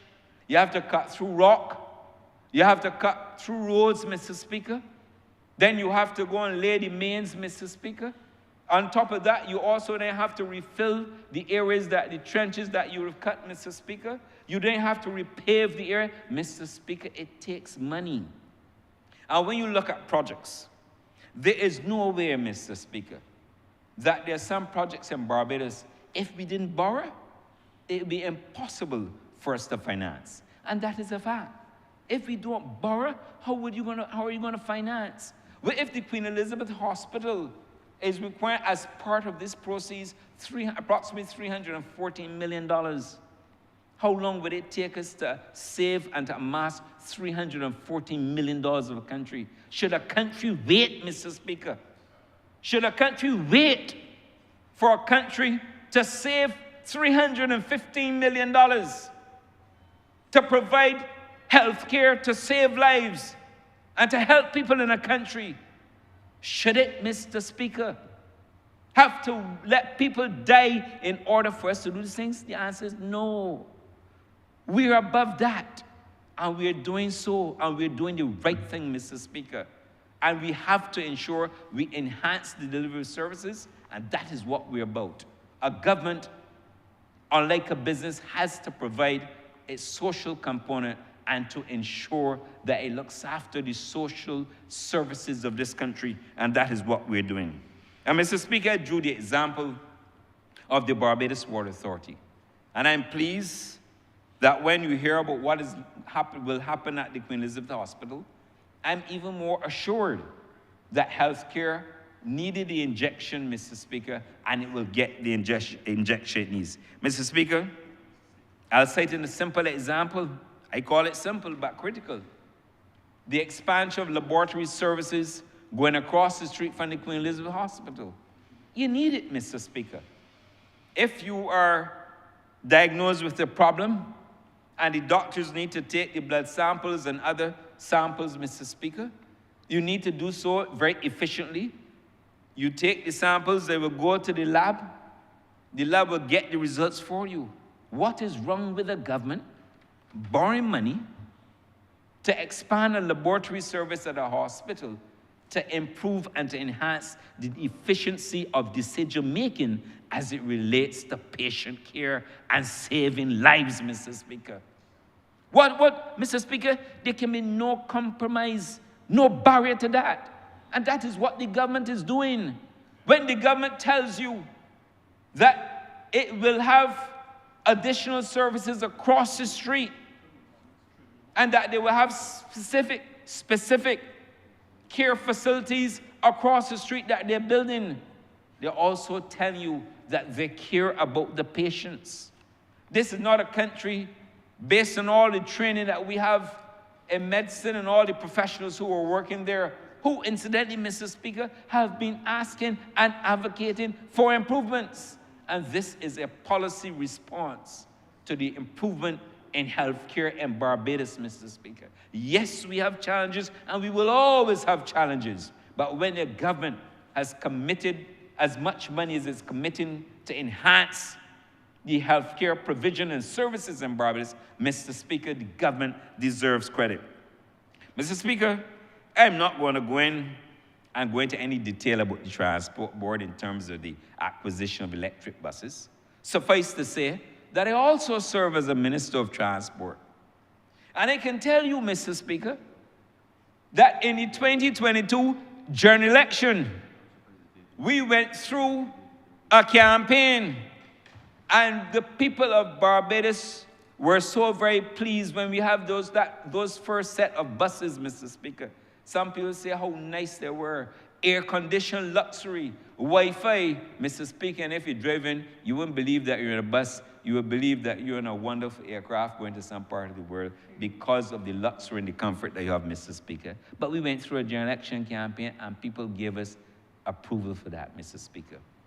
But we now have in Barbados the largest fleet of electric buses to be found anywhere in the Caribbean, Mr. Speaker. And that is again because of the leadership, Mr. Speaker. And we had to buy some too. And I was there, so I understand, Mr. Speaker, that we have to do these things. Mr. Speaker, we had to resurface Highway 1. We had to improve the roads in the Scotland district. And we're doing that now because not only for the residents who for years suffered, but we're also doing it because the Scotland district is part of our tourism attractions that we have on offer. And if you want to showcase Barbados, you have to showcase the best of what we have to offer. And access to get there is always critical and important. So we're doing it for the locals especially, but we're also doing it to ensure that the many attractions that we have and others to come, Mr. Speaker, in that area would have easy route and easy access. Mr. Speaker, the Grant International Airport. You have to, an airport, for example, Mr. Speaker, where if you had to redo or resurface a runway in Barbados, Mr. Speaker, and we are fortunate that we have the Grant International Airport with a runway of some 11,000 feet, Mr. Speaker. Few can boast of a runway in the Caribbean of 11,000 feet, Mr. Speaker. And we can land these 380 aircraft. We can land the 747 aircraft as we've done, and we can land other aircraft in Barbados as a result of that. But when you have to resurface 11,000 feet of runway, Mr. Speaker, if you don't have the cash in hand to do it, you have to borrow. But, Mr. Speaker, the good news is that having borrowed money or using PBL funds, policy-based loans funds, Mr. Speaker, the country is now seeing and experiencing a boom in tourism, Mr. Speaker. Look at the aircraft parked on the Grand Lems International Airport, and what is that investment doing?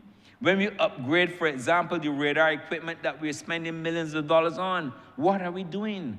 We are sending a signal to the international airlines that you can come to Barbados and you can land safely here at Grand Lems International Airport so that we can attract even more airlift, Mr. Speaker, and that is what we're doing, Mr. Speaker. So we are making investments. When we look at the Bridgetown port, and you see what we did, Mr. Speaker, there was often a complaint in Barbados that when the cruise ships coming into Barbados, the cargo ships, will have to wait outside of the port's basin before they can come in and wait until the cruise ships leave Barbados. Mr. Speaker, the government of Barbados invested over $100 million in Berth 6. And when you pass this mighty Grenada Highway, you will see it. That when the cruise ships are in port now, you have the cargo ship there at Berth 6, Mr. Speaker, offloading.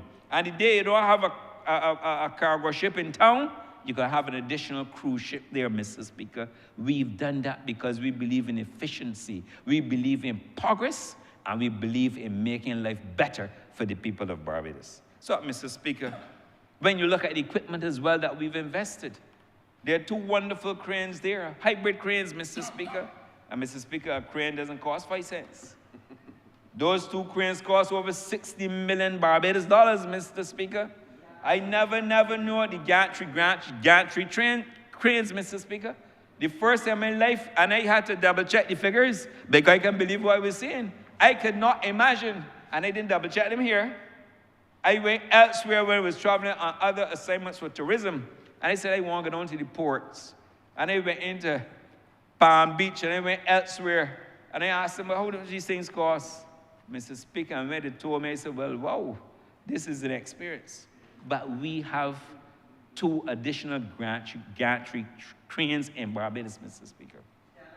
And we've done so, and the reason we did it, because we want not only to drive more efficiency at the port, but we recognize there comes a time that you have to make sure you have adequate inventory, but you don't wait until everything breaks down, like what happened in Transport Board, where the Democratic Labour Party left everything broke down, and we came in and we had to buy electric buses and start the process again. Mr. Speaker, and I know firsthand because I have been an eyewitness to what occurred at the Transport Board. Mr. Speaker, when you look at the investments that we are making in the security apparatus as well, not only at the Grand Lams International Airport, but at the seaport, the scanning of equipment, a scanner that sometimes, Mr. Speaker, when you go and look at these prices, you ask yourself, oh dear Lord, but you have to buy it.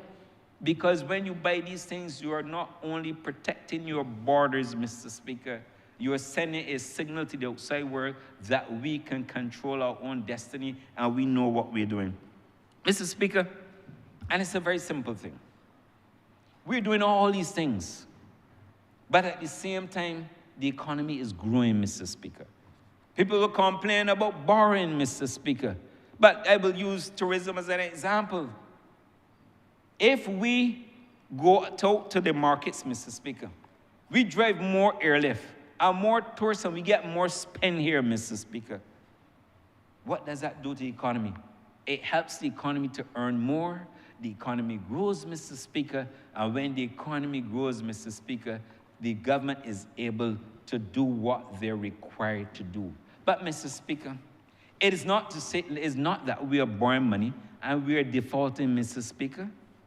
We didn't default and have not defaulted, and the Barbados Labour Party has never, ever defaulted on any loans in the history of the Barbados Labour Party, and as it relates to cabinet governance, Mr. Speaker. We've never, ever, Mr. Speaker. But we are earning more, and I use tourism as an example. As we earn more from tourism, as we did in 2024 compared to 2023, where we earn additional $418 million. When we earn more, the Minister of Finance has something more that he can bill out social services. He has a little extra cash that he can pay down some more debt. And Mr. Speaker, talking about paying down debt. But there's no other government in the history of Barbados that has paid down as much debt as we have paid down under the leadership of the Barbados Labour Party. And that's a fact, Mr. Speaker. And as it relates to renegotiating debt, we were faced with situations where we came to office and we had debt at higher interest rates.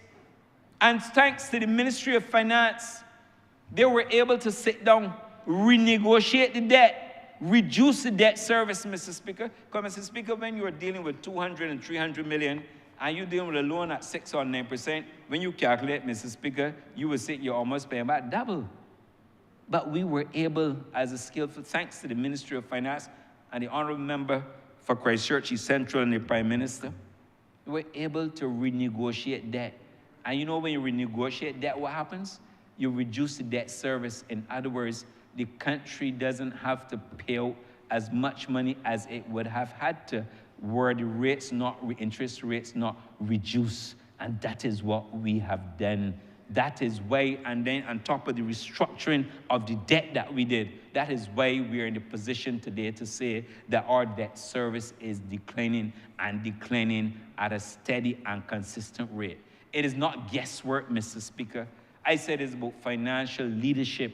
It is about prudence, Mr. Speaker, and it's also being about being thrifty, Mr. Speaker. So I'm not going to delay the House unduly. Suffice to say that the Leader of the Opposition would have made some comments. He said, Mr. Speaker, that he opposed the loan for the Queen Elizabeth Hospital. But Mr. Speaker, if there's a dress rehearsal for a political event, I look forward going all across Barbados, telling the country that the leader of the opposition objected to a loan for the expansion of the Queen Elizabeth Hospital. Mr. Speaker, he also said, the leader of the opposition said, that something is wrong in Denmark, I'm quoting Shakespeare. But Mr. Speaker, something was definitely wrong with the Democratic Labour Party's economic leadership that he now represents, Mr. Speaker. It was definitely wrong, Mr. Speaker. So if something was wrong or is wrong in Denmark, as he claims, Mr. Speaker, I'm saying to you, based on all the available evidence and all the independent commentators would have confirmed that there was definitely something wrong in Denmark with the Democratic Labour Party's economic plan. And Mr. Speaker, I'm not going to respond to the argument that the government of Barbados is on trial for the betrayal of poor people in Barbados. Mr. Speaker, that will be an expedition, Mr. Speaker, that we will have to deal with at a later date. And Mr. Speaker, there will come a time when there will be a general election in Barbados, and the country will be called upon, and we will be called upon to account. But, Mr. Speaker, and I don't know when that will happen, but suffice to say that the Barbados Labour Party's proud record of service and accomplishments, Mr. Speaker, must speak for the performance of the Barbados Labour Party. And I say to you, and I say to all Barbadians, don't be fooled. Barbadians who would take, if you look at it in your individual circumstances, there's some people who cannot build, let's use the example of a wall house on their own. There comes a time where some people have to borrow money to buy land and then they build a house. There's some people who go to a bank and they borrow money to improve their lot and to build a house. There's some people who may have a mortgage and decide to go and borrow money to buy a car. And that happens. And it's no different with the government. A government cannot afford in any one go, Mr. Speaker, to take up $315 million because you don't have the resources. It's easier to borrow, Mr. Speaker, and then spread it out over a term of maybe 15, 20 years as you do in a mortgage payment, so that we can provide the services, so that we maintain infrastructure in this country, so that we maintain health services and health care, so that we maintain our ports of entry, that we can ensure that we have even more visitors coming to Barbados who will spend more, Mr. Speaker. It is important that we improve our infrastructure generally. We simply cannot do it on our own, and we have to borrow. And there will come a time, Mr. Speaker, when we will have to explain this, Mr. Speaker, in greater deal. But be assured, Mr. Speaker, that the Democratic Labour Party will never put me on the defensive as it relates to this matter. And I've been longing to speak on this matter, Mr. Speaker. I will be on the offensive, Mr. Speaker, because this Barbados Labour Party has nothing to be ashamed of. This Barbados Labour Party borrows money and it pays back, Mr. Speaker. But this Barbados Labour Party, Mr. Speaker, is also very prudent, as it says. And we always take the best interests of the people. And we will continue to do what is right, Mr. Speaker. We will continue as a political party and as a government in office representing the likes of the right excellent Sir Grantley Herbert Adams, late great Tom Adams, late Sir Harold Bernard St. John, the late right Honourable Owen Seymour Arthur, and all those who have formed and supported the Barbados Labour Party government. We will continue to make life better for the people in Barbados. We were called upon to do it in 2018, and we responded and we won the confidence of the people in 2022. And I have no doubt whatsoever that once we remain on track, once we continue to build out infrastructure, once we continue to respond to the social needs and concerns of the people of this country, that the people will ultimately sit back and assess the situation and will once again restore the confidence in the Barbados Labour Party to advance the fortunes. So I really want to close, Mr. Speaker, by thanking again the Honourable Member for Christchurch East Central. He's a hard-working man, and I know that the people who sent him here will ensure that he continues to remain in this place. And I want to say that he's very, and I speak on my own behalf as well, and other colleagues will speak, he's very supportive. He gives solid advice as a minister in the Ministry of Finance. He's capable, and I go to sleep every night. Rest assured that the country's fiscal affairs will never be compromised as long as you have a man like the Honourable Member for Christchurch East Central, Mr. Speaker, supporting the Prime Minister in the Ministry of Finance and the other officials who work so tirelessly around the clock to ensure that this country's fiscal affairs remain in sound shape, Mr. Speaker. And with those few remarks, I'm obliged. Honourable Member for St. James North. Thank you very much, Mr. Speaker. I rise to lend my support to this resolution.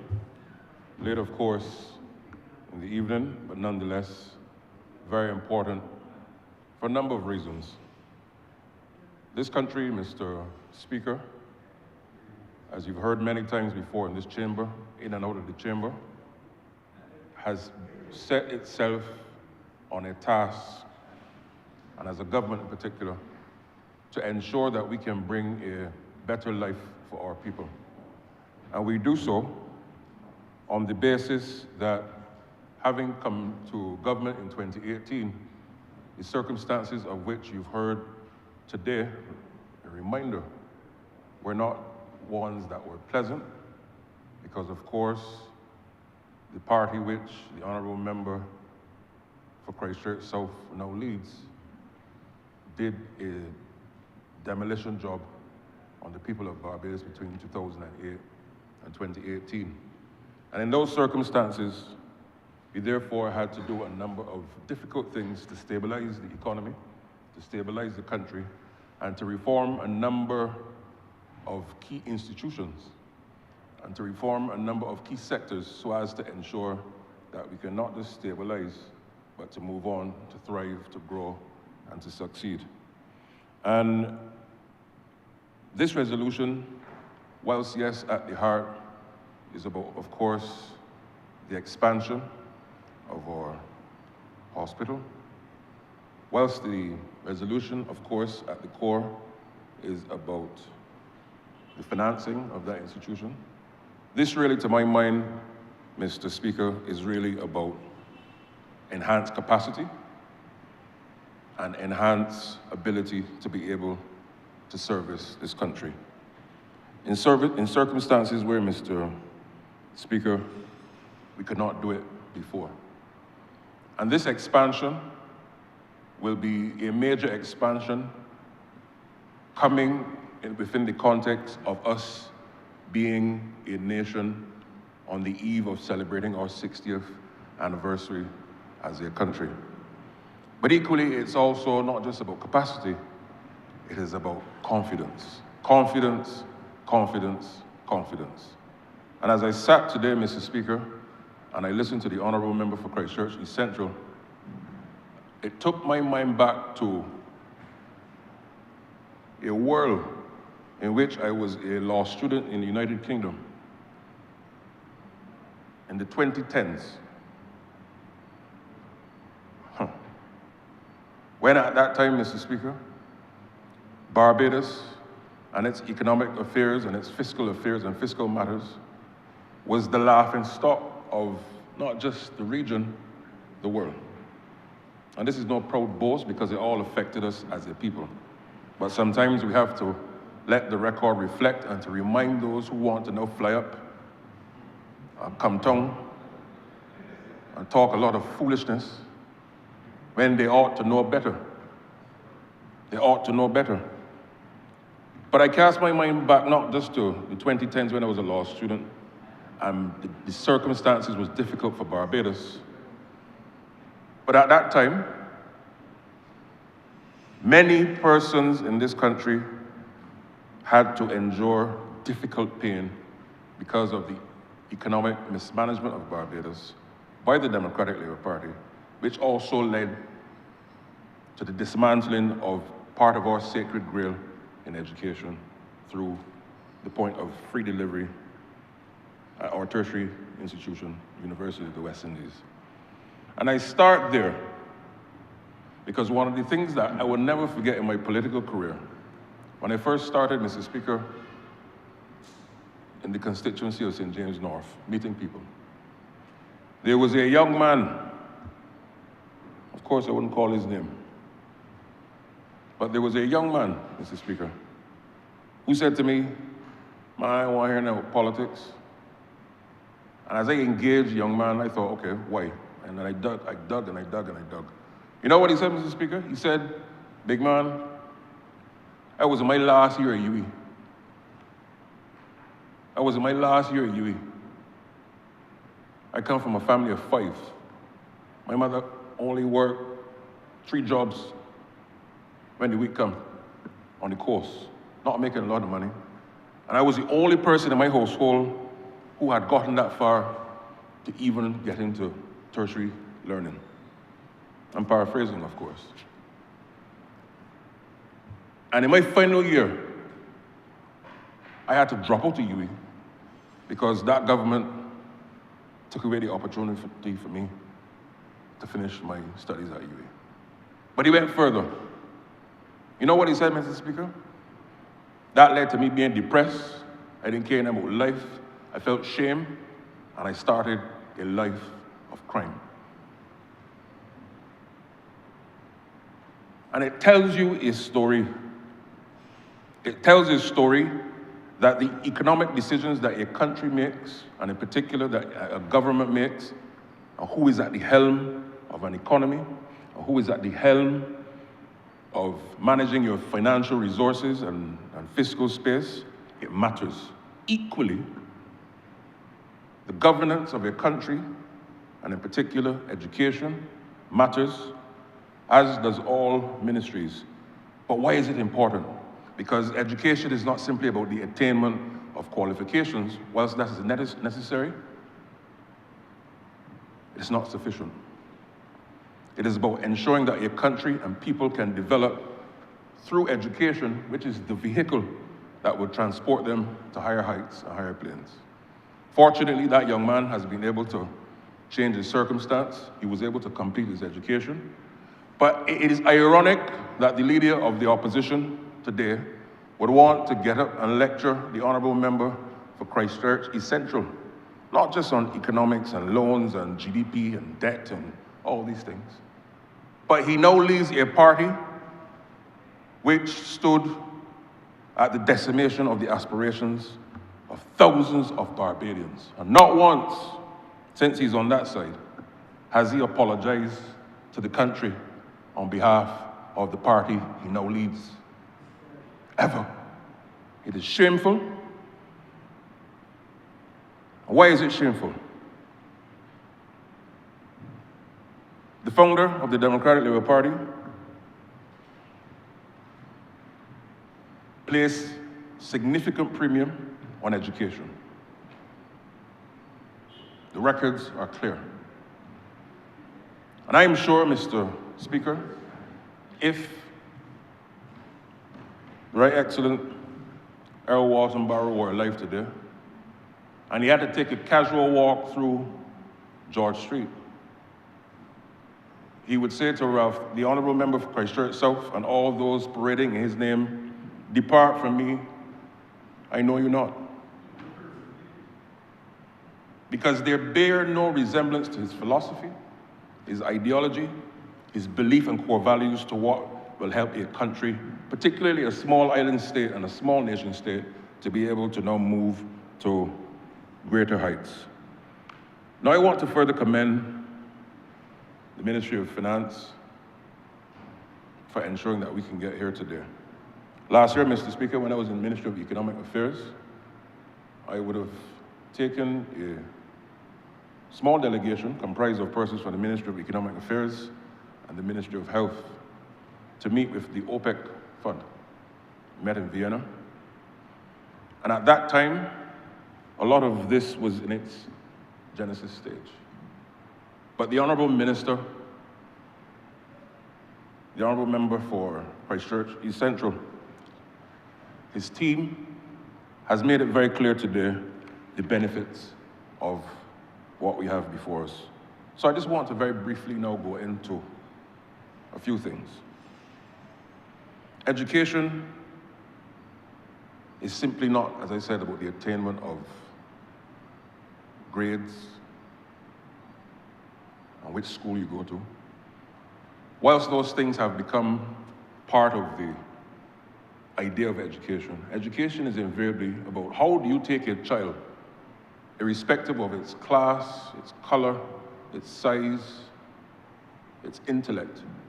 You take that child as they are, irrespective of circumstance, and you put them through a conduit called the education system of Barbados, and you prepare them for the world ahead, the world in which changes at a very rapid pace, a world which is different to what it was 5 years ago, 10 years ago, 30 years ago. But at the same time, in a system that has been hitherto rooted in a colonial experience, and one which has, of course, taken us so far and no further. And therefore, the mission of this Ministry of Educational Transformation, which I lead, is simply about ensuring that we give our students and children who go on to be adolescents and adults the best global chance of success. Because why? The real competition, Mr. Speaker, is about helping them to compete against their counterparts, not just here in Barbados and the region, but around the world. Now, when you look, therefore, at being able to do all of these different things, these things require financing. This government has been able to, and you see it around the country, ensure not just that schools are being repaired, but we're having aggressive programs, partnering, of course, also with a number of international partners, the IDB, for example, with our Skills for the Future 2 program, where we're not just looking at the infrastructure, which I must add, Mr. Speaker, our infrastructure is largely between 50 years old and 200 years old. And therefore, as we build out, it is really about changing not just the physical infrastructure in changing a door here or a cabinet there or a classroom, but building schools that are fit for purpose for 21st century learning and realities. That therefore means, given particularly that we're in this part of the world on the front line of the climate crisis, one, schools that are resilient. We only need to look very close by to our sister nation of Jamaica. And it's not just Jamaica. Countries around the world, particularly in the tropics, who are on the front line of the climate crisis with hurricanes or cyclones, continue to face these realities. And therefore, the building of schools now require even more that we have resilience at the core of our building and our designs to ensure that they're fit for purpose, to withstand as much as possible whatever the environment will bring. But two, designing the schools also, Mr. Speaker, in a way that will allow for new modes of learning and teaching, not just the traditional teacher being at the front of the class and the children standing or sitting, in the rows and the columns, but also in ways that allow for students to stand and engage and to be on the outside in plants that reflect beautiful environments, physical environments that are wholesome, pleasing to the eye, and that brings our education system now into a modern era that can now be a model for the world to adopt. We set a very bold but clear ambition to be the #1 education system in the world within the next 7 years. And part of this transformation, particularly with the program I just outlined, is to also to do so through ensuring that our schools also have the necessary infrastructure, technological and otherwise, to keep our children on the cutting edge of transformation. We only saw, for example, we don't need to look back at COVID, where because of the pandemic, our students and of course our teachers had to be ushered into, at a moment's notice, into online learning. But this also goes back, as I said, to the vision of which this party carries for the country. In the 1990s, certainly as a young secondary school student at the time, we'd all recall our then Minister of Education, now Prime Minister, would have conceived and said to the country and said to the world about her vision for EduTech. What we were dealing with in 2020, 2021, 2022. It is almost as if she could see what the future of the world was. Similarly today, the education transformation exercise, Mr. Speaker, is about the same thing. We do not know what the future will hold. We do not know what calamity or crisis the world may hold, but how do we effectively prepare our citizens who will not stand children forever, but who effectively, as I said, will go into adolescence and adulthood, but they have the skills necessary to pivot and to thrive in whatever environment the world presents itself. And that, therefore, must be the hallmark of what we're achieving through education. And it requires, therefore, for us to have the necessary elbow room, policy space, fiscal space, to be able to deliver on these things for the country. Because why? These things need money. But you don't just, as the Honourable Member for Christchurch, East Central, said in his opening delivery this morning, you don't just take up the cash and say, here. There's a way that governments, particularly for small states, have to operate. Borrowing also, as I said, is about confidence. During that time in the 2010s, nobody in their right mind, certainly no financial institution with any level of financial discipline, was prepared to lend Barbados money at rates that were low. Why? Because our economic management of the country at that time under the Democratic Labour Party said to all around the world, you do not have the capacity to pay back your loans. You don't have the capacity to run your affairs well enough. We don't have confidence in you, so therefore, you got to pay a higher interest rate. Simple as that. Simple, basic economics. And for this to now have concessional finance, 3%, 3%, over a 20-year period, with a 4-year grace period. Oh Lord, man. This speaks once again to the confidence that has returned to the Barbados economy. And around the world, people are prepared again to invest in Barbados. Because why? The partners at some point still want to have the return. So we've now brought the economy in such a place that we have the confidence of institution after institution after institution after institution around the world to be able to say, here, Barbados, here is this sum of money to deliver on what you want to deliver through health in this instance. And we're going to give you at a 3% rate, concessional rate, over a 20-year period. Over a 20-year period, allowing you to build out the capacity of your healthcare institution for your country. This is a testament of the confidence of Barbados in the world, and this government must be commended for that. But it is not just about the confidence, it's not just about the capacity.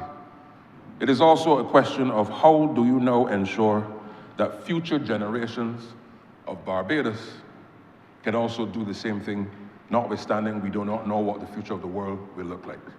And therefore, education must now be that enabler to give them the tools, including the values, including the skills, including the mindset, to be able to navigate any circumstance that may come before them. And that is one of the reasons why included in the transformation of the curriculum is the idea of ensuring that financial literacy is a key component, not just about how to manage your household, but also, let's face it, our young people are challenging the status quo of ideas, the settled ideas that we once took for granted. We had a discussion a couple of weeks ago where the young people at Commonwealth School a couple of weeks ago indicated, and they were from secondary schools from all across it. Michael, you were there, Mr. Speaker.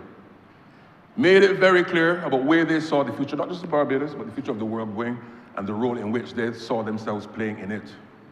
And I took my mind, as I sat there, I took my mind back to when I was that same age. Yes, I was on that same trajectory, but I was not as refined as this generation is now today, in terms of where I saw the country going and my role in it.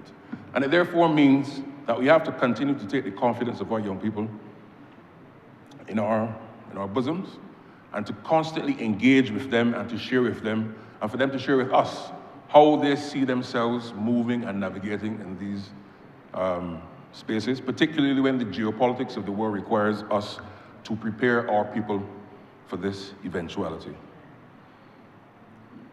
And therefore, when you hear the question of why is the value of education now such a big thing, Mr. Speaker, irrespective of administration, and I want to remind the Democratic Labour Party, and to remind, of course, those who are listening, I stood here in August and gave a ministerial statement on the future of education in Barbados and the future of transformation of education. And I remember it very clearly.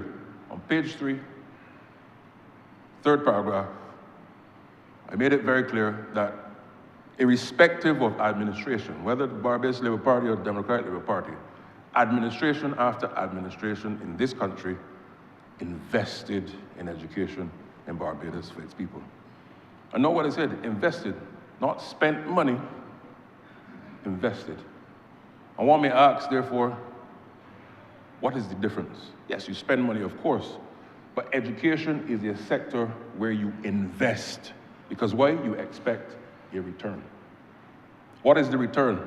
For us to continue to build out a society that provides for its people, a society that is competitive, a society where an ordinary young man or woman, irrespective of ability, whether you're disabled or not, you can contribute to your country based on the system that you've passed through, and we prepare you for the world to be able to contribute in a meaningful way that brings honor to yourself, community, region, and by extension, everyone around you.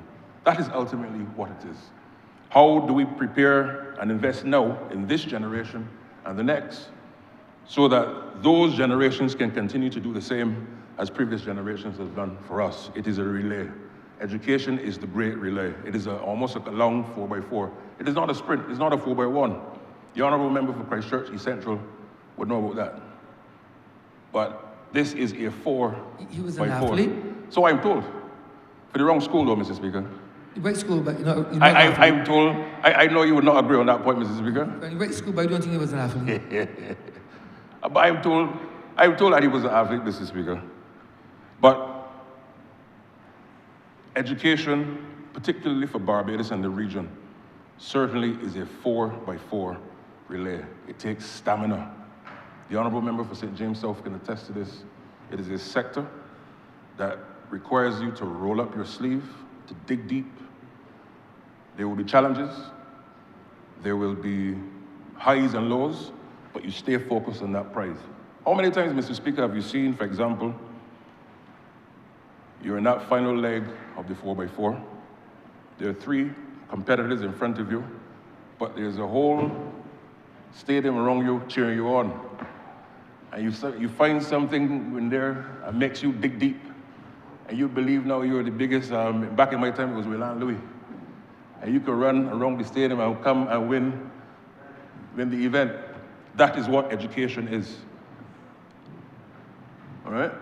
So I simply just want to say that this, for us, Mr. Speaker, is a major and defining moment for health in Barbados. And I want to commend the Honourable Member for Christchurch East Central for what he and his team have been able to do to help us to get to this point. And I'm obliged to you. Honourable for Christchurch East Central. Thank you very much, Mr. Speaker. Let me thank honourable members for their contribution. If it was possible, sir, for me to raise in a point of order to clarify for the record, sir, I just want to let you know, sir, that indeed I held the 200 meters record from 1995 until 2013 at school, so under 20 boys. But be that as it may, sir, so I get the sprint analogy quite well. But sir, this debate, I think, was timely today, especially in the presence of the young students that were here earlier in the day. And I think certainly the honourable member for St. James North in reinforcing the point that, one, the value of education is critical, and therefore we cannot take for granted in the context of a relay race that we do have to make sure that we encourage our young people to understand and appreciate the value of education. And the point that we are simply trying to make with respect to indicating to Barbadians what things cost. Because I made, I made the point, sir, at Common last week, that when I was at school,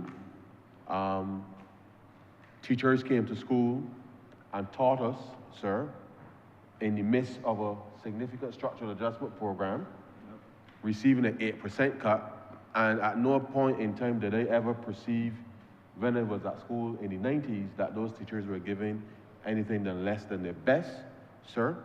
And therefore, it is important to appreciate the value with respect to the education that you are receiving, and therefore we cannot take it for granted what it takes to be able to help deliver that. And therefore, one of the things that we are going to be doing more broadly is to ensure that citizens understand fully exactly what it takes to be able to deliver these public goods and these public services. And so I support the work that's being done by the Ministry of Education to bring greater sensitivity, simply because, sir, as you well know, a number of people had to drop out of school, university, simply because they were not prepared for any changes, and therefore it came as if it was, well, it really was something out of left field with respect to how families were able to, or unable to make any decisions with respect to helping to keep young people engaged. The honourable member for St. Michael North clearly outlined all of the, well, not all, but most of the work that has happened with respect to the government's commitment to the QEH over the course of the last 7.5 years. We too have negotiated with the credit unions a specific facility to be able to purchase additional equipment for the QEH. And those resources people will experience on a daily basis without recognizing that the financing for the acquisition of these things have been done with respect to ordinary Barbadians, sir. Because the credit union movement is ordinary Barbadians. And we developed that specific intervention so that ordinary Barbadians can contribute to the financing of the improvement of delivery of health care in the country. And in so doing, you get better health, but also you get a rate of return on that investment. And therefore, we crafted that solution, which is also helping being rolled out now with respect to acquisition of the equipment at the QEH. And therefore, this is not esoteric discussion, sir. We have engaged Barbadians directly by working with a number of credit unions to raise capital to be able to help outfit the QEH with respect to the loans. Other honourable members raised issues in agriculture. The member for St. Michael South Central spoke to the enfranchisement opportunities that such a captive market can have in the area. And that is the type of inclusive growth that is part of why we have been so focused on getting the right interventions in a timely manner. And the truth is, sir, we would have loved to have done this 3 or 4 years ago, having come out of the grace period as I indicated. But COVID and a range of other competing objectives meant that we had to take the time to find the right financial innovation to be able to deliver this. And so I say to Barbadians that as we roll out these opportunities, it is something that we need to be able to bear in mind that whilst we want to press on with the business of delivering these things, it does take some time to be able to ensure that we find the right financing arrangements to put in place to make these things happen. I should remind the House, as the Honourable Prime Minister in one of her interventions made in the Chamber, that in 1994, and I told this story last Friday at the speech day, sir. I voted in 1994, sir, the day before I went into Upper Six. And I didn't know then, sir, that the previous government, the previous Democratic Labour Party government, had committed to removing tuition fees at the university. And I made the point to the students, sir, that one, at that point, I was interested in pursuing music. And I spent a lot of time in my guidance counselor's office trying to find funding to do music overseas. My mother, at the time, obviously could not afford for me to pay to go to no university. But I did not know at the time that the government had committed, and it wasn't that the World Bank was putting the condition on the country. This was a condition that the Democratic Labour Party, sir, put on the table to negotiate as part of the negotiation for that loan. And the Honourable Prime Minister, in saying to the Prime Minister at the time, the late Right Honourable Owen Arthur, saying, well, sir, this is the policy matrix that was agreed by the previous government. And clearly, the Honourable Prime Minister and the Minister of Education, the now Prime Minister, obviously went back to the World Bank and said to the World Bank, well, we need to be able to get this sorted. And the World Bank, it is at that point that the World Bank informed them that it wasn't the World Bank condition, but one from the government. And therefore, that particular policy intervention was removed from the matrix, and all of us in this chamber are familiar with how the process works, which still allowed the loan to be processed, the last loan to be processed from the World Bank, in spite of the fact that the previous government had committed, volunteered this particular action. And therefore, it is important, sir, that the Ministry of Education inform parents at all levels as to what it takes to deliver education in this country. Because it is not just the fact that there's a zero bill, but given that the last Democratic Labour Party administration successfully introduced tuition fees at University of West Indies, which had a cascading effect on many Barbadian families, it still has an impact on Barbados today. It is important, sir, that we let people know what is at stake, because should some extraordinary circumstance happen in the future, they would be advised in advance so that they can make better informed decisions, sir, at the appropriate time with respect to the future of their families. And so we don't take this lightly, sir. We do not take this lightly. And therefore, this resolution before the House intended, one, earmarked to focus on the infrastructure development with respect to the expansion of the Queen Elizabeth Hospital to deliver more and expanded services to the country is critical. The second resolution, sir, which is a policy-based loan supporting the work that we already continued, we already started, sorry, with respect to further developing resilience socially in the country, gives us greater flexibility with respect to being able to address the matters related to the social sector. And therefore, again, whether in education, whether in citizen security, whether in housing, whether in the directly within the social empowerment agency that it has been formed, the government has flexibility to be able to deliver on these things. And so, sir, I am happy to have had the opportunity to listen to my colleagues put on record what government has been able to achieve in a key number of areas, and I look forward, sir, to us being able to continue delivering for the people to ensure then that they know that we have their back. And so, with those very few words, sir, I beg to move that this resolution do now pass. Honourable member, this relates to the first resolution The first, relative. order number 11. Order number Yes, 11. yes, this. The question is that order number 11 resolution do now pass. All those honourable members in favor, please say aye. Those against, please say no. Me think the ayes have it. This resolution stands passed.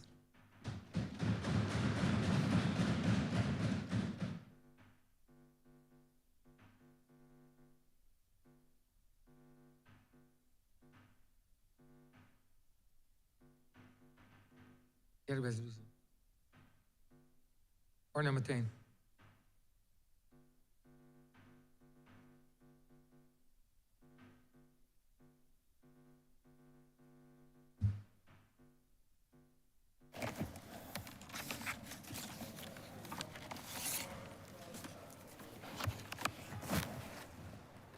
Order number 10, sir.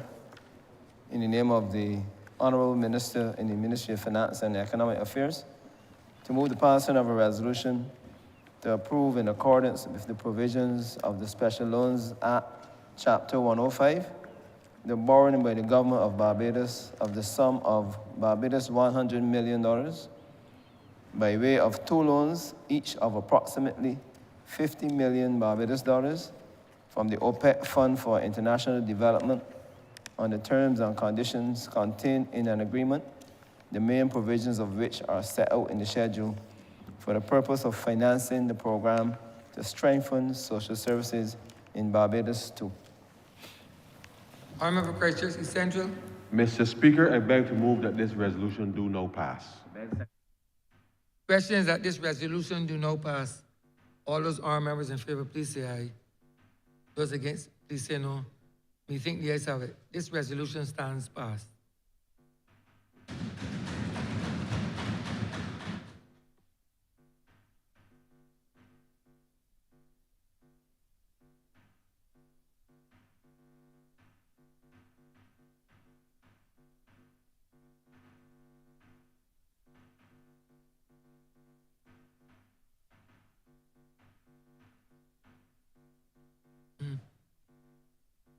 Order number 12, sir. In the name of the acting leader of the House, to move the passing of a resolution that the Honourable the House of Assembly concur with the Honourable the Senate that A, the Tourism Accommodation Bill 2025 and Barbados Tourism Product Authority repeal Transfer of Assets and Liabilities Bill 2025 be referred to the Joint Select Committee standing on economic and productive sectors, and B, Standing Order 28-4 of the Standing Orders of the Honourable House of Assembly be suspended for the duration of the deliberations of the committee on the bills and any matters connected thereto. And C, the committee be empowered to consider the principles and merits of the bills and to report no later than 3 months from the date of its reference. Let's move that this resolution will pass. Mr. Speaker, I beg to move that this resolution do not pass. The question is that this resolution do not pass. All those honourable members in favor, please say aye. Those against, please say no. Me think the ayes have it. This resolution stands passed. Honourable member. Yeah.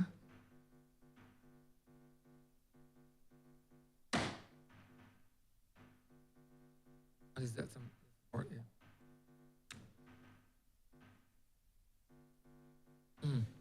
Honourable member Christchurch East Central. Committal government papers.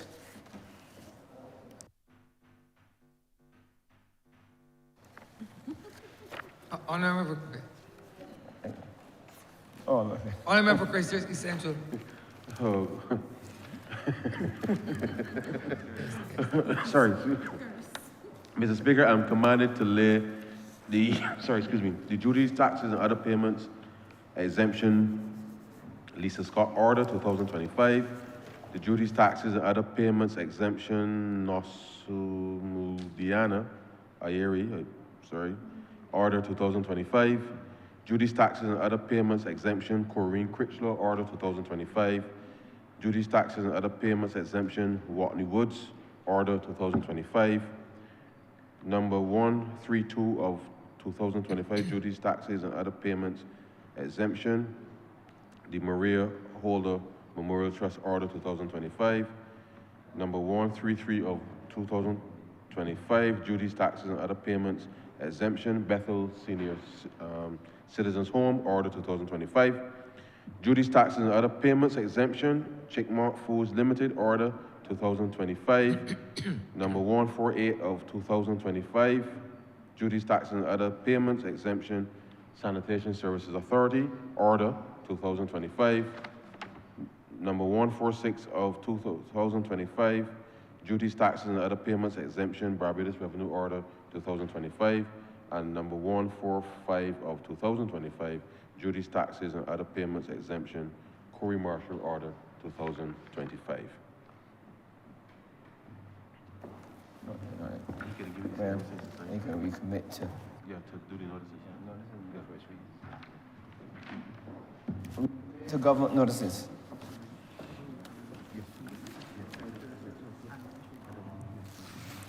So, Mr. Speaker.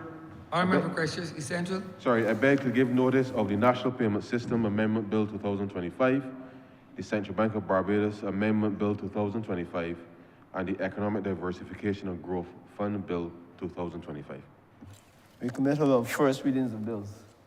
Honourable Christchurch East Central.